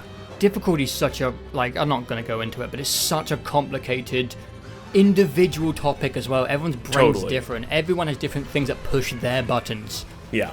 But I don't know, I've never had this much confidence that certain things are like objectively annoying in a video game. If you aren't annoyed, if you played through all of Silksong and weren't like flustered at all, like you need to run like a self-help course because I want to listen to what you've got going on in your brain because you're a healthy human being. You're like the most Buddhist monk human gamer of all time. You should be proud. You have some inner peace. Yes. Yeah. I don't know. I'm envious. Yeah, me too. Hades 2 saved me from Silksong because Hades 2 came out like 10 days after Silksong, and as soon as that game came out I was like, oh thank god I don't have to play Silksong anymore. I can't keep doing this to myself. Yeah. But alright dude, that concludes my entire 2025 list. Alright, that just leaves me. As I said earlier, I hemmed and hawed a lot about 1 and 2 because I have lots of issues. I probably have more issues with my number 1, but the highs were higher. Interesting. So, yeah. My game of the year is Arc Raiders. Hey. Never would have guessed this. So I'm just going to focus on the negatives to start to allow for a discussion of what actually like is really what stands out about the game. Because Arc Raiders has a lot of, I don't know, like weaknesses, I guess is the right word, of areas that are lacking. I think the extraction genre is something that I've been really interested in for a long time because I just don't really get it. And I've played a lot of Arc Raiders, still don't really get it. The entire concept of, because all these games lean on the same thing, which is every 3 months you restart at 0. And it's just like, I just don't get that as a thing. And the inherent genre just doesn't really make a lot of sense to me because if you lose your stuff, you just go back in and get more of it. And it's Does Arc Raiders wipe? Yeah, it's optional though. Okay, interesting. So Arc Raiders does a lot of things that all the other games do, but Arc Raiders is good about casualifying things in some really smart ways, I think. But so the extraction genre has been interesting. I thought Marathon was going to be, 2 years ago. I was like, oh, Marathon, it's Bungie. I'm sure that's going to be the game that like makes me understand the appeal of extraction games, because I've never played any of them. Like I never touched Tarkov and never will. I never played, what was the weird 1800s spooky spider? The one. The Hunt Showdown. The Hunt, yeah. I never touched that either. I always kind of wanted to, but I always missed out on yours and Ben's sessions. So this genre has just sort of existed like adjacent to the Battle Royale, and I've been really curious to like find a game to put time into it to see if I like the extraction game, and Arc Raiders was definitely the game that, clicked. But I come out of Arc Raiders still not really getting the appeal of the extraction game, and I don't think it's necessarily like a broadly appealing subgenre. Arc Raiders popped off for reasons that I think we'll get to. I don't think it's the extraction part of that game that is what keeps people coming back, maybe to some degree. I think the menus are fucking terrible in a game that is very, very reliant on inventory management. And for a game that has a lot of good quality of life in it, the inventory stuff just sucks all the time. It never gets good. It never gets satisfying. It's just like this endless stream of icons that you have to sort through constantly, and I don't like it. They've gotten, I haven't played for a while, but I think they've made some improvements to it.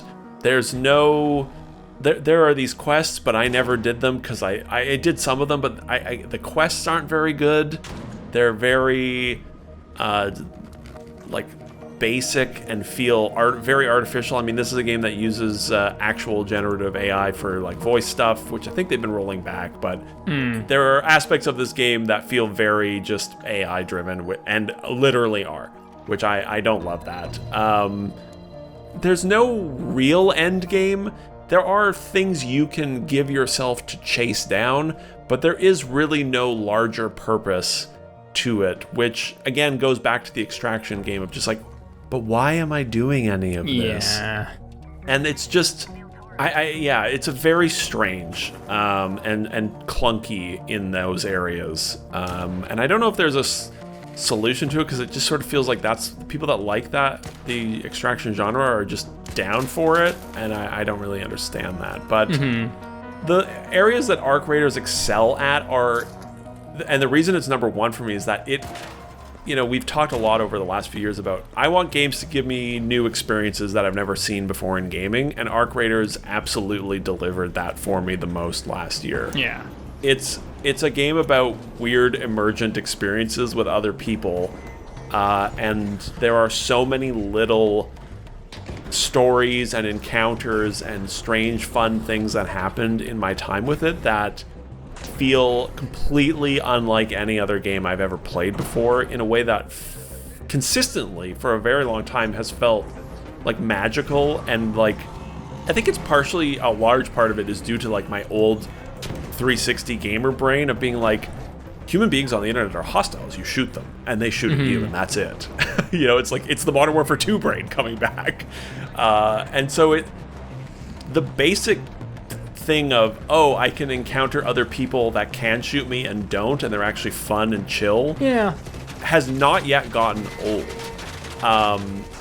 And then you pair that with this game that has just like a tremendous sense of place, and gunplay feels good, and then there are these giant Horizon robots everywhere that look and move and behave more interestingly than basically any other video game enemy has. Yeah.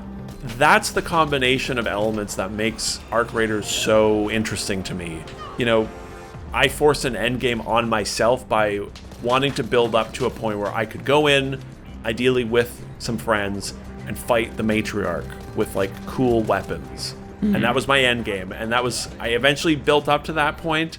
Ben and I went in on a Friday night in like early December, and we did that, and we befriended, like 12 people in the server, and we all worked together and fought this gigantic, insane enemy boss and beat it. got some loot, we all went our separate ways happily, and I haven't played a ton of it since then, and I'm okay with that, because that is such a weird, unique thing that Arc Raiders does that I've never had before. And really, that's like the simple version of why I ended up putting it at number 1, is just for all of its frustrations and weaknesses, the robots are fucking insane.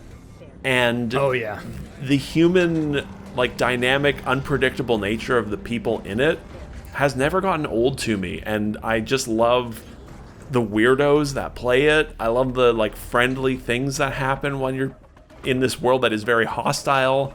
I appreciate that every now and then someone does betray you, or, you know, in my case, I did the worst thing I've ever done in a video game in this game, and it was that first session when I infiltrated an enemy team and befriended them and betrayed them. Snaked them. It was filthy. I'm so evil. Horrible. Delightful. How delightful to be able to do that in a game. The thing is, the reaction from the people wasn't even that angry. They were like, I don't know, just the vibe in that game is just They were disappointed good. in me.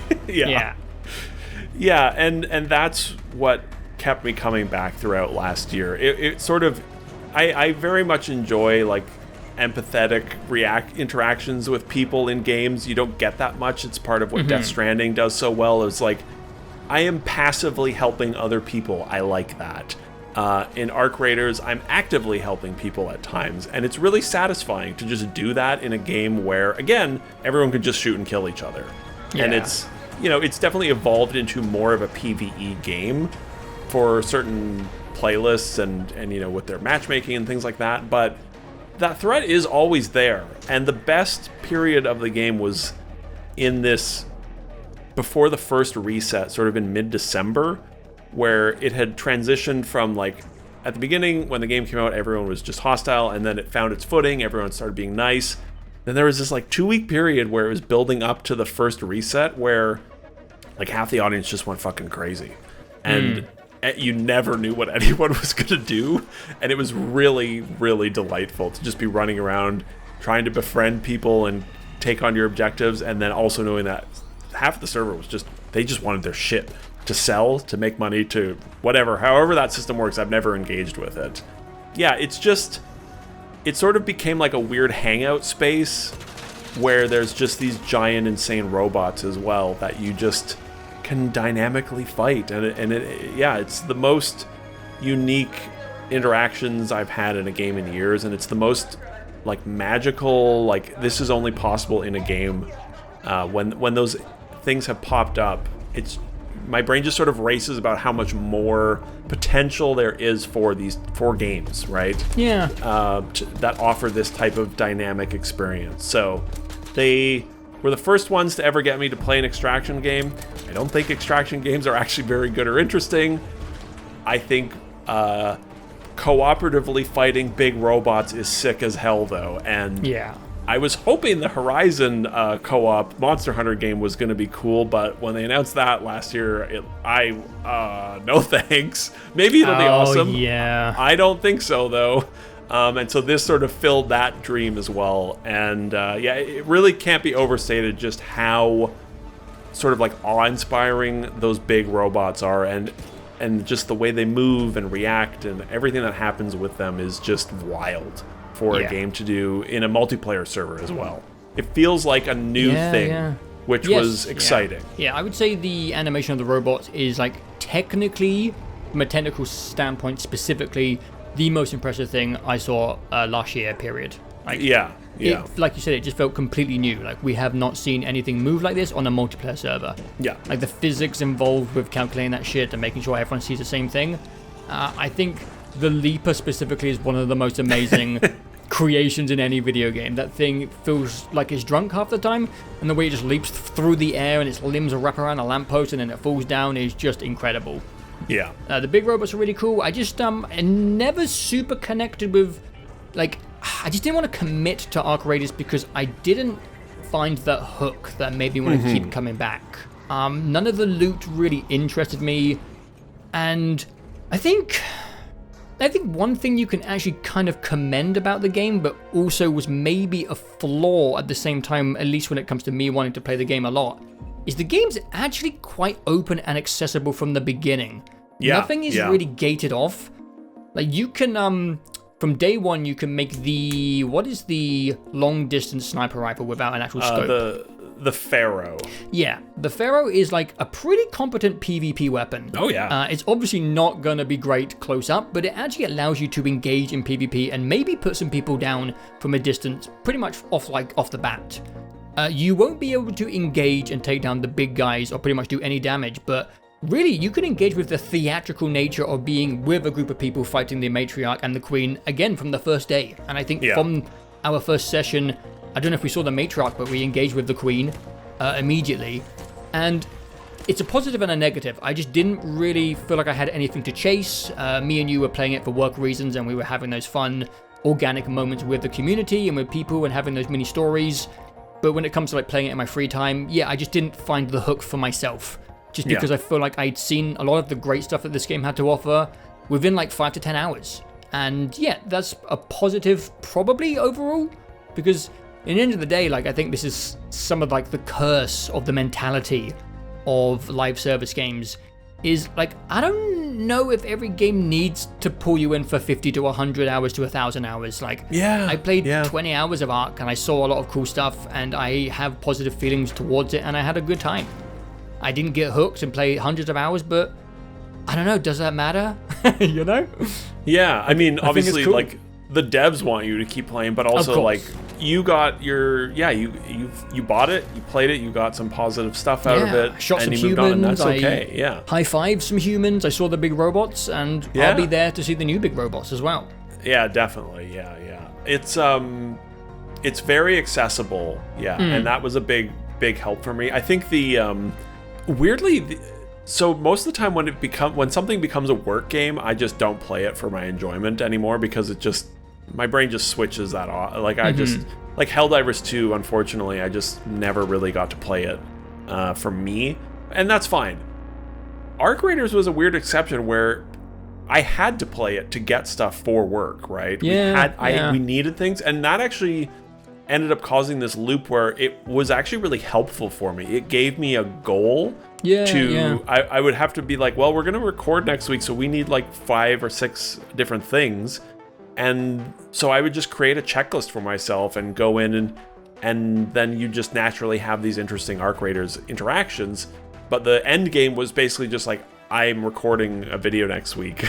We need fireworks boxes. And so it's a rare game that actually benefited from the work thing, because I actually think I would have dropped off it pretty quickly if we hadn't been doing it for work, because of the same things you said, where like in the first 2 or 3 weeks we got in, we saw a bunch of cool stuff, it was awesome, and then you kind of have seen the cool stuff and you're good.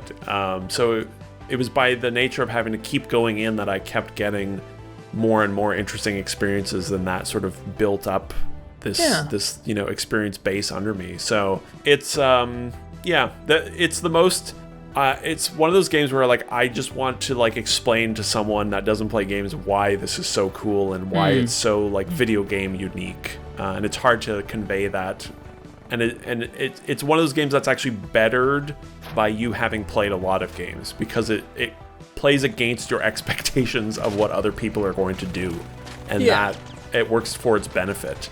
So I feel like some interesting psychology to be looked into about how Arc Raiders managed to maybe accidentally, maybe on purpose, curate a game which lends itself more heavily towards cooperation. Obviously, some people are still PvPing, and that is their right to do. I know there's an algorithm to kind of pit those guys together.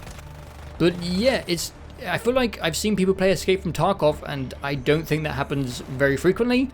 I don't really know many other extraction games, to be honest. Same with Marathon. Marathon is just like fucking shoot to kill. It's a PvP game, right? Like humans are carrying good loot, and they're still not really shooting each other. So it's interesting. I think it's a really interesting combination of design elements that got them to that place. And I do think there's a decent amount of it that is very deliberate. I guess making the robots hard and you need to work together to take them down, or it's better to work together type thing. That's a big part of it as well. I think even just something as simple as like the emote wheel, the default things that are on that emote wheel that cannot be removed are like, thank you, I'm sorry, don't shoot. Interesting. Hello, like that goes a long ways as well, to just sort of, I think it's, just a super interesting combination of elements that should be studied, honestly, because I've never seen a game come out and go from being, because the first week of it was like very much PvP. And then just naturally, through the game's design and the way people were interacting with it, people decided, like, worldwide, no. It's gonna become a friendlier place than everyone was expecting. And I think it's also just a testament. I don't know, this might be a little too philosophical, but I think people are generally looking for more of that in their lives. Post-COVID, there's been a great like reduction in community and like friendliness.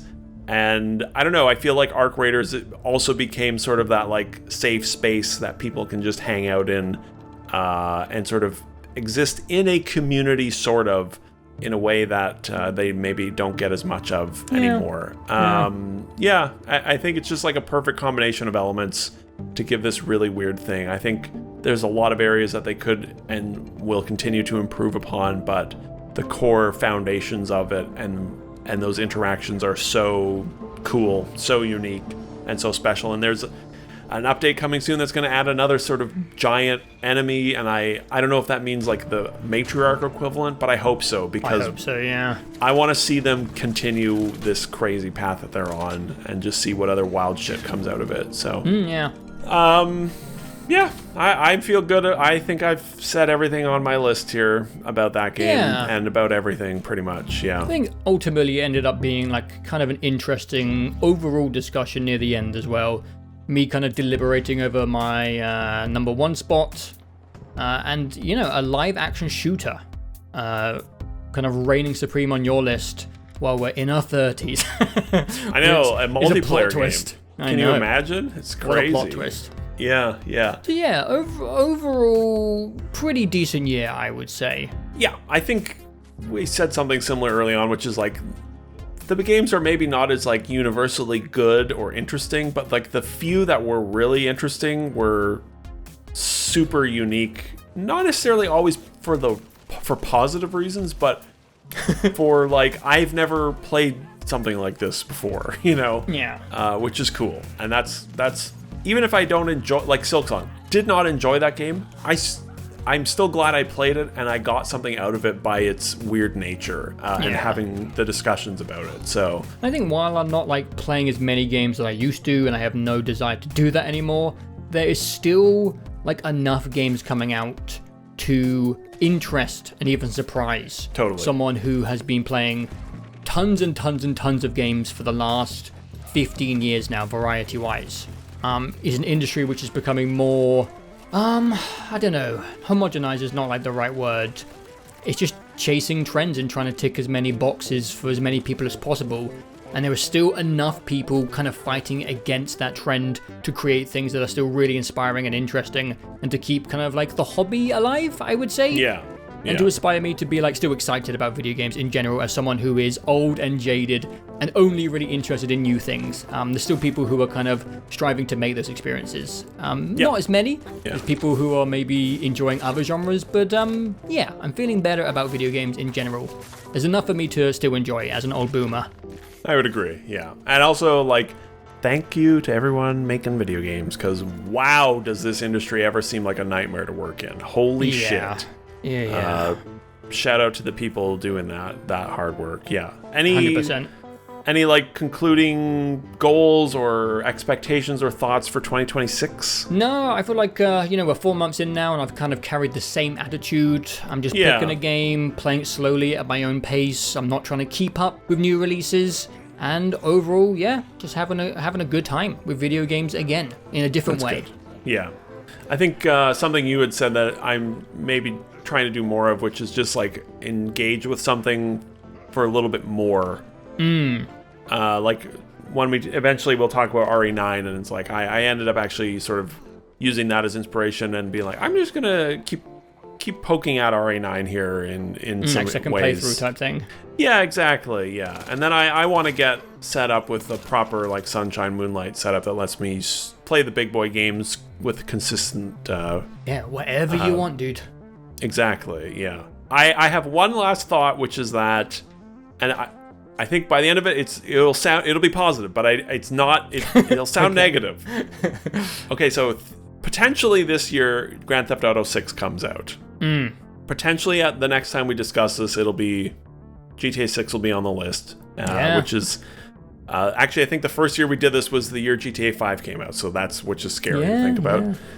I think GTA 6 is going to be like the end of this era.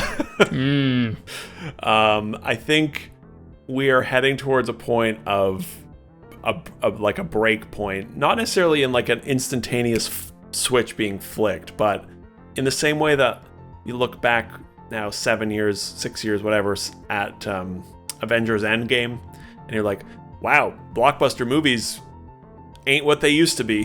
The industry has shifted substantially. I think GTA 6 is going to be the same thing for a large portion of the industry. You're going to look back on it in 10 years and be like, wow, this game really fucked things up. But I think, and I hope, the ultimate payoff on that is more games made more intelligently and a little more efficiently, because I think we're on a path of insustainability for a lot of this stuff. Yeah. And that feels like the case every day. More and more people get fired, more and more bullshit gets stacked onto things. And I think GTA 6 is going to sort of represent the end of this era of gaming that went on for, the last 10, 15 years, where things sort of shifted into this huge budget, huge everything, big. I don't think anything will get made like GTA 6 again in our lifetime. I think it will be like, this is it. We cannot do this anymore, and people are going to figure that out, and it's going to be a messy period.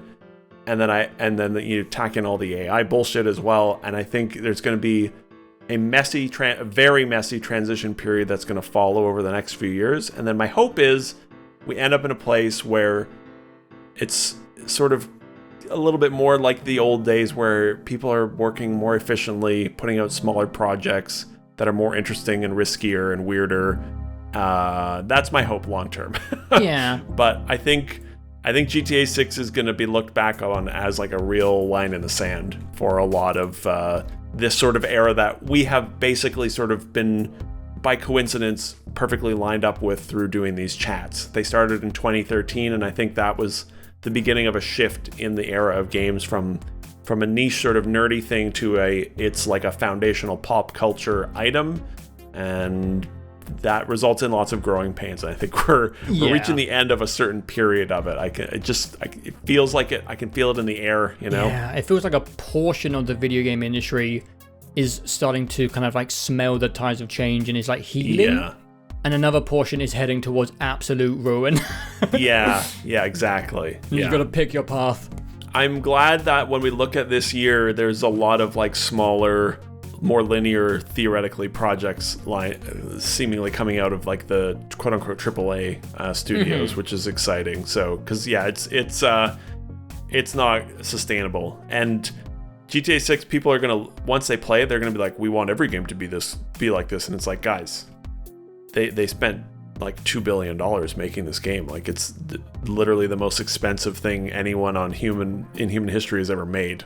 Yeah, but some companies will chase it and attempt it and then go bankrupt. Yeah, and then they're gonna, exactly. Yeah. But I do think, change is messy and ultimately will result in positive, because the movie industry has gone through many, many waves over its lifetime, and video games are still so young. It's just frustrating to be like in the most growing pain era ever for this genre that you care about, or this entertainment medium that you care about. But I'm hopeful for the future, even though I think there's some real nasty shit that's been happening over the last 2 years, and we're only in gonna get more of it. So I think the only thing that encourages me in a positive way is a lot of the times the things that are good are doing well. yes. Not all of them because of discoverability, but when you see these games come out, Clair Obscur, Blueprints, they are getting found by people. It's not just me and you talking about a game which like 16 people played. 100%. People are playing these games that are a little niche and they're not Assassin's Creed and Call of Duty. And that gives me hope that people are still, like millions of people are still supporting these, I don't want to even say niche, just like these smaller projects that are going for something different. I think people are maybe getting fatigued by the same old shit and are looking for something new, maybe. I think so. Yeah. I think that was the theme of last year. It felt like there was a bit of a shift in that. And the big games everyone was talking about and playing were smaller and weirder, and that's cool. Mm-hmm. Like I don't know what big AAA games came out last year from the like staple studios like Sony, Microsoft, EA, Ubisoft. No one gives a shit about their games. Yeah. So yeah, maybe people are finally figuring it out. I don't know. We'll see. Knock wood. It was a slightly more positive ending than 2024, I think. I think so. Yeah. But all right, I think that is That's going to it. do it for yet another year.